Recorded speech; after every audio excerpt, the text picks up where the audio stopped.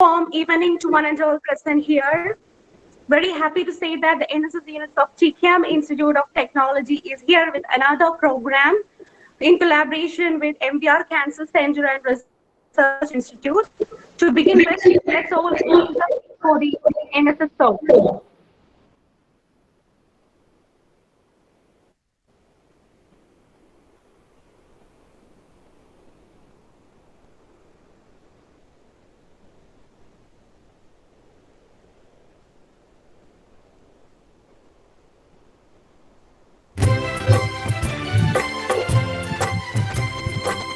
समाज के लिए उठे उठे, जगे स्वराष्ट्र के लिए जगे जगे, स्वयं सजे वसुंधरा सवार दे, स्वयं सजे वसुंधरा सवार दे।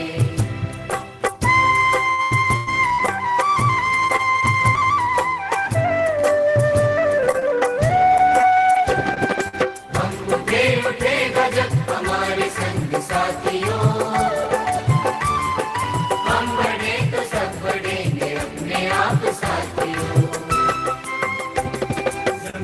आसमान को उतार दे, जमीन पे आसमान को उतार दे, स्वयं सजे वसुंधरा सवार दे, स्वयं सजे वसुंधरा सवार दे।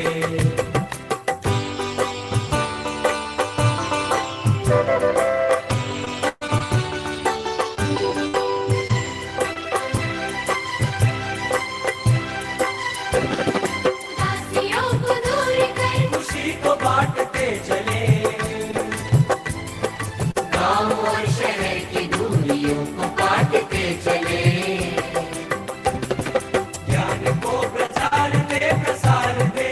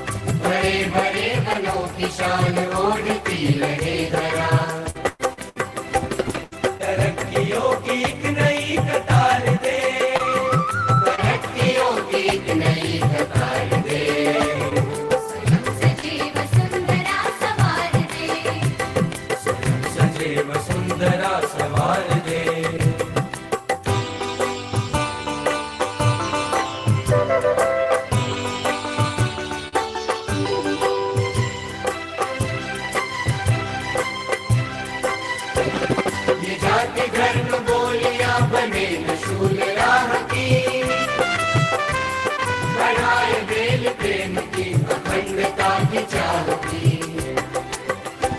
सद्भावना से ये चमन निखार दे, सद्भावना से ये चमन निखार दे। स्वयं सजीव सुंदरा सवार दे, स्वयं सजीव सुंदरा सवार दे। उठे समाज के लिए उठे उठे, जगे स्वराष्ट्र के लिए जगे जगे। स्वयं सजीव सुंदरा सवार दे, स्वयं सजीव सुंदरा सवार दे। स्वयं सजीव सुंदरा सवार दे, स्वयं सजीव सुंदरा सवार दे।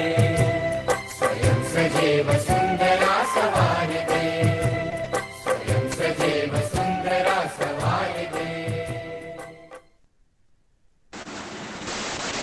So, before moving on to the program, this is more info. You will be having a feedback form at the end of the session. It will be displayed in the Google Meet and also in the YouTube and Insta and also in the FB page. Okay, moving on.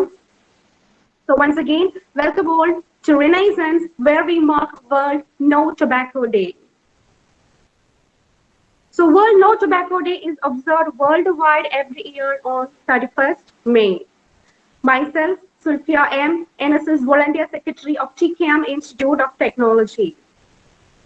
So it's time for us to welcome all the ones gathered here and also our chief guest. For that, I invite Sonu Eshibu, our Volunteer Secretary, to give away the welcoming address.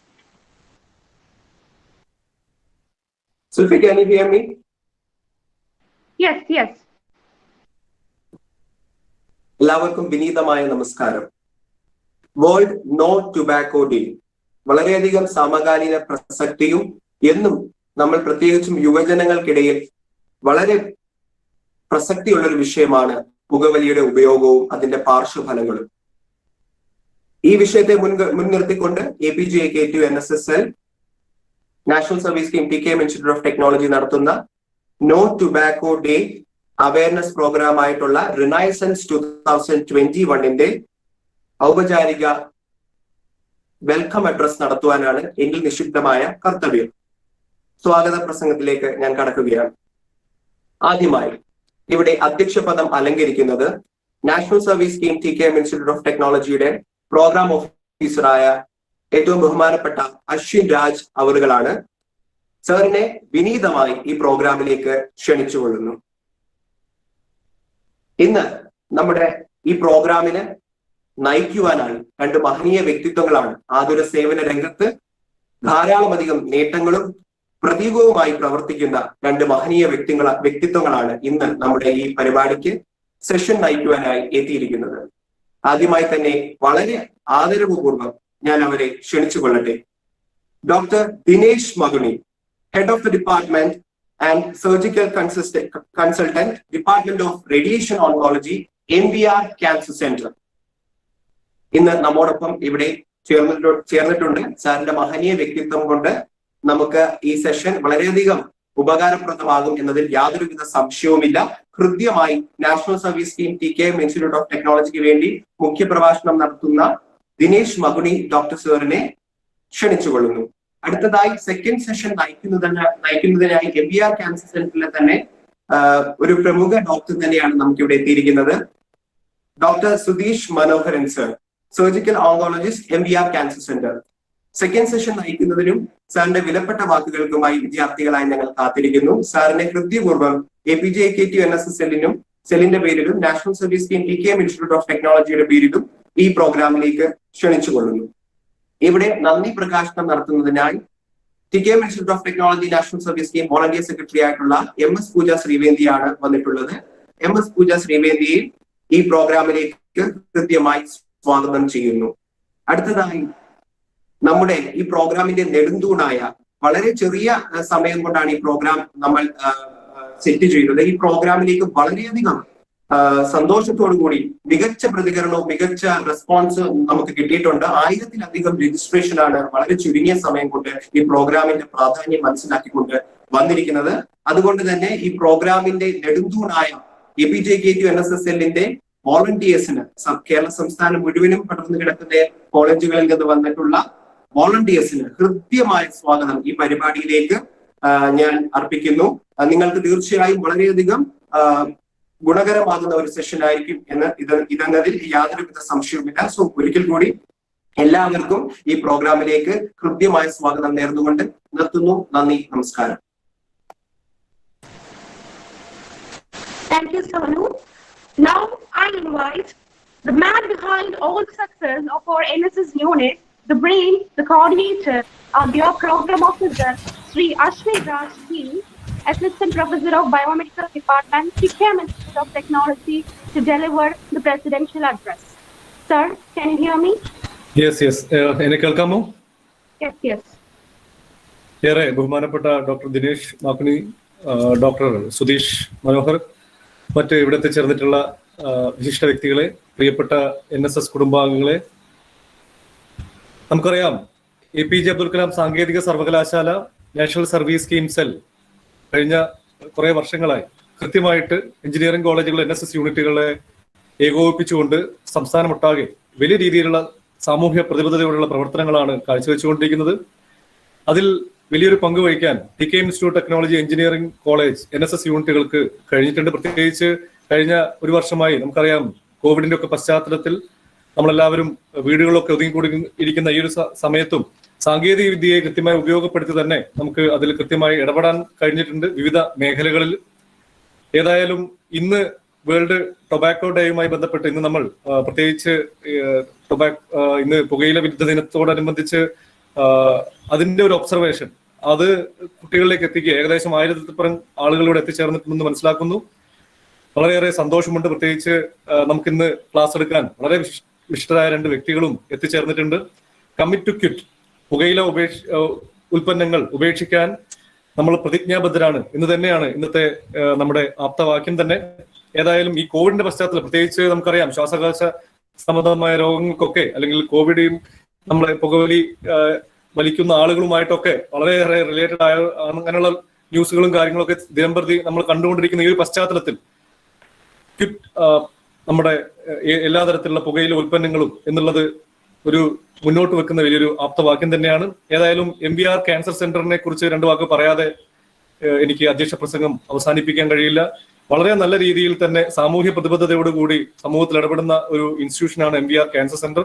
പ്രത്യേകിച്ച് doctor Narayanankutty Warrier sir, അദ്ദേഹവുമായിട്ട് കുറെ വർഷങ്ങളായിട്ടുള്ള അടുത്ത പരിചയമാണ് NSSലൂടെയും സാമൂഹ്യ പ്രതിബദ്ധത പ്രവർത്തനങ്ങളിലൂടെയും. Narayanankutty Warrier sir മാത്രമല്ല, doctor Nirmal, അതുപോലെ നമ്മുടെ Shaji sir, ഇങ്ങനെയുള്ള വിവിധ വ്യക്തിത്വങ്ങൾ അവിടെ പ്രതീക്ഷ എന്ന് പറയുന്ന സാമൂഹ്യ സേവനത്തിന് പ്രത്യേക ഊന്നൽ കൊടുത്ത സംരംഭം തന്നെ അവർ മുന്നോട്ട് വെച്ചിട്ടുണ്ട്. ഒരു സ്വകാര്യ സ്ഥാപനമാണെങ്കിലും സാമൂഹ്യ പ്രതിബദ്ധതയോടുകൂടി തന്നെ പ്രവർത്തിക്കുന്നു എന്നുള്ളത് എല്ലാവർക്കും മാതൃകാപരം തന്നെയാണ് MVR മുന്നോട്ട് വെക്കുന്നത്. MVR ക്യാൻസർ സെന്ററുമായി ക്യാൻസർ ആൻഡ് റിസർച്ച് സെന്ററുമായി സഹകരിച്ചുകൊണ്ട് നാഷണൽ സർവീസ് സ്കീം സെൽ ഇന്നിവിടെ നടത്തുന്ന ഈ പ്രോഗ്രാം നല്ല സക്സസ് ആവുമെന്ന കാര്യത്തിൽ ഞങ്ങൾക്കൊരു സംശയവുമില്ല. പ്രത്യേകിച്ച് നേരത്തെ പിങ്ക് ഇനീഷ്യേറ്റീവ് എന്ന് പറഞ്ഞ് ബ്രസ്റ്റ് ക്യാൻസർ അവയർനെസ് പ്രോഗ്രാം വലിയ രീതിയിൽ നടത്തുവാൻ ഞങ്ങൾക്ക് കഴിഞ്ഞിട്ടുണ്ട്.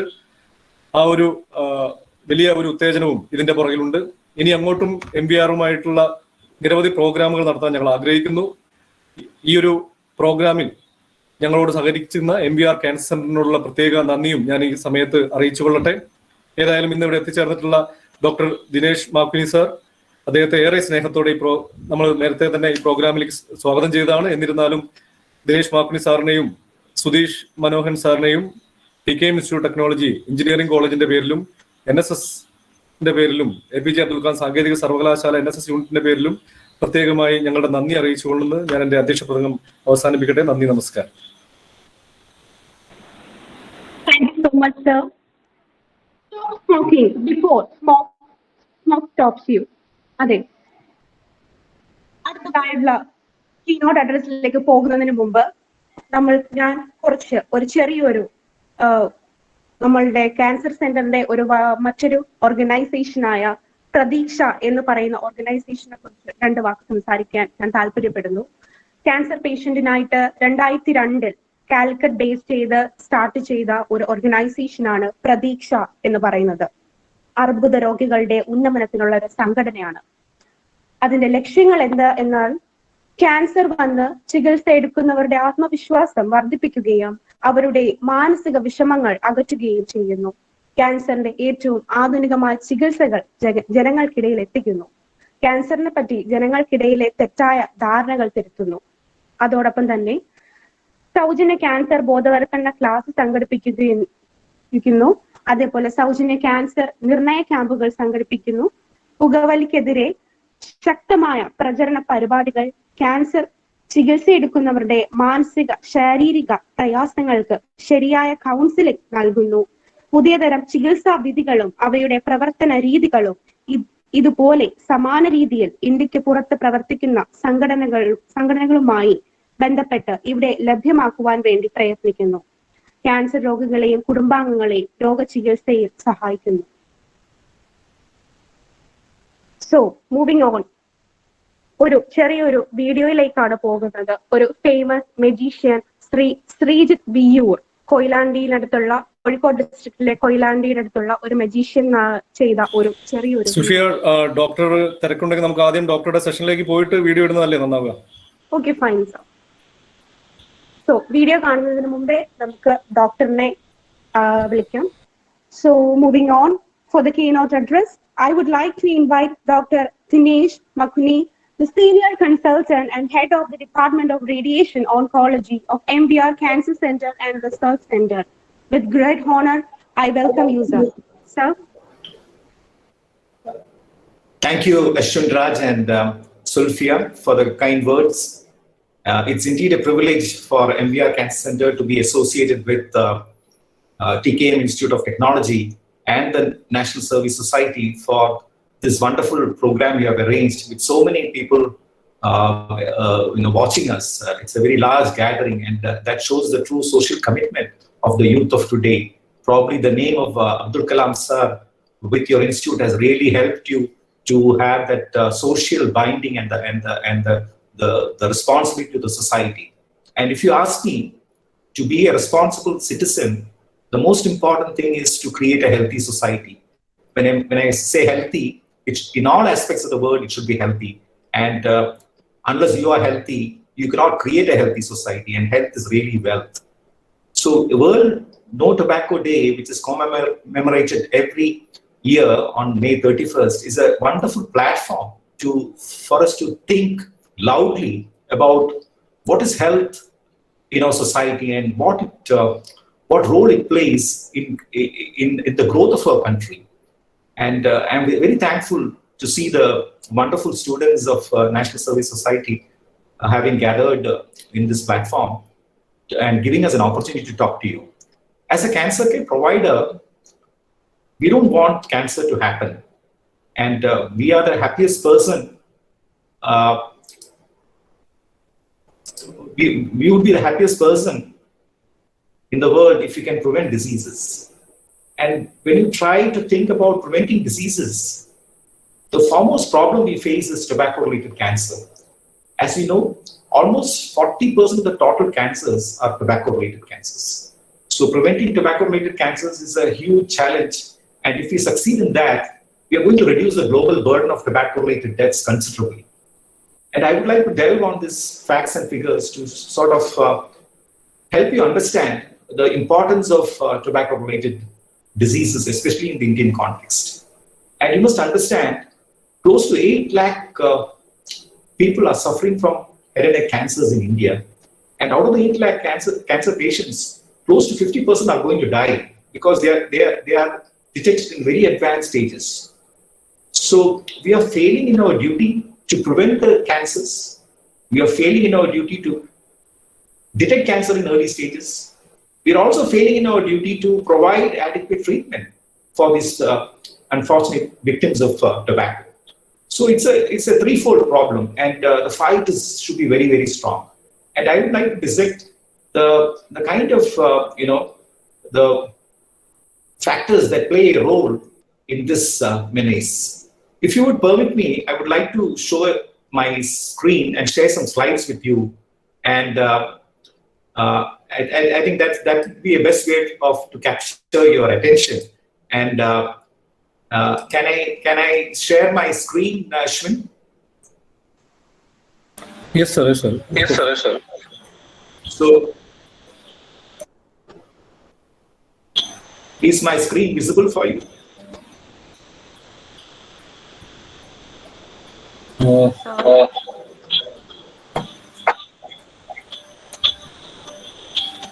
No, sir, your screen is not visible. I have shared my screen with your platform. I have clicked the share button with you.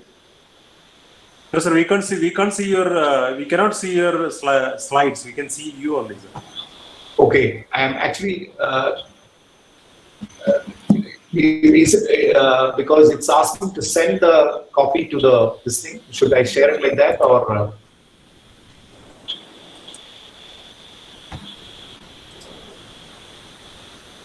I've mailed it to you as an attachment. That's also, but it would be easy for me to. Okay, sir. Okay, sir. For you to share the screen, it would be better if we are able to share it. Okay, sir. So you can just mail it to Shaju sir, and he will just remail it to us. So we will present it. You should give me the sharing rights. Okay.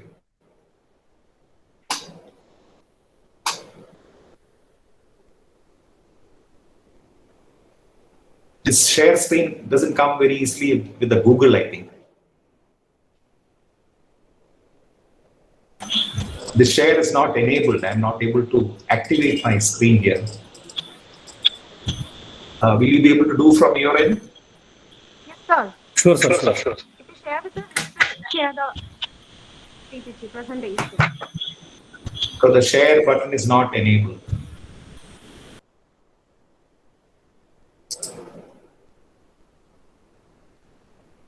Anyway, I will continue my talk, and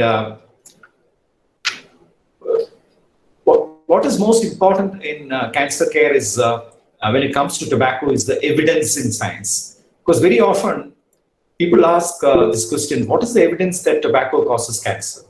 So the evidence for tobacco and cancer comes mainly from the epidemiological evidence.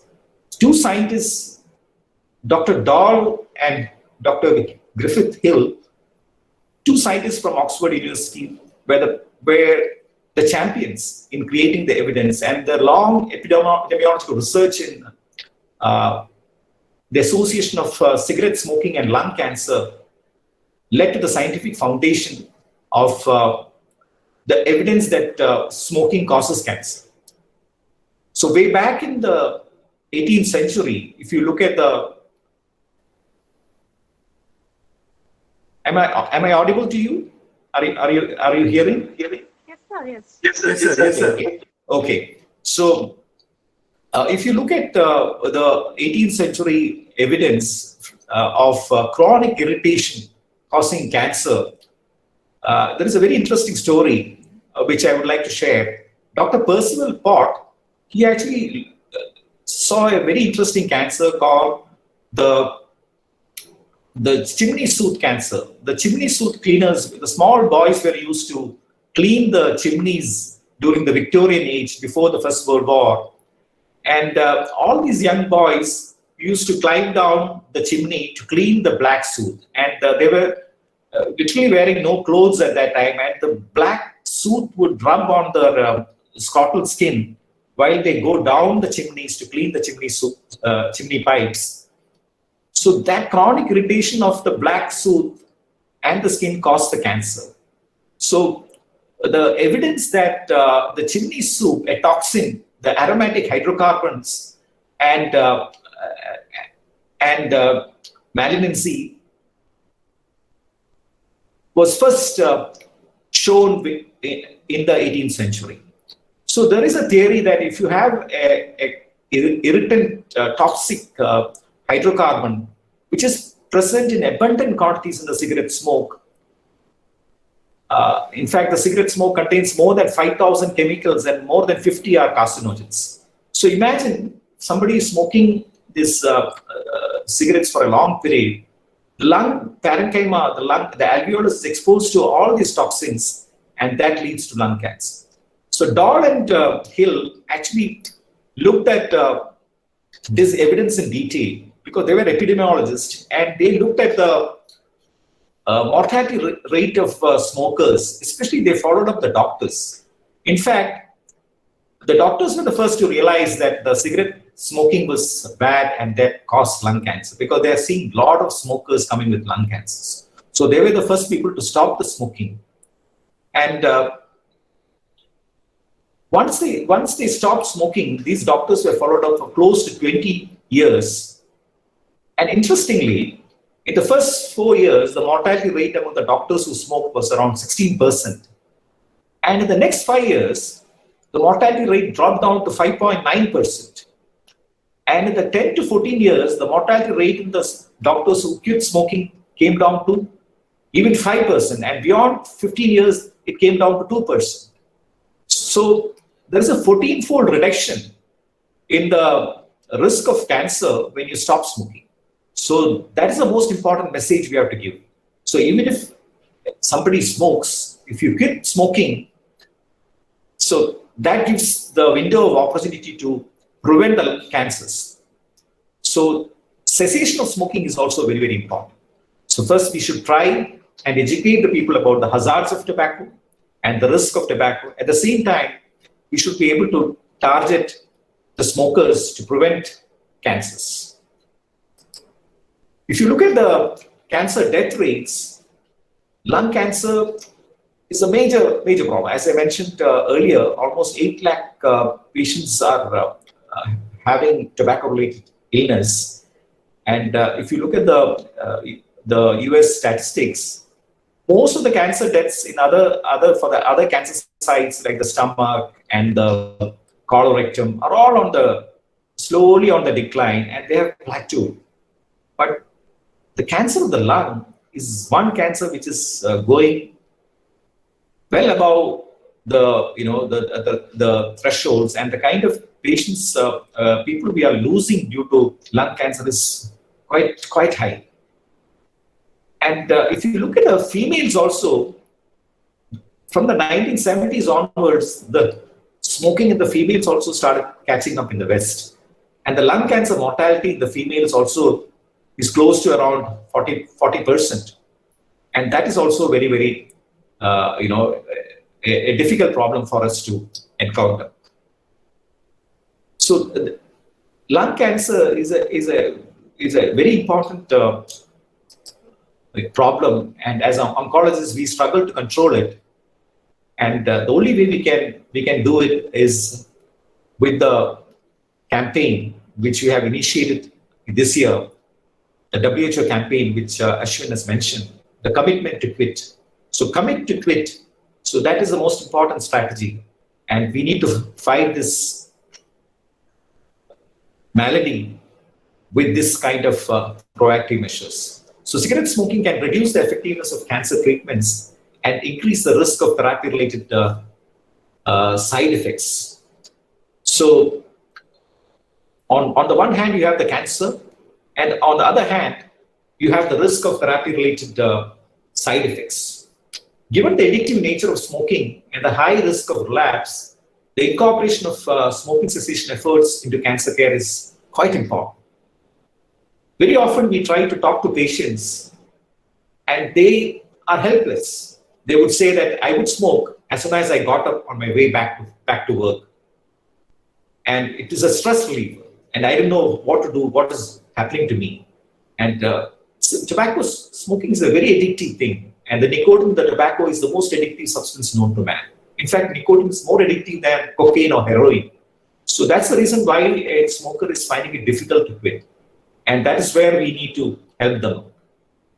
So another patient made this wonderful statement. If you can get a 20-year-old to stop smoking today, then by the time they are 60, 65 years old, they are going to be pretty distressed by the physical and mental, the fitness compared to somebody who is actually suffering from cigarette-induced illness.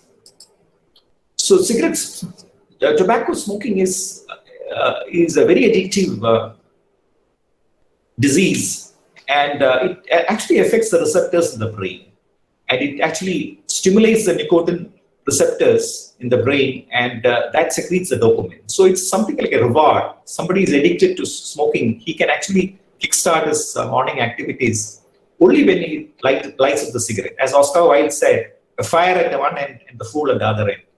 So we need to make people wise about this and try to make them informed choices in this addictive behavior. So that's the most important thing. And if you stop smoking, that gives you a window of opportunity to reduce the harm. So harm reduction is most important thing. Nicotine substitutes are also very, very important. Normally we use the 5A strategy. The 5A's, which is very important. So what is 5A? The first A is you must ask the patient about his tobacco habits. Then you should advise him about the benefits of quitting the tobacco habits. Then he should assess the amount of addiction, amount of dependency he's having on his tobacco habits. There are a lot of scales available which you can refer, like the Fagerstrom Nicotine Addiction Index. The most important thing is a person lighting up a cigarette as soon as he gets up from the bed, early in the morning. So time between the first cigarette smoke and getting up from the bed is very, very important. If it's very short, it means that you are very much hooked to tobacco. So that is the assessing of the tobacco addiction is also very important. And the fourth important A is the assess part, which normally we do with a lot of counselings, and tobacco cessation clinics play a very great role. MVR Cancer Center has got a very active tobacco cessation clinic, and Dr. Shamim is dealing with it. And then we also don't stop at this point. We also arrange a follow-up, because there's a famous saying that tobacco is a very easy habit to quit. I have quit 1,000 times or 100 times, like Oscar Wilde said. So you need to arrange a follow-up to see that you reinforce the quitting process and make them more, make them away from tobacco habits for a sustained long time. So that's also very, very important. So the Global Youth Tobacco Forum has conducted a survey, and they have found out a very interesting thing actually. The overall tobacco usage of 11.9% among young people in the age of 15 to 24 years. This is the Indian statistics. And this is very, very disconcerting. 11.9% among the 15 to 24 year age group is quite, quite a big number. And that will translate to a huge health burden in the future. So it's very important as youngsters, as the youth, to drive this message to the society about the risk of tobacco habits. Am I able to give you some message? Would you like to ask questions so that I may feel that you are listening? Would you like to ask anything at this point in time before I go forward? Anybody? Anything in the chat box? Anything? Okay. So Ashwin,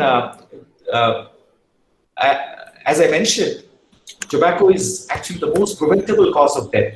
Each year, the global tobacco epidemic kills 6 million people, including 600,000 who die from exposure to secondhand smoke. So this is also a very important thing. It is not just your smoke, it's a passive smoke. If a husband smokes, the spouse also inhales a secondhand smoke, she is also at risk. In fact, breast cancer risk is attributed very highly to the secondhand smoke from the spouse. So it's very, very important that we proactively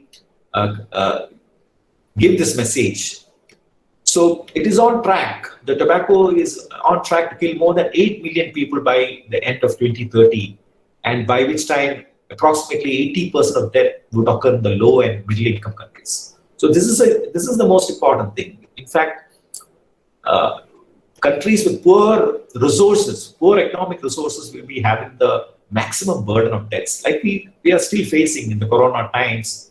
Once the corona burden really started affecting us in the second wave, we are struggling for resources, we are struggling for vaccination, we are struggling for even, good treatment for our critically ill patients. So once the health burden crosses the limits, then the health system actually suffers to address the problem. So this is the very important thing. I think the pandemic has given us the right insight into this very, very important problem. We have to improve the health resources also at the same time. We've spent close to less than 1.5% of our GDP on health, and that is not going to help us be prepared for heavy health-related issues. And tobacco is actually a true pandemic in terms of the death it conveys. And the global death burden in 2020, if you look at the total deaths occurring in India, it's close to around 280,000 deaths are happening in India. If you compare that with China, it is around 677,000 deaths. So that's the Chinese, because Chinese population smoke a lot, you get more of lung cancer, the burden in China. But if you look at the ischemic heart disease burden, this is very, very interesting. Actually, India is ranked first in the ischemic heart disease burden because of our lifestyle, our high fat diet, obesity, and along with smoking also, there are a lot of genetic risk also. So India ranked first in the ischemic heart disease, close to around, around 2 million deaths, close to, not even 2, it's close to around 2.8 million deaths happen due to ischemic heart disease. And China ranks only 4th in this aspect because the Chinese people are quite lean and they exercise a lot, they use cycles, the bicycle, obesity is less, genetically they are not tuned to ischemic heart disease deaths. So they are having close to around 1.3 million deaths only in 2020. So this is a starking contrast between the two countries, if you take. Another important problem which lung cancer is attributed is chronic obstructive pulmonary disease. You would have seen chronic smokers literally panting for breath when they climb up the steps because the lung capacity is very, very poor. It's also very, very important because the lung is the most important organ, as you realize in these days of the corona pandemic. Most of the youngsters in the second wave, the youngsters' mortality is due to the lung morbidity, kind of struggle, with the kind of pain and the anguish to get the oxygen. So lung is a very, very important organ. And probably for this reason, I think if you look at today's Madhubhumi newspaper, you would have read in the front page itself that during the pandemic, the smoking use has decreased considerably from 20% of smoking this thing to around 12%. So there is an important message to the public also to respect the health of the organs because these organs are very, very important to protect us from a lot of other diseases also. And that could be a warning for the society to really not take up smoking habits. So health and not economic arguments are the reason for controlling tobacco, like the famous WHO Director General, Dr. Gro Harlem made. And we don't control tobacco just for the economic arguments because the health itself is a major, major problem, and health has got a bearing on the economy also. If the breadwinner of the family dies of lung cancer, the entire family suffers. So health is extremely important, and during the pandemic also, you would have seen the breadwinners losing their lives and the entire family getting distressed, and the children are orphaned in this situation. So likewise, in tobacco pandemic also, the same situation happens. The government of India has always been proactive in increasing the taxes, comprehensive bans. We have made smoking bans in public spaces. In fact, Kerala is the first state to ban public smoking, and that has been a real role model in this. And all the other states followed, and the country itself has got a legislation where you cannot smoke in public places. And public place definition is also very, very critical. Even the outside of a small shop with more than 5 people is a public space, and you cannot smoke in that area. So anywhere, because the passive smoking is also very, very important, and that message has to be, rubbed into the public mind space. So the consequent harms of health and economic development is truly underlined, and that is the most important aspect I would like to say. And another important thing is how do you rehabilitate the tobacco worker? Because tobacco industry also is helping a lot of people to sustain the livelihood, and that is where we should help the tobacco industry to diversify. In fact, the place I come from, Kannur, the Dinesh BD, has done it in great detail. They have diversified the BD industries into a lot of self-empowering industry for the ladies, like stitching, garments, and food items. Even a lot of, in fact, Dinesh pickles also is available. So we need to help the industry to focus on other areas so that we have rehabilitation of the tobacco employees also. So from BDs to pickles, in the face of competition and changing consumer preferences, Kerala BD industry is embracing market economics to keep the cooperative societies above water. So that is also very, very important. So as doctors, we have to be very, very responsible, and we need to rub this message into the public space. And what you're doing now is an extremely important thing. The students, the youth, they have to capture this message. And without addressing this at the grassroots level, we may not be able to control this menace. And another important problem is we were talking more about the smoking part, but there is something called the smokeless tobacco. Because as the public ban came, as the tobacco usage is difficult in the form of smoking, the gutka, the smokeless tobacco, all that became very, very popular. And we had a patient who came and told us that he uses tulsi a lot. Suddenly the doctor thought tulsi is just an innocuous ocimum flavonoid, which is very good, and boosters used very much in Ayurvedic formularies. So, but tulsi is actually a brand name for gutka. And gutka contains arecanut, tobacco, and both arecanut contains an alkaloid called areculin, and that is also carcinogenic. And tobacco and areculin combined actually causes cancer manifold. Actually. In fact, some of the brands like the Manichand or the Panpara induces cancer more than 10 times in lab studies. The cancer risk index is very, very high. If you look at the tobacco levels, the higher the tobacco levels, more will be the cancer induction level. So that's the most important thing. And it's very, very important to educate the public. And Kerala has banned the sale of smokeless tobacco, especially the gutka. But whenever you ban a thing, a lot of illegal sales happen. And one need to be, the police machinery needs to be very proactive in helping to control this problem. And if you don't control this menace, Dr. Sudesh will be talking more about the submucous fibrosis and the leukoplakia, the pre-malignant changes, which finally becomes malignant. So that's also very, very important. So control of smokeless tobacco is another huge challenge which we are facing. So besides another important thing is the use of alcohol also along with tobacco. And if you combine alcohol and tobacco, the risk of cancer is increased by 5 times. So that is also a very major thing. And Kerala consumes a lot of alcohol, and most of the alcoholic smokes also. And so it goes hand in hand.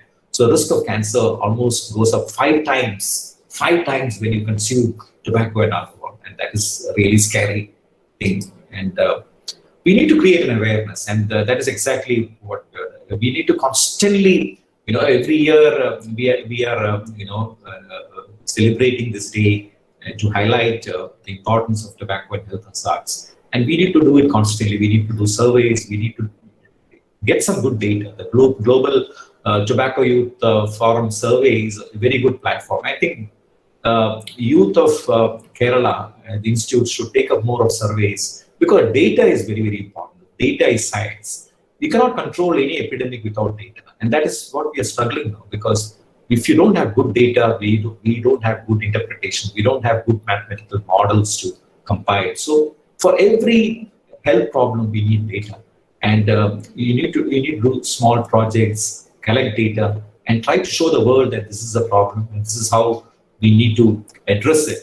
So it's very, very important. And tobacco smoking, if you look at tobacco smoking, is a pediatric disease, because very often when an adolescent picks up the cigarette because of peer pressure or peer compulsions, he doesn't know that 10 to 15 years down the line, he's going to be a health risk in terms of his cardiac risk, in terms of his lung risk, the risk of developing various cancers in various organs. In fact, you name any organ in the body, the risk of smoking is attributed to the cancer. So tobacco spares literally no organ in the human body from cancer. So it's a very important habit to be prevented and to be proactively addressed in the quitting part also. The commitment to quit also is very, very important, as is underlined in this year's World Tobacco Day.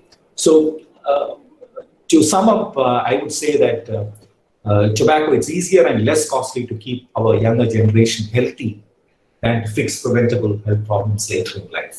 So, and like the old saying, an ounce of prevention is far, far better than a pound of cure. So from the health economics point of view, from the personal well-being point of view, from the health of the society's point of view, it's extremely important that we fight this tobacco lobby tooth and nail, and together we can achieve more. Thank you very much, and I would like to end here and take a few questions before we move to, or we can move to Dr. Sudesh and then take on the questions. Thank you very much. Sir, we have got some questions.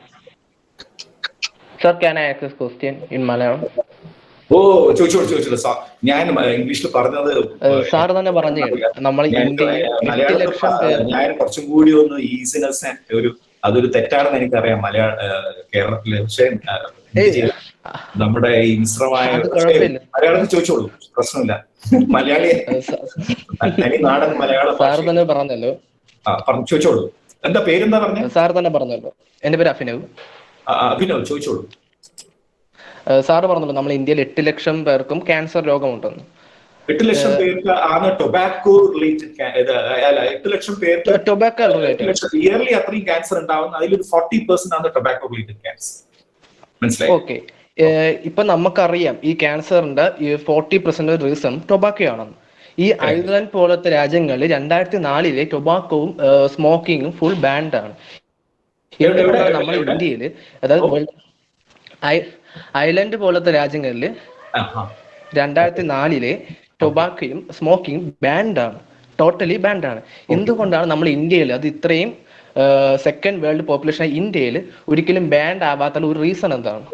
Main reason അത് actually നമുക്ക് banning എന്ന് പറഞ്ഞാൽ അത് it's very difficult. In fact most of the government run on tobacco money. Tobacco actually has a huge impact on the economy also. So ഇത് പെട്ടെന്ന് നമുക്ക് ban ചെയ്യാൻ പറ്റില്ല. We can only create the space and the education of the society. പക്ഷെ നോക്കിക്കഴിഞ്ഞാൽ tobacco ഒരു use ഭയങ്കരമായിട്ട് കുറഞ്ഞിട്ടുണ്ട്.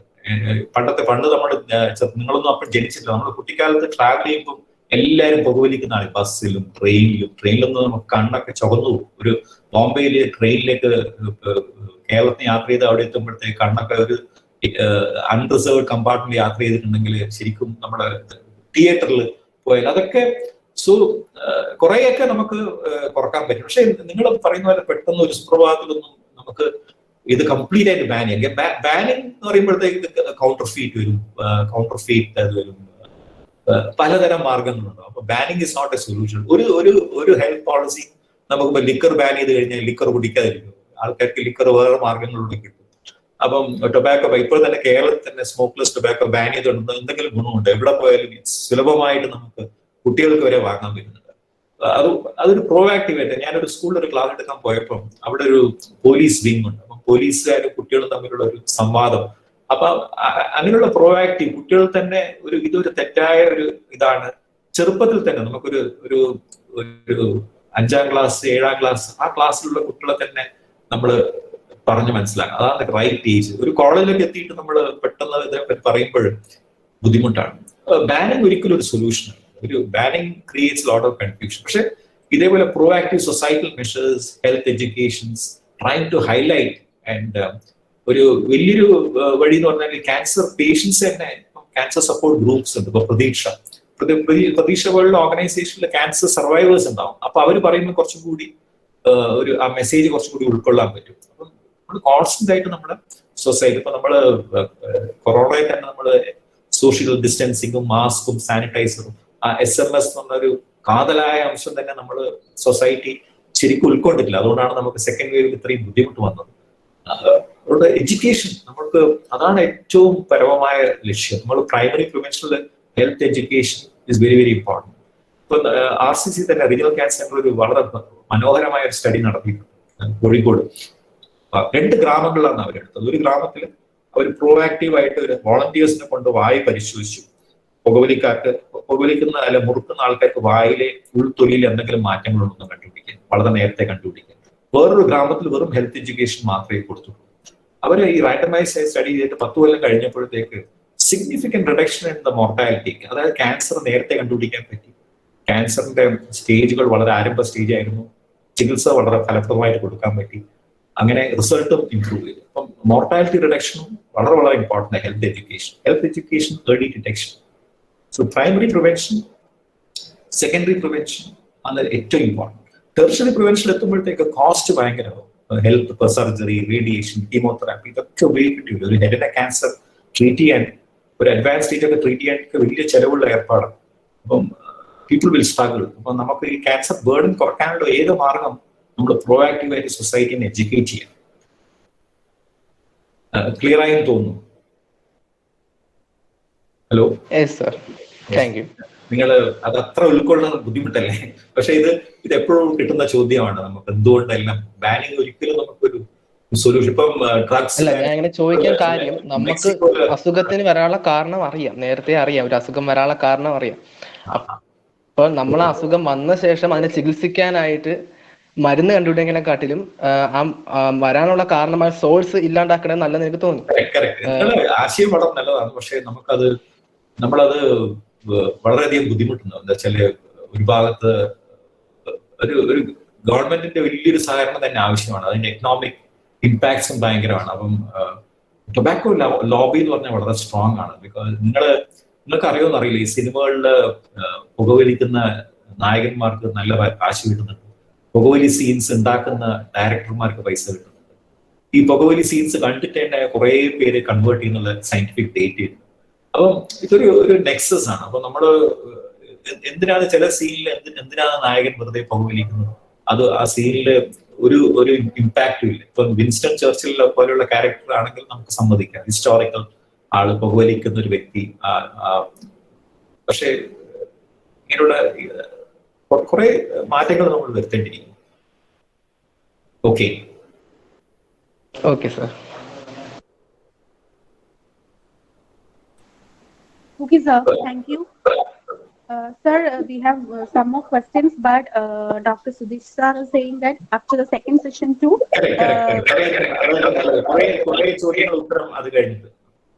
Sudesh. Yes, sir. So, thank you. സാറിന് കുറച്ച് തിരക്കുണ്ട് എന്നറിഞ്ഞതില് ഞങ്ങളുടെ NSSന്റെ ഒരു ചെറിയൊരു ടോക്കൺ ഓഫ് ഗിഫ്റ്റ് സാറിന് തരാൻ ആഗ്രഹിക്കുന്നുണ്ട്. ഒരു ചെറിയൊരു Dinesh sir, are you able to continue till the end of the session, sir? എനിക്ക് ഒരു 10 മിനിറ്റ് ഒരു പേഷ്യന്റിനെ നോക്കാൻ പോയി. ഞാനത് ജോയിൻ ചെയ്യും. ഞാനത് ഒരു 10 മിനിറ്റ് കഴിഞ്ഞിട്ട് ജോയിൻ ചെയ്യും. Okay, sir. It's okay, sir. Sulfi,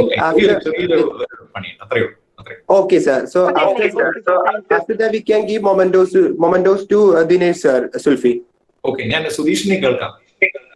Okay, sir. Okay, sir. ശരി. Thank you, sir. So thank you, Dinesh sir, for your wonderful session. And നമുക്ക് ഒരുപാട് ക്വസ്റ്റ്യൻസ് ഉണ്ട്. അപ്പൊ എന്നിരുന്നാലും നമ്മുടെ അടുത്ത സാറിന്റെ സെഷനും കൂടെ കഴിഞ്ഞ് ആ ക്വസ്റ്റ്യൻസിലേക്ക് ക്ലിയർ ആയിട്ട് പോകാം വിചാരിക്കുന്നു.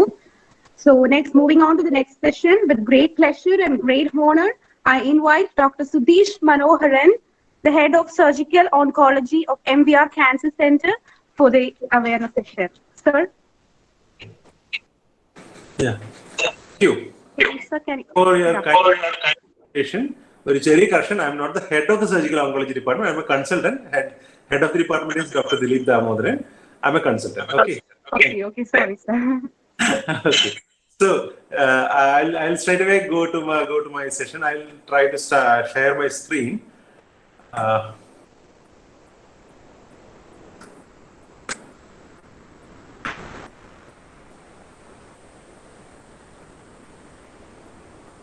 Can you see my screen?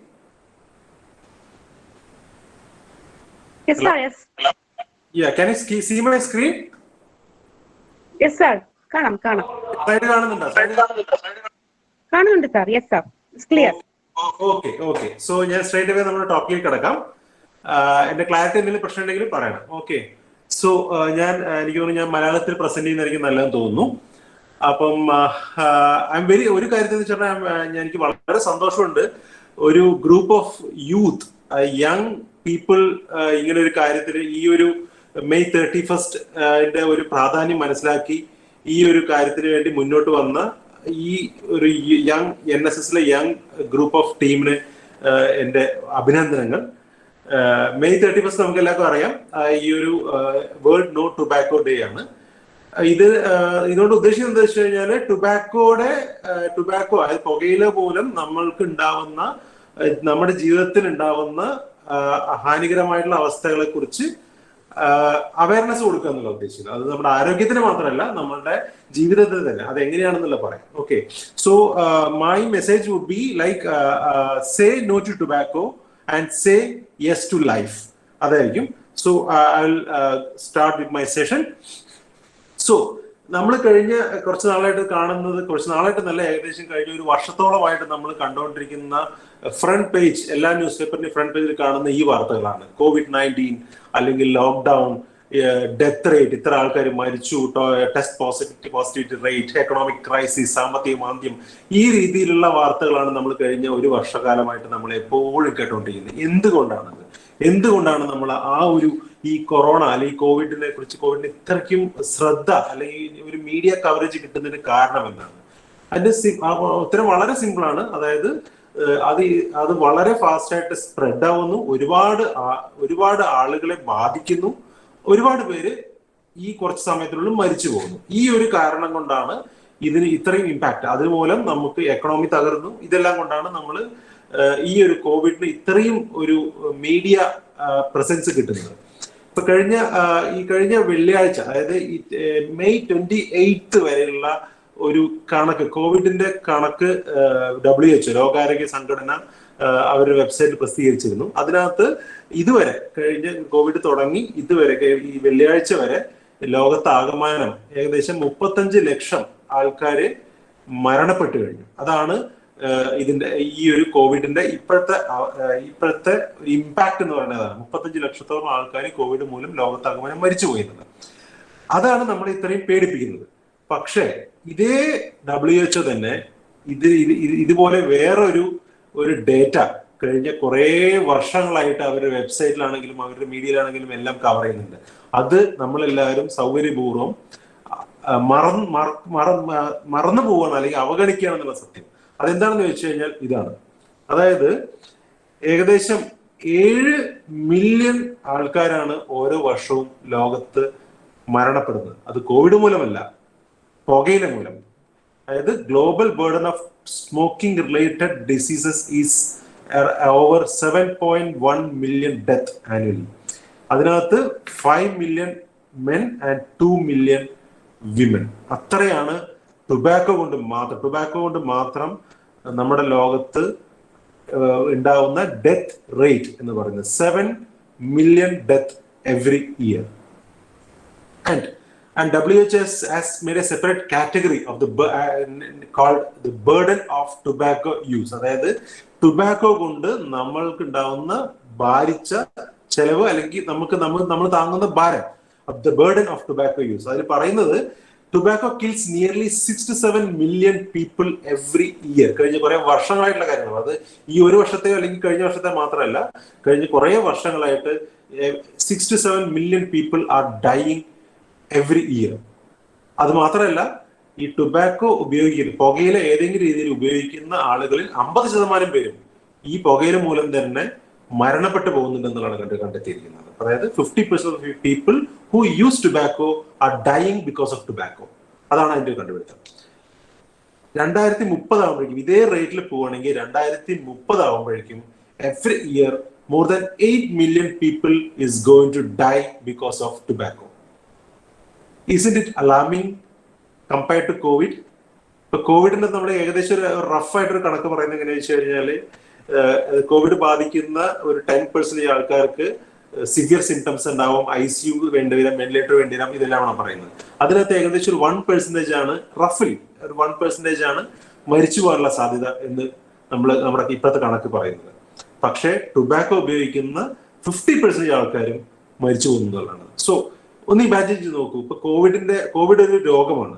ഇപ്പൊ ടുബാക്കോ യൂസ് ചെയ്യുന്നത്, അതായത് പുകയില ഉപയോഗിക്കുന്ന ഒരു രോഗമാണെന്ന് വിചാരിക്കുക. Just suppose that using tobacco is A disease. അങ്ങനെ ആണെങ്കിൽ ഇത് എത്ര ആൾക്കാരെ ഈ രോഗം ബാധിച്ചിരിക്കുന്നു, ഈ രോഗം ബാധിച്ച എത്ര പേര് മരണമടയുന്നു. So it is far higher than the Covid death rate. ഇനി ഇത് ഇന്ത്യത്തെ കണക്ക്, ഇതുവരെ പറഞ്ഞതെല്ലാം ലോകത്തെ കണക്കാണ്, ഗ്ലോബൽ ഡേറ്റയാണ് പറഞ്ഞത്. ഈ ഇന്ത്യയിലത്തെ കണക്ക്, the global adult tobacco survey എന്നുള്ള ഡേറ്റ ഇൻ 2016-17 ഇയറിലെ ഉള്ള ഡേറ്റ, 2016 ഇയറിലെ ഡേറ്റ പ്രകാരം ഏകദേശം 19% 19% ആണുങ്ങളും 2% സ്ത്രീകളും ഇന്ത്യയിലെ സ്മോക്കേഴ്സ് ആണ്, പുക വലിക്കുന്നവരാണ്. 19% ആണുങ്ങളും 2% സ്ത്രീകളും. അതേപോലെ തന്നെ പുക വലിക്കാതെ, അതായത് സ്മോക്ലെസ് ടുബാക്കോ എന്ന് ഉദ്ദേശിക്കുന്നത് പാൻ മസാല മുറുക്കുന്നത്, അതുപോലെ മൂക്കിപ്പൊടി വലിക്കുന്നത്, പാൻപര, അങ്ങനത്തെ കാര്യങ്ങളല്ല. ഇതെല്ലാം ഉപയോഗിക്കുന്നത് ഏകദേശം 30% ആണുങ്ങളും 12% പെണ്ണുങ്ങളാണ്. അതിനെക്കാട്ടിലും ഏറ്റവും അലാമിംഗ് ആയിട്ടുള്ള ഒരു സിറ്റുവേഷൻ ഇതാണ്. അതായത് around 55,000 children start the habit every year in India. അതായത് 1,00,000-ൽ പരം കുട്ടികൾ ഈ ഒരു പുതിയതായിട്ട് ഇന്ത്യയിൽ പുതിയതായിട്ട് ടൊബാക്കോ ഉപയോഗിക്കാൻ തുടങ്ങുന്നു എന്നുള്ളതാണ്. That is very very alarming number. 1,00,000 കുട്ടികൾ പുതിയതായിട്ട് ഈ ഒരു ഹാബിറ്റിലോട്ട് വരിക എന്നുള്ളത് it is very very alarming. അതുപോലെ തന്നെ 13 lakh പീപ്പിൾ, 13 ലക്ഷം ആളുകൾ എല്ലാ വർഷവും ഇന്ത്യയിൽ മരിച്ചു പോകുന്നു just because of tobacco related disease കൊണ്ട് 13 ലക്ഷം ആളുകൾ ഇന്ത്യയിൽ മരിച്ചു പോകുന്നു എല്ലാ വർഷവും. That means 3,500 death every day, which means 146 death per hour. അതായത് ഞാൻ എൻ്റെ ഈ ഒരു ക്ലാസ് കഴിയുമ്പോഴേക്കും 146 ഇന്ത്യക്കാരെ ടുബാക്കോ മൂലം മരിച്ചിരിക്കും. അതാണ് ഈ ഡേറ്റ പറയുന്നത്. So that is very alarming. അതായത് നമ്മൾ വേറെ ഏതൊരു അസുഖത്തിന് കൊടുക്കുന്നതിനെക്കാട്ടിലും ഇമ്പോർട്ടൻസ് ഈ ടുബാക്കോയ്ക്ക് കൊടുക്കണം എന്നുള്ളതാണ് ഈ ഒരു കണക്ക് പറയുന്നത്. ഇത് 2017 ഇന്ത്യയിലെ ഒരു കണക്കാണ്. അതായത് the leading causes of death in India in the year 2017 പ്രകാരം smoking stands fourth. Around 9 lakhs people have died just because of smoking in 2017. ഇപ്പൊ ഇതിൽ ബാക്കിയുള്ള ഹൈ ബ്ലഡ് പ്രഷർ, അത് കാർഡിയക് ഇഷ്യൂസ് ആണ് പറയുന്നത്. അതിന് താഴെ വരുന്ന 4ാമതായിട്ടാണ് സ്മോക്കിംഗ് നിൽക്കുന്നത്. 9 ലക്ഷം ആൾക്കാർ 2017 മാത്രം ഇന്ത്യയിൽ മാത്രം മരിച്ചിരിക്കുന്നു just because of smoking. So what is there in a cigarette? ഇത്രയും അലാമിംഗ് ഒരു സിറ്റുവേഷൻ ഉണ്ടാക്കാൻ മാത്രം എന്താണ് ഒരു സിഗരറ്റിനകത്തുള്ളത്? ഞാൻ ഈ സിഗരറ്റ് ഇതൊക്കെ പറയുന്നത്, ഞാൻ സിഗരറ്റ് എന്നുള്ള ടേം ഉപയോഗിക്കുന്നത് ഡോണ്ട് തിങ്ക് ദാറ്റ് സിഗരറ്റ് മാത്രമാണ് ഉദ്ദേശിക്കുന്നത്. No, it is tobacco. Tobacco എന്ന് പറഞ്ഞാൽ സിഗരറ്റ് ഉണ്ട്, മുറുക്കുന്നുണ്ട്, പാൻ മസാല ഉണ്ട്, മുക്കിപ്പൊടി, ഇതെല്ലാം ടുബാക്കോ ആണ്. ഒരു സിംപ്ലിഫിക്കേഷൻ വേണ്ടി ഞാൻ സിഗരറ്റ് എന്നുള്ള വാക്കായിരിക്കും ഞാൻ കൂടുതൽ ഉപയോഗിക്കുന്നുണ്ടാവുക. Please understand that it includes every tobacco products. Okay, so ഒരു സിഗരറ്റ് എടുത്തു കഴിഞ്ഞാൽ അതിനകത്ത് അറൌണ്ട് 7,300 കെമിക്കൽസ് ഉണ്ട്. ഒരു സിഗരറ്റ് കുറ്റിക്കകത്ത് 7,000-ന് മുകളിൽ കെമിക്കൽസ് ഉണ്ട്. Out of which 70 chemicals are carcinogens. Carcinogens എന്ന് വെച്ച് കഴിഞ്ഞാല് ക്യാൻസറിലേക്ക് any molecule or substance which can cause cancer is called carcinogen. അപ്പോ 7,000 കെമിക്കൽസ് എന്ന് പറഞ്ഞാൽ പലതരം അസുഖങ്ങൾ ഉണ്ടാക്കാൻ കഴിയുന്ന 7,000 കെമിക്കൽസ് ആണ്. അതിനകത്ത് 70 chemicals are carcinogens which can cause different types of cancer in your body. അതിനകത്തുള്ള കണ്ടന്റ്സ് നമുക്ക് എല്ലാവർക്കും അറിയുന്ന ഒരു കാര്യമാണ് നിക്കോട്ടിൻ. എല്ലാവരും കേട്ടിട്ടുള്ള വാക്കായിരിക്കും nicotine. Nicotine is the main content in tobacco, especially cigarette. എന്താണെന്ന് വെച്ചാൽ നിക്കോട്ടിന്റെ മെയിൻ ഒരു ഫംഗ്ഷൻ എന്ന് വെച്ചാൽ ഇറ്റ് കോസ് അഡിക്ഷൻ. ഈ ഒരു സിഗരറ്റിനോടുള്ള ടുബാക്കോയ്ക്കുള്ള അഡിക്ഷൻ ഉണ്ടാക്കുന്നത് ബേസിക്കലി നിക്കോട്ടിനാണ്. ഈ ഒരാൾ സിഗരറ്റ് വലിക്കുന്നുണ്ട് എന്ന് പറഞ്ഞാൽ ആ വലിക്കുന്ന വീണ്ടും വീണ്ടും വലിക്കാൻ തോന്നുന്നത് ഈ കണ്ട 7000 കെമിക്കൽസ് കിട്ടാൻ വേണ്ടിയിട്ടല്ല, ഈ നിക്കോട്ടിൻ എന്നുള്ള ഒരൊറ്റ സബ്സ്റ്റൻസ്, ഈ ഒരു സബ്സ്റ്റൻസിന് വേണ്ടിയിട്ടുള്ള ക്രേവിംഗ് മൂലമാണ് വീണ്ടും വീണ്ടും നമുക്ക് പുകയില ഉപയോഗിക്കാൻ തോന്നുന്നത്. അതായത് ഒരു സിഗരറ്റ് അപ്പൊ നിക്കോട്ടിൻ എന്ന് പറഞ്ഞാൽ നിക്കോട്ടിൻ ഡയറക്ട്ലി ക്യാൻസർ, ചില പഠനങ്ങൾ പറയുന്നുണ്ട് നിക്കോട്ടിൻ മൂലം ക്യാൻസർ വരാമെന്ന് പറയുന്നുണ്ട്, ചില പഠനങ്ങൾ അത് തെളിയിച്ചിട്ടില്ല. So it depends. പക്ഷെ നിക്കോട്ടിൻ ചില ഇതില് ക്യാൻസർ വരാമെന്ന് പറയുന്നുണ്ടെങ്കിലും നിക്കോട്ടിന്റെ മെയിൻ ഫംഗ്ഷൻ എന്ന് പറഞ്ഞാൽ അഡിക്ഷൻ ഉണ്ടാക്കുക എന്നുള്ളതാണ്. അതുപോലെ തന്നെ കാർബൺ മോണോക്സൈഡ് നമുക്ക് എല്ലാവർക്കും it is a very poisonous gas. അത് നേരിട്ട് ശ്വസിച്ചു കഴിഞ്ഞാൽ വിൽ ഡൈ. അങ്ങനത്തെ ഒരു പോയ്സണസ് ഗ്യാസ് ആണ് കാർബൺ മോണോക്സൈഡ്. നമ്മൾ ഒരു സ്ഥിരമായിട്ട് സിഗരറ്റ് വലിക്കുന്ന ഒരാളുടെ ബോഡിയിൽ carbon monoxide level will be high. അതുപോലെ arsenic which is a poison again. അതുപോലെ ammonia, benzene, hexamine, stearic acid, methanol, ഇതുപോലെ ഒരുപാട്. ഇപ്പൊ നമ്മൾ 7000 ഇപ്പൊ ഗൂഗിളിൽ നോക്കി അറിയാൻ പറ്റും the 7000 chemicals which are included in tobacco. അതെല്ലാം കിട്ടും. And everything is harmful to your body. ഒരു സംഘടനയുണ്ട്, അതായത് campaign for tobacco free kids. അങ്ങനെ ഒരു സംഘടന തുടങ്ങേണ്ട ഒരു ആവശ്യം വന്നത് തന്നെ it is very very unfortunate. It is very very unfortunate to hear that there is a campaign to keep the kids away from tobacco. Campaign for tobacco free kids എന്നുള്ള ഒരു ക്യാമ്പയിനകത്ത് and they are celebrating their 25 years. Okay, അത്രയും വർഷങ്ങളായിട്ട് ഇങ്ങനൊരു campaign ഉണ്ട്. And the president mister Myers has once told that it is mind-boggling that a product as destructive to the human body as cigarette remains almost completely unregulated to protect health and safety. അതായത് ഒരു cigarette പോലെ ഇത്രയും harmful ആയിട്ടുള്ള ഒരു സാധനം ഒരു regulation ഇല്ലാതെ ആർക്കും എപ്പോഴും എവിടെയും ഉപയോഗിക്കാം എന്നുള്ള ഒരു സാഹചര്യം ഉണ്ടാക്കുന്നത് ഇറ്റ് ഈസ് വെരി അൺഫോർച്ചുനേറ്റ് എന്നാണ് അദ്ദേഹം ഉദ്ദേശിക്കുന്നത്. ഇപ്പൊ നമ്മളൊരു എക്സാമ്പിൾ പറയുകയാണെങ്കിൽ, ഇപ്പൊ നമ്മൾ കുറച്ച് വർഷങ്ങൾക്ക് മുന്നേ നമ്മൾ എല്ലാവരും കേട്ടിട്ടുണ്ടാവും ഒരു ഇമ്പോർട്ടന്റ് പ്രൊഡക്റ്റ്, ഒരു food product was banned in India. ഓർക്കുന്നുണ്ടോ ആരെങ്കിലും? Maggi noodles was banned. കുറച്ച് വർഷങ്ങൾ, ഒരു 5-6 വർഷമായി തോന്നുന്നു. Maggi noodles was banned for some time in India. The reason was അതിനകത്ത് അനുവദിച്ചതിൽ അളവിൽ കൂടുതൽ ലെഡിന്റെ കണ്ടന്റ് ഉണ്ട്. And lead is harmful to your health. So you should not eat Maggi. എത്രയോ മൈക്രോ ലെവലിൽ ഒരളവിൽ കൂടുതൽ ലെഡ് മാഗിയിലുണ്ട്. So you should not eat Maggi noodles. So it is band എന്നാണ് അന്ന് ഗവൺമെന്റ് പറഞ്ഞത്. സോ ജസ്റ്റ് ഈ ഒരു ആസ്പെക്ടിൽ ചിന്തിച്ച് നോക്കുക. സിഗരറ്റ് അല്ലെങ്കിൽ ടുബാക്കോയിലുള്ള 7000 കെമിക്കൽസിൽ 100% of that chemicals are 100% harmful to your body. And why cigarette is not banned? അങ്ങനെയാണെങ്കിൽ eating Maggi is injurious to health എന്ന് പറഞ്ഞ് വിറ്റാ പോരെ, അത് ബാൻ ചെയ്യേണ്ട ആവശ്യമില്ലല്ലോ എന്നാണ് ഒരു ചോദ്യം. ഇപ്പൊ നേരത്തെ ഒരു അഭിനവ് ചോദിച്ചൊരു ചോദ്യം തന്നെയായിരുന്നു, എന്തുകൊണ്ട് ടുബാക്കോ നമ്മുടെ നാട്ടില് ബാൻ ചെയ്യുന്നില്ല എന്നുള്ളത്. The reason is simple. The reason is us. നമ്മളൊക്കെ തന്നെയാണ് ഇതിന്റെ കാരണം. സിഗരറ്റ് പോലത്തെ ലഹരി വസ്തുക്കൾ നമ്മുടെ നാട്ടിൽ നിരോധിക്കാതിരിക്കാനുള്ള കാരണം നമ്മൾ തന്നെയാണ്. എന്തുകൊണ്ട്? കാരണം ദിനേശ് സാർ പറഞ്ഞതുപോലെ തന്നെ സിഗരറ്റ് അല്ലെങ്കിൽ ടുബാക്കോ അല്ലെങ്കിൽ ആൽക്കഹോൾ അതാണ് നമ്മളുടെ ഇപ്പൊ കേരളത്തിലാണെങ്കിലും ഓൾമോസ്റ്റ് ഓൾ ഓവർ ഇന്ത്യ ആണെങ്കിലും അതിന്റെ major income revenue source is tobacco and alcohol. ഇപ്പൊ നമ്മൾ കഴിഞ്ഞ കോവിഡ് വന്ന് ബാർ അടച്ചു കഴിഞ്ഞപ്പോൾ നമ്മളുടെ കേരളത്തിന്റെ സാമ്പത്തിക സ്ഥിതി തന്നെ ഒന്ന് വലഞ്ഞു. എന്തുകൊണ്ടാണ്?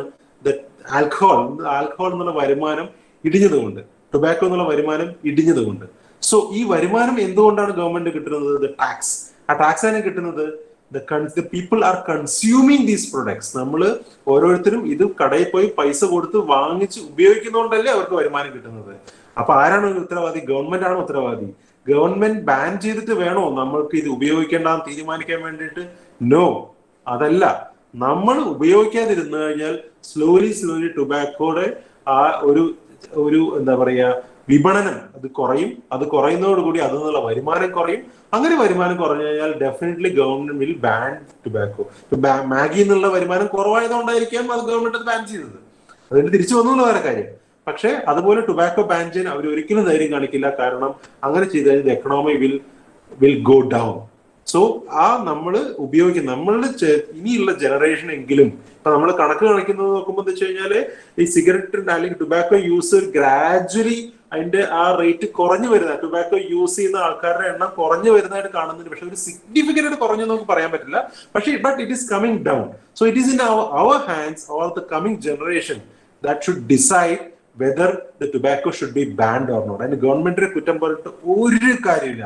ഒരു ഐലൻഡ് ലക്ഷദ്വീപോ പോലുള്ള ഐലൻഡ് അല്ലെങ്കിൽ ഏതെങ്കിലും ഐലൻഡില് ടുബാക്കോ ബാൻ ചെയ്തിട്ടുണ്ടല്ലോ, എന്തുകൊണ്ട് ഇവിടെ ബാൻ ചെയ്യുന്നില്ല എന്ന് ചോദിക്കുന്നത് അത് നമ്മളോടാണ് ചോദിക്കേണ്ടത്. Because we are consuming and we are creating revenue through tobacco to the government. So government will never ever going to ban tobacco unless we stop using it. So that explains why this is so important. Okay, so with each cigarette you smoke, each cigarette you smoke will shorten your life by 11 minutes.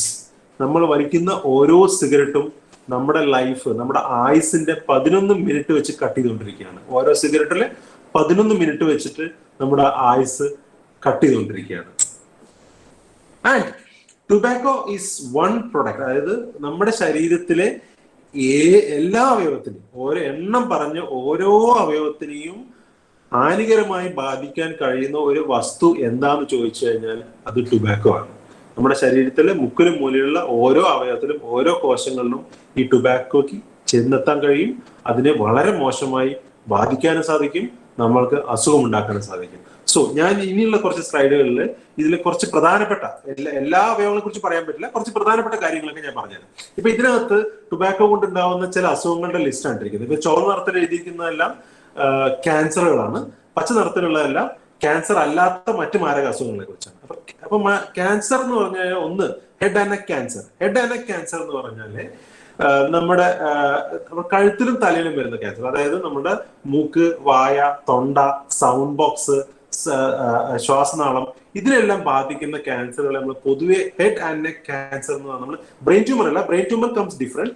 അതല്ലാതെയുള്ള ബാക്കിയുള്ള ക്യാൻസറുകള് head and neck cancer എന്നാണ് നമ്മൾ categorise ചെയ്യുന്നത്. അപ്പൊ head and neck ക്യാൻസറിന്റെ, വായിലെ തൊണ്ടയിലെ ക്യാൻസറിന്റെ ഒക്കെ ഏറ്റവും പ്രധാന കാരണം ടുബാക്കോ ആണ്. ഇപ്പൊ വായിലെ ക്യാൻസർ എടുത്തു കഴിഞ്ഞാൽ ഏകദേശം ഒരു 80-90% വായിലെ ക്യാൻസറുള്ള രോഗികളും ഏതെങ്കിലും തരത്തില് പുകയില ഉപയോഗിച്ച ആൾക്കാരായിരിക്കും. അത് പ്രൂവൺ ഫാക്ട് ആണ്. അത് tobacco causes head and neck cancer എന്നുള്ളത്. അതുപോലെ തന്നെ ലങ് ക്യാൻസറും ഇതേപോലെ തന്നെ ഒരു 80% ലങ് ക്യാൻസറുകളുടെയും കാരണം ടുബാക്കോ മാത്രമാണ്. അല്ലാതെയും വരാം, പക്ഷെ ടുബാക്കോ കൊണ്ടാണ് കൂടുതലും ലങ് ക്യാൻസറും ഹെഡ് ആൻഡ് നെക്ക് ക്യാൻസറും വരുന്നത്. എന്ന് വെച്ചാൽ lung cancer, head and neck cancer മാത്രമാണോ വരുന്നത്? അല്ല.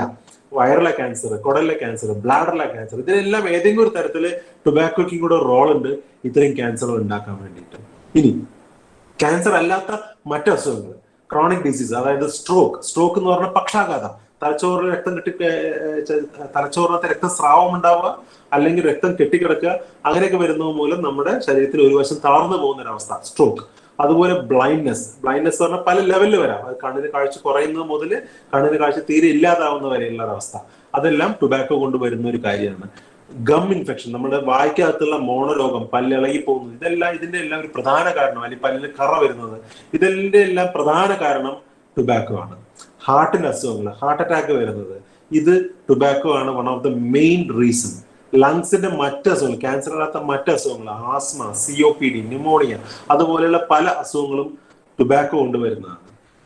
പിന്നെ ഉള്ളത് വന്ധ്യത, ഫെർട്ടിലിറ്റി, റെഡ്യൂസ്ഡ് ഫെർട്ടിലിറ്റി മീൻസ് വന്ധ്യത വരുന്നത്, അതുപോലെ അസ്ഥിക്ഷയം സംഭവിക്കുക, ഇതിന്റെ എല്ലാത്തിന്റെ ഒരു പ്രധാന കാരണം ടുബാക്കോ ആണ്. ഇനി നമുക്ക് 1-2 അവയവങ്ങളെ കുറിച്ച് മാത്രം നമുക്ക് പഠിക്കാം. അതായത് ഒന്ന് ലങ്സിന്റെ കാര്യം. ഇപ്പൊ നമ്മൾ ബയോളജി, സയൻസ് സ്കൂളിൽ പഠിച്ചാൽ, +2 പഠിച്ച ആൾക്കാർക്ക് എല്ലാവർക്കും ഒരു ലങ്സിന്റെ ബേസിക് ഫംഗ്ഷനൊക്കെ അറിയായിരിക്കും. അതായത് നമ്മൾ ഒരു ശ്വാസനാളം എങ്ങനെയാണ് പ്രവർത്തിക്കുന്നത്, നമ്മൾ മൂക്കിൽ കൂടെ ശ്വസിച്ച് തൊണ്ടയിലെത്തി അവിടുന്ന് വിൻ പൈപ്പ്, ട്രക്കിയ എന്ന് പറയും, വിൻ പൈപ്പിൽ കൂടെ കയറി അവിടുന്ന് ലങ്സിൽ വന്ന് റൈറ്റ് ബ്രോങ്കസ്, ലെഫ്റ്റ് ബ്രോങ്കസ്, അങ്ങനെ പോയി. ഇപ്പൊ നമ്മൾ വെച്ചാൽ ഇതാണ് ലങ്സിന്റെ വരുന്നത്.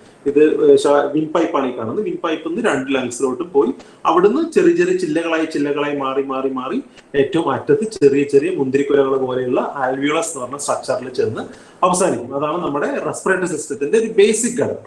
അപ്പൊ ഇതിനകത്ത് ഇതിന് ശ്രദ്ധിച്ചാൽ മനസ്സിലാവും ഈ വിൻ പൈപ്പ് ഇങ്ങനെ അങ്ങോട്ട് ചെല്ലും തോറും അതിന്റെ ഡയമീറ്റർ കുറഞ്ഞു വരുന്നത്. അപ്പൊ ഈ വിൻ പൈപ്പ് എങ്ങനെ വെച്ചാൽ നമ്മൾ ശ്വസിക്കുമ്പോഴെല്ലാം വികസിക്കാനും ചുരുങ്ങാനും എല്ലാം കഴിയുന്ന ഒരു തരത്തിലുള്ള ഒരു ഇതാണ്.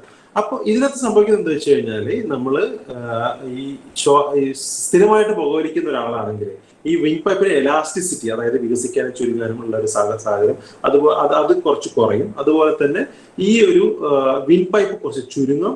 അതുപോലെ തന്നെ ഈ ആൽവിയോളസ് എന്ന് പറഞ്ഞാൽ ആൽവിയോളസ് ഇതുപോലെ ബലൂൺ പോലെ വീർക്കാൻ തുടങ്ങും. അപ്പൊ അതിന്റെ ഒരു പ്രവൃത്തി അതിനെല്ലാം ബാധിക്കും. അതിന്റെ എല്ലാത്തിന്റെയും ഒരു ആഫ്റ്റർ എഫക്ട് പറഞ്ഞ സംഭവിക്കുന്നത് വെച്ചാൽ your breathing efficiency will come down. നമ്മളുടെ ശ്വസിക്കാനുള്ള നമ്മളുടെ ലങ്സിന്റെ എഫിഷ്യൻസി കുറയും എന്നുള്ളതാണ്. അങ്ങനെ കുറയുമ്പോൾ നമുക്കൊരു ഒരു കുറച്ച് ദൂരം നടന്നു കഴിഞ്ഞാൽ കിതക്കാൻ തുടങ്ങും, കുറച്ച് സ്റ്റെപ്പ് തുടങ്ങി കഴിഞ്ഞാൽ കിതക്കാൻ തുടങ്ങും, നമുക്ക് ഒരു ക്ഷീണം വരും. അങ്ങനത്തെ ഒരു അവസ്ഥയിലോട്ട് ഈ ചെന്നെത്തുന്നുള്ളതാണ് കാര്യം. ഇനി ഇപ്പൊ നമ്മളൊരു ഉദാഹരണം എടുത്തു കഴിഞ്ഞാൽ ഇതാണ് നമ്മളൊരു സ്മോക്കറിന്റെ ലങ്സ് എടുത്ത് നോക്കിക്കഴിഞ്ഞാൽ ഇങ്ങനെയുള്ള കറുത്ത് കരിക്കട്ട പോലെയുള്ള ഒരു ലങ്സ് ആയിരിക്കും. സ്മോക്ക് ചെയ്യാത്തൊരു ഹെൽത്തി ലങ് ആണെങ്കിൽ ഇതുപോലെ ക്ലീൻ ആയിട്ടുള്ള ഒരു ലങ്സ് ആയിരിക്കും നിങ്ങൾക്ക് ഉണ്ടാകുക. ഇനി ലങ്സിന്റെ കാര്യം അത്രയാണ്. ഇനിയുള്ള ഹാർട്ടിന്റെ കാര്യം എന്ന് പറഞ്ഞാൽ ഹാർട്ടിനും ഇതേപോലെ തന്നെ ഹാർട്ടിന്റെ ഫംഗ്ഷനെ കുറിച്ചും എല്ലാവർക്കും ബേസിക് ആയിട്ട് അറിയുന്നില്ലായിരിക്കുന്നു. അതായത് ഹാർട്ടിന്റെ ഫംഗ്ഷൻ എന്താണ്? ബേസിക് ആയിട്ട് നമ്മുടെ ശരീരത്തിൽ എല്ലാ ഭാഗത്തേക്കും ബ്ലഡ് പമ്പ് ചെയ്യുക എന്നുള്ളതാണ് ഒരു ഹാർട്ടിന്റെ ബേസിക് ഫംഗ്ഷൻ. എങ്ങനെ ബ്ലഡ് പമ്പ് ചെയ്യുന്നത്? ഈ ഹാർട്ടിന് ചുറ്റുമുള്ള മസിൽസ്, ആ മസിൽസ് മൂലമാണ് ഈ ഹാർട്ട് ഇങ്ങനെ പമ്പ് ചെയ്യാൻ പറ്റുന്നത്. ആ മസിൽസ് സ്ഥിരമായിട്ട് വർക്ക് ചെയ്താൽ മാത്രമേ നല്ല എഫിഷ്യന്റ് ആയിട്ട് നമ്മുടെ ശരീരത്തിൽ എല്ലാവിടേക്കും ബ്ലഡ് എത്തുന്നുള്ളൂ. ആ ബ്ലഡ് വഴിയാണ് ഓക്സിജനും ബാക്കിയുള്ള എല്ലാ ന്യൂട്രിയൻസും എത്തുന്നത്. അപ്പൊ ആ ഒരു ഫംഗ്ഷനാണ് ഹാർട്ടിനുള്ളത്. അപ്പൊ എങ്ങനെയാണ് ഈ മസിൽ ഫംഗ്ഷൻ ചെയ്യണമെങ്കിൽ ആ മസിലിനും ബ്ലഡ് സപ്ലൈ വേണം. ആ മസിലിനെ സപ്ലൈ ഹാർട്ടിന്റെ മസിൽസിലേക്ക് രക്തം എത്തിക്കുന്ന ബ്ലഡ് വെസലിന്റെ പേരാണ് കൊറോണറി ആർട്ടറി എന്ന് പറയുന്നത്. ഈ കൊറോണറി ആർട്ടറിയുടെ ഉള്ളില് ഈ പറഞ്ഞ പോലെ അതിന്റെ ഉള്ളിലും അതിനൊരു ഡയമീറ്റർ ഉണ്ട്, അതിന് ഓരോരുത്തരും അതിന് കൃത്യമായിട്ട് വലിപ്പവും കാര്യങ്ങളെല്ലാം ഉണ്ട്. ഈ പുക വലിക്കുന്ന ആൾക്കാരെ സംബന്ധിച്ചാൽ അതിനകത്ത് പ്ലാക്ക് പോലത്തെ സാധനങ്ങൾ അടിഞ്ഞു കൂടാനും ഈ ബ്ലഡ് വെസലിന്റെ ഡയമീറ്റർ കുറയാനുള്ള സാധ്യതയുണ്ട്. ഇപ്പൊ നമ്മൾ ഉദാഹരണം എടുക്കുകയാണെങ്കിൽ നമ്മളൊരു ഡ്രെയിനേജ് നോക്കുകയാണെങ്കിൽ നമ്മൾ അടുക്കളയിലാണെങ്കിൽ ബാത്റൂമിലെ ഒരു ഡ്രെയിനേജ് സിസ്റ്റം നോക്കുകയാണെങ്കിൽ എങ്ങനെയാണ്? ആദ്യം എല്ലാം ക്ലീൻ ആയിരിക്കും അല്ലെ? നമ്മുടെ പുതിയൊരു ഹാർട്ട് പോലെ തന്നെ ആയിരിക്കും, അല്ലെ ക്ലീൻ ആയിരിക്കും. അതിൽ നമ്മൾ ഉപയോഗിക്കുന്നതോടെ എന്താ പറ്റുക? നമ്മൾ ശരിയായി ശ്രദ്ധിച്ച് ഉപയോഗിച്ചില്ലെങ്കിൽ നമ്മൾ കഴിക്കുന്ന ഭക്ഷണത്തിന്റെ അവശിഷ്ടങ്ങൾ, അല്ലെങ്കിൽ മുടിയുടെ നാരുകൾ, അല്ലെങ്കിൽ അങ്ങനത്തെ ഓരോ സാധനങ്ങൾ പോയിട്ട് ആ അഴുക്ക് അതിനകത്ത് അടിഞ്ഞുകൂടി അത് ആദ്യം എന്താ സംഭവിക്കുക? വെള്ളം അതിലൂടെ ഒലിച്ചു പോകുന്ന സ്പീഡ് കുറയും. പിന്നെ പതുക്കെ ഒരു ദിവസം ഇത് ബ്ലോക്ക് ആവും. ആ ബ്ലോക്ക് ആകുമ്പോഴാണ് സിങ്ക് ഓവർഫ്ലോ ആയി പോകുന്നത്.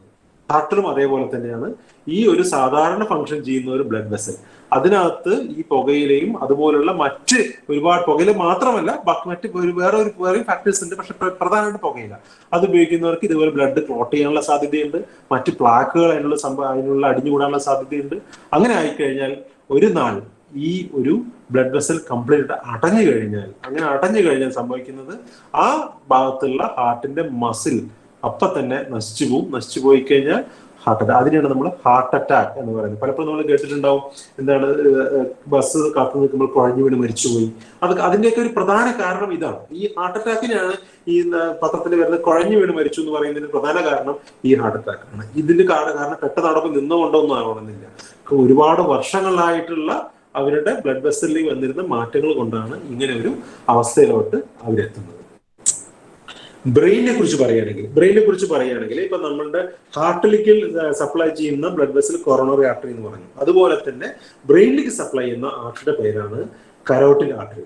കരോട്ടിഡ് ആർട്ടറി എന്ന് പറഞ്ഞാൽ നമ്മുടെ കഴുത്തിലൂടെ, നമ്മൾ ഹാർട്ടിൽ നിന്ന് ബ്ലഡ് വെസൽ വന്ന് കഴുത്തിലൂടെ 2 വശത്തോട് പോയി തലയൊട്ടിക്കകത്ത് തലച്ചോറിലേക്ക് സപ്ലൈ ചെയ്യുന്ന ആർട്ടറിയുടെ പേരാണ് കരോട്ടിഡ് ആർട്ടറി. ഈ കൊറോണറി ആർട്ടറിയിൽ സംഭവിക്കുമ്പോൾ ഹാർട്ട് അറ്റാക്ക് വരുന്ന അതേ സാഹചര്യം തന്നെയാണ് ഈ കരോട്ടിഡ് ആർട്ടറിയിൽ ബ്ലോക്ക് വന്നു കഴിഞ്ഞാൽ. കരോട്ടിഡ് ആർട്ടറിയിൽ ഒരു ബ്ലോക്ക് വരികയോ അല്ലെങ്കിൽ ബ്രെയിനിന്റെ അകത്തുള്ള ചെറിയ ബ്ലഡ് വെസൽ പൊട്ടുകയോ അല്ലെങ്കിൽ ബ്ലോക്ക് ആവുകയോ ചെയ്യുമ്പോഴാണ് നമ്മുടെ ബ്രെയിനിന്റെ പ്രവർത്തനം നിലയ്ക്കുന്നതും പക്ഷാഘാതം, സ്ട്രോക്ക് എന്ന് പറഞ്ഞ പക്ഷാഘാതം പോലുള്ള പ്രശ്നങ്ങൾ ഉണ്ടാവാനുള്ള അതിന്റെ ഒരു പ്രധാന കാര്യം ഈ ഒരു കാര്യങ്ങൾ ഉണ്ടാവാനുള്ള പ്രധാന കാരണങ്ങളിൽ ഒന്ന് ടുബാക്കോ ആണ്, സ്മോക്കിംഗ് ആണ്. ഈ ഒരു പക്ഷാഘാതം ഉണ്ടാക്കാനുള്ള പല കാരണങ്ങളുണ്ട്. അതിൽ ഒരു കാരണം ടുബാക്കോ ആണ്.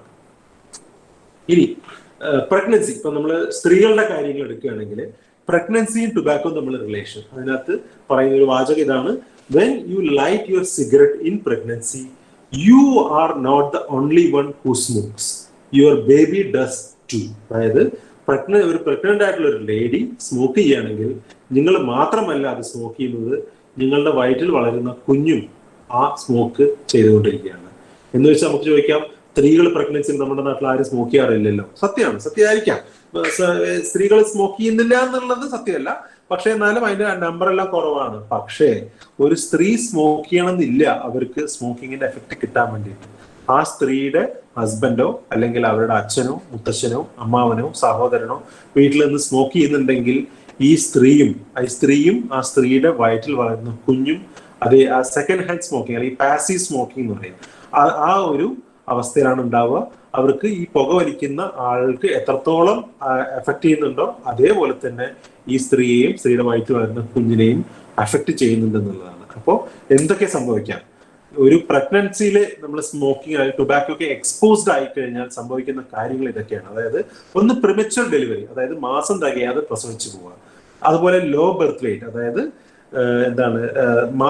തൂക്കം കുറയുക, കുഞ്ഞിന്റെ നോർമൽ വെയിറ്റിൽ നിന്ന് കുറവായിട്ട് തൂക്കം കുറഞ്ഞു പോവുക. ഈ രണ്ട് കാരണങ്ങൾ പ്രിമച്വർ ബേബി ആണെങ്കിലും അതുപോലെ തന്നെ ലോ ബർത്ത് വെയിറ്റ് ബേബി ആണെങ്കിലും ഉള്ള ഒരു പ്രശ്നം എന്ന് വെച്ച് കഴിഞ്ഞാൽ, ഒന്ന് അവർക്ക് ഇമ്മ്യൂണിറ്റി വളരെ കുറവായിരിക്കാം, അതുപോലെ തന്നെ അവർക്ക് ഒരുപാട് വൈകല്യങ്ങൾ ഉണ്ടാവാം. ഇതല്ല, അപ്പൊ ഒരു കുഞ്ഞ് പുറത്തേക്ക് നമ്മുടെ ലോകത്തേക്ക് ഒരു കുഞ്ഞ് ജനിച്ചു വരുന്നതിന് മുന്നേ തന്നെ അവർ ടൊബാക്കോ കൊണ്ടുള്ള ഹാംഫുൾ എഫക്ട്സ് ശരീരത്തിൽ ഏറ്റ ശേഷമാണ് നമ്മുടെ ഭൂമിയിലേക്ക് വരുന്നത് തന്നെ. അപ്പൊ അവരുടെ ലൈഫ് എത്രത്തോളം മിസറബിൾ ആയിരിക്കും എന്നുള്ളതാണ് നമ്മൾ ചിന്തിക്കേണ്ടത്. അതുപോലെ തന്നെ അബോർഷൻ, അതായത് ആക്സിഡന്റൽ ആയിട്ട് അബോർട്ടഡ് ആയി പോവുക, വൈകല്യങ്ങളോടെ കുഞ്ഞ് ജനിക്കുക, അങ്ങനത്തെ കാര്യങ്ങളെല്ലാം പ്രഗ്നൻസിയിൽ ടൊബാക്കോയ്ക്ക് എക്സ്പോസ്ഡ് ആയി കഴിഞ്ഞാൽ സംഭവിക്കാവുന്ന കാര്യങ്ങൾ. അപ്പൊ നമ്മുടെ വരുന്ന തലമുറയെ പോലും ജനിക്കുന്നതിന് മുന്നേ തന്നെ ആ കുഞ്ഞുങ്ങളുടെ ജീവിതത്തിനെ ഫുൾ ബാധിക്കുന്ന രീതിയിലുള്ള പ്രശ്നങ്ങളാണ് ടൊബാക്കോ കൊണ്ട് ഉണ്ടാവുക. ആണുങ്ങളുടെ കാര്യങ്ങൾ എടുക്കുകയാണെങ്കിൽ സെക്ഷൽ ഹെൽത്ത് ആണ് മെയിൻ ആയിട്ട് പറയാനുള്ളത്. സെക്ഷൽ ഹെൽത്ത് പറയുമ്പോൾ എന്ന് വെച്ച് കഴിഞ്ഞാല്, ഇപ്പൊ ഒരു വാചകം നമ്മൾ തമാശയായിട്ട് പറയാറുണ്ട്, അതായത് smokers are poor swimmers. Smokers are poor swimmers എന്ന് പറയുന്നതിന്റെ ഒരു ഉദ്ദേശം എന്താ വെച്ച് കഴിഞ്ഞാൽ, ഇപ്പൊ നിങ്ങൾക്കും ഒരു റീപ്രൊഡക്റ്റീവ് സിസ്റ്റത്തിന്റെ ഒരു ബേസിക് സ്ട്രക്ചർ നിങ്ങൾ പഠിച്ചിട്ടുണ്ടാവും. എന്താണ്? നമ്മളുടെ പുരുഷന്മാരുടെ സ്പേം സ്ത്രീകളുടെ ശരീരത്തിൽ എത്തിക്കഴിഞ്ഞാൽ അത് അവിടുന്ന് അവരുടെ അണ്ടാശയത്തിലേക്ക് എത്താൻ വേണ്ടിയിട്ട് ഒരുപാട് ദൂരം ആ സ്പേം ട്രാവൽ ചെയ്യാനുണ്ട്. അത് നീന്തണം, ഇറ്റ് ഹാസ് ടു സ്വിം. ആ സ്വിം ചെയ്യാനുള്ള ഒരു ക്വാളിറ്റി അല്ലെങ്കിൽ കപ്പാസിറ്റി എല്ലാ സ്പേമിനുണ്ട്. ആ സ്വിം ചെയ്യുമ്പോൾ ക്വാളിറ്റിയിൽ അനുസരിച്ചിരിക്കും അത് അണ്ടാശയത്തിൽ എത്താനും അവിടെ ഫെർട്ടിലൈസ് ചെയ്ത് ഒരു എഗ് ഉണ്ടാവാനും വേണ്ടിയിട്ട്. അപ്പോ സ്മോക്കേഴ്സ് ആർ പുവർ സ്വിമ്മേഴ്സ് എന്ന് പറയുമ്പോൾ നിങ്ങൾക്ക് അതിന്റെ എന്താ ഉദ്ദേശം മനസ്സിലായിട്ടുണ്ടാവും. എന്താണ്? ദ സ്പേമിന്റെ ആ ഒരു സ്പേം മോട്ടിലിറ്റി എന്നാണ് പറയാ. സ്പേമിന് സ്വിം ചെയ്യാനുള്ള ഒരു കപ്പാസിറ്റി കുറവായിരിക്കും. The quality of the sperm will be poor, the sperm count will be less. അത് മാത്രമല്ല, സെക്ഷൽ ഇമ്പോർട്ടൻസി വരാം. സെക്ഷൽ ഇമ്പോർട്ടൻസി പറഞ്ഞാൽ കംപ്ലീറ്റ് ഇമ്പോർട്ടന്റ് ആവണമെന്നില്ല, പക്ഷെ പല ലെവലിലുള്ള ഇമ്പോർട്ടൻസി ലെവൽ ഉണ്ടാവും, അത് അങ്ങനെ വരാം. അതുപോലെ എറക്ടൽ ഡിസ്ഫങ്ഷൻ വരാം. അങ്ങനത്തെ ഒരുപാട് പ്രശ്നങ്ങൾ ഈ ഒരു എന്താ പറയാ സ്മോക്കേഴ്സിന് ഉണ്ടാവാനുള്ള കാര്യങ്ങളുണ്ട്. So the boys should be very careful that when you regularly smoke, you are going to be sexually less effective. ഇനി നമ്മൾ ക്യാൻസറിലേക്ക് വരികയാണെങ്കിൽ, ക്യാൻസറിന്റെ കാര്യങ്ങൾ പറയുകയാണെങ്കിൽ, ഞാൻ ക്യാൻസറിനെ കുറിച്ച് ഒരുപാട് കാര്യങ്ങളൊന്നും പറയുന്നില്ല. ക്യാൻസർ നമ്മുടെ ഇന്ത്യയിൽ എടുക്കുകയാണെങ്കിൽ ഇന്ത്യയിലെ ആണുങ്ങളിൽ, ഞാൻ ഗ്ലോബൽ ആയിട്ടുള്ള കണക്ക് ഞാൻ ഇവിടെ പറയുന്നില്ല, ഇന്ത്യത്തെ കണക്കെടുക്കുകയാണെങ്കിൽ ആണുങ്ങളിൽ ഏറ്റവും കൂടുതലായിട്ട് കാണുന്ന ക്യാൻസർ വായിലെ ക്യാൻസറാണ്. അത് കഴിഞ്ഞ ഉടനെ വായിലെ ക്യാൻസർ മാത്രമല്ല, അതിന്റെ തൊട്ടടുത്ത് തന്നെ ലങ്സിലെ ക്യാൻസറും ഉണ്ട്. പിന്നെ വരുന്നത് സ്റ്റൊമക് ക്യാൻസർ, ഈസോഫാഗസ് എന്ന് പറഞ്ഞാൽ ഫുഡ് പൈപ്പ്, അത് അന്നനാളത്തെ ക്യാൻസർ, കുടലിലെ ക്യാൻസർ, ഇതെല്ലാമാണ് ആണുങ്ങളിൽ ഏറ്റവും കൂടുതലായിട്ട് കാണുന്നത്. ഇപ്പൊ ഞാൻ നേരത്തെ പറഞ്ഞ കണക്ക് വെച്ച് നോക്കുകയാണെങ്കിൽ വായിലെ ക്യാൻസർ, ലങ്സിലെ ക്യാൻസർ, ഈസോഫാഗസ് അത് അന്നനാളത്തിലെ ക്യാൻസർ, സ്റ്റൊമക്കിലെ ക്യാൻസർ, ഇതെല്ലാം പുകയിലായിട്ട് റിലേറ്റഡ് ആയിട്ട് ക്യാൻസർ ആണ്. സോ എന്തുകൊണ്ട് ഈ വായിലെ ക്യാൻസറും ലങ്സിലെ ക്യാൻസറും നമ്മുടെ ഇന്ത്യയിൽ ഏറ്റവും കൂടുതലായിട്ട് കാണുന്നത് ഉത്തരം ചോദിച്ചു കഴിഞ്ഞാൽ വളരെ സിമ്പിളാണ് ഉത്തരം, അതായത് പുകയില കൊണ്ട് മാത്രമാണ് അങ്ങനെ വരുന്നത്. ഇനി സ്ത്രീകളുടെ കാര്യങ്ങൾ എടുക്കുകയാണെങ്കിൽ വായിലെ ക്യാൻസർ 4ാം സ്ഥാനത്താണ്. അതും ഈ പറഞ്ഞ പോലെ പുകയില ഉപയോഗിക്കുന്നതുകൊണ്ട് തന്നെയാണ് വരുന്നത്. ഞാൻ ഒന്ന് രണ്ട് പടങ്ങൾ ഞാൻ കാണിക്കുകയാണ്. അത് എന്തിനാന്ന് വെച്ച് കഴിഞ്ഞാൽ നിങ്ങൾ ഇതിനെക്കുറിച്ച് അവയർ ആവാൻ വേണ്ടി. ഇപ്പൊ നിങ്ങൾ NSS എന്നൊക്കെ പറയുമ്പോൾ അതിന്റെ കുറച്ച് പ്രവർത്തനങ്ങൾ എങ്ങനെയാണ്, ഇപ്പൊ ഇതുപോലുള്ള പേഷ്യൻസിനെ കണ്ടു കഴിഞ്ഞാൽ നിങ്ങൾ തിരിച്ചറിയാൻ വേണ്ടിയിട്ടാണ് ഞാൻ കുറച്ച് പടങ്ങൾ കാണിക്കുന്നത്. നിങ്ങളെ പേടിപ്പിക്കാനൊന്നുമല്ല. ഇതൊരു ഒരു ഒരു നാക്കിലെ ക്യാൻസർ ആണ്. നാക്കിലെ ക്യാൻസർ എന്ന് പറയുമ്പോൾ ഒരു ചെറിയ തടിപ്പ്, ഒരു ചെറിയൊരു വായ്പുണ്ണായിട്ട് ആയിരിക്കും തുടങ്ങുന്നുണ്ടാവുക. വായിലുള്ള എല്ലാ ക്യാൻസറും, മിക്ക ക്യാൻസറുകളും തുടങ്ങുന്നത് ചെറിയൊരു വായ്പുണ്ണായിരിക്കും തുടങ്ങുന്നുണ്ടാവുക. അത് അല്ലെങ്കിൽ ഒരു ചെളുത്ത പാടായിട്ടായിരിക്കും, അല്ലെങ്കിൽ ചെറിയൊരു തടിപ്പായിട്ടായിരിക്കും, അല്ലെങ്കിൽ ചുവന്ന നിറവ്യത്യാസമായിട്ടായിരിക്കും. ഇങ്ങനെ ഏതെങ്കിലും രീതിയിലായിരിക്കും സാധാരണ വായിലെ ക്യാൻസർ. ഒരു 90% മുകളിലുള്ള ക്യാൻസറുകൾ, വായിലെ ക്യാൻസർ തുടങ്ങുന്നത് ഈ രീതിയിലായിരിക്കും. അത് പിന്നീട് അത് ചികിത്സിക്കാതിരുന്നു കഴിഞ്ഞാൽ പിന്നീട് വലുതായി വരുമ്പോഴാണ് ഇതുപോലെ ഒരു തടിപ്പായിട്ട് മാറുന്നത്. ഇത് സ്റ്റേജ് 1 ഒരു നാട്ടിലെ ക്യാൻസറിന്റെ ഒരു പടമാണ് ഞാൻ കാണിക്കുന്നത്. ഇത് ഇപ്പൊ സ്റ്റേജ് 1 ചികിത്സിക്കാതെ സംഭവിക്കുക എന്നുള്ളതാണ്. അത് വലുതായി വന്ന് ഇത് അണ്ണാക്കിലൊരു ക്യാൻസറാണ്. ഇത് അസ്ഥിയിലോടൊക്കെ ബാധിച്ചിരിക്കുന്ന ഒരു സ്റ്റേജ് 4 ഒരു അണ്ണാക്കിലെ ക്യാൻസർ ആണ് ഈ കാണിക്കുന്നത്. അപ്പോൾ തുടക്കത്തിലെ ആ വായ്പുണ്ണ് ഈ ഒരു സ്ത്രീ അവഗണിച്ചതുകൊണ്ടാണ് ഈ ഒരു അവസ്ഥയിലോട്ട് എത്തിയത്. തുടക്കത്തിലെ അത് അവഗണിച്ചതുകൊണ്ട് അത് വലുതേ വന്ന് ഡോക്ടറെ കാണിക്കാനുള്ള പേടി മൂലം അവരത് മറച്ചു വെച്ചു. വായിക്കാത്തായതുകൊണ്ട് ആരും അറിഞ്ഞില്ല. അത് വലുതായ അവസാനം വേദന സഹിക്കാൻ പറ്റാതായപ്പോ ഓടി വന്നപ്പോ കാണിച്ചപ്പോ ഉണ്ടായ ഒരു സാഹചര്യം ഇതായിരുന്നു. മനസ്സിലായില്ലേ? ഇത് അതേപോലെ തന്നെ സ്റ്റേജ് 2 കവിളിലെ ക്യാൻസർ ആണത്. സ്റ്റേജ് 2 ഒരു കവിളിലെ ക്യാൻസർ ആണ് ഈ കാണുന്നത്. ഇതും ഒരു ചെറിയൊരു പുണ്ണായിട്ടുള്ളത്. ഇത് അതുപോലെ തന്നെ വേറൊരു അണ്ണാക്കിലുള്ള വേറൊരു തരം ക്യാൻസർ ആണ്. ഇത് മോണയിലുള്ളത്. ഇപ്പൊ മോണരോഗത്തിന് ഈ മോണയിൽ ഉണ്ടാവുമ്പോൾ, ഒരു ക്യാൻസർ ഉണ്ടാവുമ്പോൾ ഏറ്റവും ആദ്യം നമ്മൾ കാണുന്നത് ചിലപ്പോൾ ചെറിയ തടിപ്പായിട്ടായിരിക്കും കാണുക, അല്ലെങ്കിൽ ഒരു ചെറിയ പല്ലിളകുന്ന പോലെ. പല്ലിളകാനുള്ള ഏറ്റവും പ്രധാന കാരണം എന്ന് പറഞ്ഞാൽ മോണരോഗമാണ്. പക്ഷെ താടിയിലേക്ക് ക്യാൻസർ വന്നാലും അല്ലെങ്കിൽ മോണയിൽ ക്യാൻസർ വന്നാലും നമുക്ക് ആദ്യം കാണുന്നത് ചിലപ്പോൾ പല്ലിളകുന്നതായിരിക്കും. അപ്പൊ പല്ലിളകുന്നത് എപ്പോഴും നിസ്സാരമായിട്ട് കണ്ട് ജസ്റ്റ് പല്ലെടുത്ത് കളയുന്ന ഒരു സാഹചര്യത്തിൽ എത്തിച്ചേരരുത്. പല്ലിളകാനുള്ള കാരണം എന്താണെന്ന് നിങ്ങൾ ശ്രദ്ധിച്ചില്ലെങ്കിൽ ഈ ഒരു അവസ്ഥയിലായിരിക്കും ചെന്നെത്തുന്നത്. ഇതൊരു സ്റ്റേജ് 4 മോണയിലെ ക്യാൻസറിന്റെ ഒരു പടമാണ്. ഈ ഒരു പടം വളരെ പ്രധാനപ്പെട്ട ഒരു പടം. ഇതെന്റെ ഓപ്പറേഷൻ ടേബിളിൽ കിടക്കുന്ന ഒരു രോഗിയാണ്. അതായത് ഇത് കവിളിലെ ക്യാൻസറാണ്. ഈ പടം ഞാൻ കാണിക്കാനുള്ള ഒരു കാരണമുണ്ട്, അത് ഞാൻ നിങ്ങൾക്ക് പറയാം. അതായത് ഈ രോഗിക്ക് കണ്ടുകഴിഞ്ഞാൽ വലിയൊരു ഇതുണ്ട്, അതിനകത്ത് ഈ ഒരു ഹോളായിട്ടുണ്ട്. ഇത് നിങ്ങൾക്ക് ഈ കവിളോട് കാണുന്നത് രോഗിയുടെ പല്ലാണ് ഈ കാണുന്നത്. അപ്പൊ അങ്ങനത്തെ ഇത്രയും വലിയൊരു ഹോളിലാണ് ഇരിക്കുന്നത്. അപ്പൊ എന്തുകൊണ്ടാണ് ഇങ്ങനെ ഒരു ഹോളിൽ രോഗി ഈ ഒരു അവസ്ഥയിൽ എത്തിച്ചേർന്നത് ചോദിച്ചു കഴിഞ്ഞാൽ, ഈ രോഗി ശരിക്കും വന്നത് ഞാൻ നേരത്തെ കാണിച്ച പടം പോലെ ഒരു ചെറിയൊരു തടിപ്പായിട്ട്, കവിളിൽ തടിപ്പായിട്ട് ഞങ്ങളത്തേക്ക് വന്നൊരു പേഷ്യന്റ് തന്നെ ആയിരുന്നു. അവർക്ക് ഒരു ചെറിയൊരു മൈനർ ആയിട്ടുള്ള ഒരു ഓപ്പറേഷൻ നമ്മൾ പറഞ്ഞു, അതിനുള്ള ഡേറ്റും കാര്യങ്ങളെല്ലാം കൊടുത്തു. പക്ഷെ ഈ രോഗി പിന്നീട് ഞങ്ങളെ കാണാൻ വന്നില്ല. അതിന് കാരണം എന്താണെന്ന് ചോദിച്ചു കഴിഞ്ഞാൽ, ഈ രോഗി ഓപ്പറേഷൻ തയ്യാറെടുക്കുന്ന സമയത്താണ് ഇവർക്കൊരു വാട്സാപ്പിൽ ഒരു മെസ്സേജ് കണ്ടത്. ആ വാട്സാപ്പിൽ മെസ്സേജിൽ പറയുന്നത് ഈ ഓപ്പറേഷൻ, റേഡിയേഷൻ, കീമോതെറാപ്പി ഒന്നും ഇല്ലാതെ ഒരു അത്ഭുത മരുന്നുണ്ട്, ഒരു പച്ചമരുന്ന് കഴിച്ചു കഴിഞ്ഞാൽ ഈ ഒരു അസുഖം കംപ്ലീറ്റ് ആയിട്ട് മാറ്റാൻ പറ്റും, ഒരു വൈദ്യനുണ്ട്, ആ വൈദ്യന്റെ അഡ്രസ്സും വെച്ചുകൊണ്ടുള്ള വാട്സാപ്പിലെ മെസ്സേജ് കണ്ടു. ഇത് കണ്ട വഴി ഇവരുടെ ബന്ധുക്കളും കൂടി അങ്ങോട്ട് ചെന്ന് അവരുടെ ചികിത്സ എടുത്തു. ആ ചികിത്സ എടുത്ത് അവസാനം ഈ തരത്തിൽ ഓട്ടയാവുന്നവരെ അവിടെ നിന്നു. അപ്പൊ ഞങ്ങൾ പിന്നെ അത് കാരണം വേദന സഹിക്കാൻ പറ്റാതെ ആയപ്പോഴാണ് നമ്മളത്തേക്ക് വീണ്ടും തിരിച്ചു വരുന്നത്. അപ്പൊ ഞങ്ങൾ ഒരു കാര്യം ചോദിച്ചു, ഇത്രയും വലുതാവുന്നവര് നിങ്ങൾ അവിടെ തന്നെ നിന്ന് എന്തുകൊണ്ട് മാറി കാണിക്കാറുണ്ട് എന്താ വെച്ചപ്പോ ഇവര് പറഞ്ഞത്, വലുതായപ്പോ ഞങ്ങള് ചോദിച്ചു വൈദ്യരോട് എന്താണ് ഇത് മാറാത്ത. അപ്പൊ വൈദ്യൻ പറഞ്ഞത്രേ, ഈ വായ്ക്കകത്തുള്ള ക്യാൻസർ ഓട്ടെ തുളച്ച് തൊലിയിലൂടെ പുറത്തേക്ക് പോവാണ്, അതുകൊണ്ട് നിങ്ങൾ ഒന്നും പേടിക്കേണ്ട, ക്യാൻസർ മുഴുവൻ പോയി കഴിയുമ്പോൾ ഈ ഓട്ട അടഞ്ഞോളും എന്നാണ് ആ വൈദ്യൻ എന്ന് സ്വയം വിശേഷിപ്പിക്കുന്ന ആ വ്യക്തി ഇവരോട് പറഞ്ഞു കൊടുത്തത്. എന്നിട്ട് ഇവർ ഈ ഒരു അവസ്ഥയിൽ വന്ന് ഞങ്ങൾ പിന്നെ സർജറി ചെയ്ത്, പ്ലാസ്റ്റിക് സർജറി എല്ലാം ചെയ്ത് ആ പേഷ്യന്റിനെ ഒരു ലെവലിൽ നമ്മൾ കൊണ്ടുവന്നു. പക്ഷേ ഇതിന്ന് ഈ ചിത്രം കാണിക്കാനുള്ള ഒരു റീസൺ എന്താ വെച്ചാൽ, നിങ്ങൾ ചെറുപ്പക്കാരായ നിങ്ങൾ ഇത് അറിഞ്ഞിരിക്കണം. കാരണം ഈ രോഗി ഈ അവസ്ഥയിൽ എത്താനുള്ള കാരണം ഇവരോ ഇവരുടെ ബന്ധുക്കളോ അല്ല, നമ്മളിൽ ഓരോരുത്തരുമാണ്. എന്തുകൊണ്ടാന്ന് ചോദിച്ചു കഴിഞ്ഞാല്, ഇവര് ഓപ്പറേഷൻ തയ്യാറായി നിൽക്കുകയായിരുന്നു. അവരുടെ ഒരു അറിവ് പ്രകാരം ഞങ്ങൾ പറഞ്ഞതനുസരിച്ച് ഓപ്പറേഷൻ തയ്യാറായി നിൽക്കുകയായിരുന്നു. അവര് ആ ഓപ്പറേഷൻ ഒഴിവാക്കി മറ്റു സ്ഥലത്തേക്ക് പോകാനുള്ള കാരണം അവർക്ക് കിട്ടിയ ഒരു വാട്സാപ്പ് മെസ്സേജാണ്.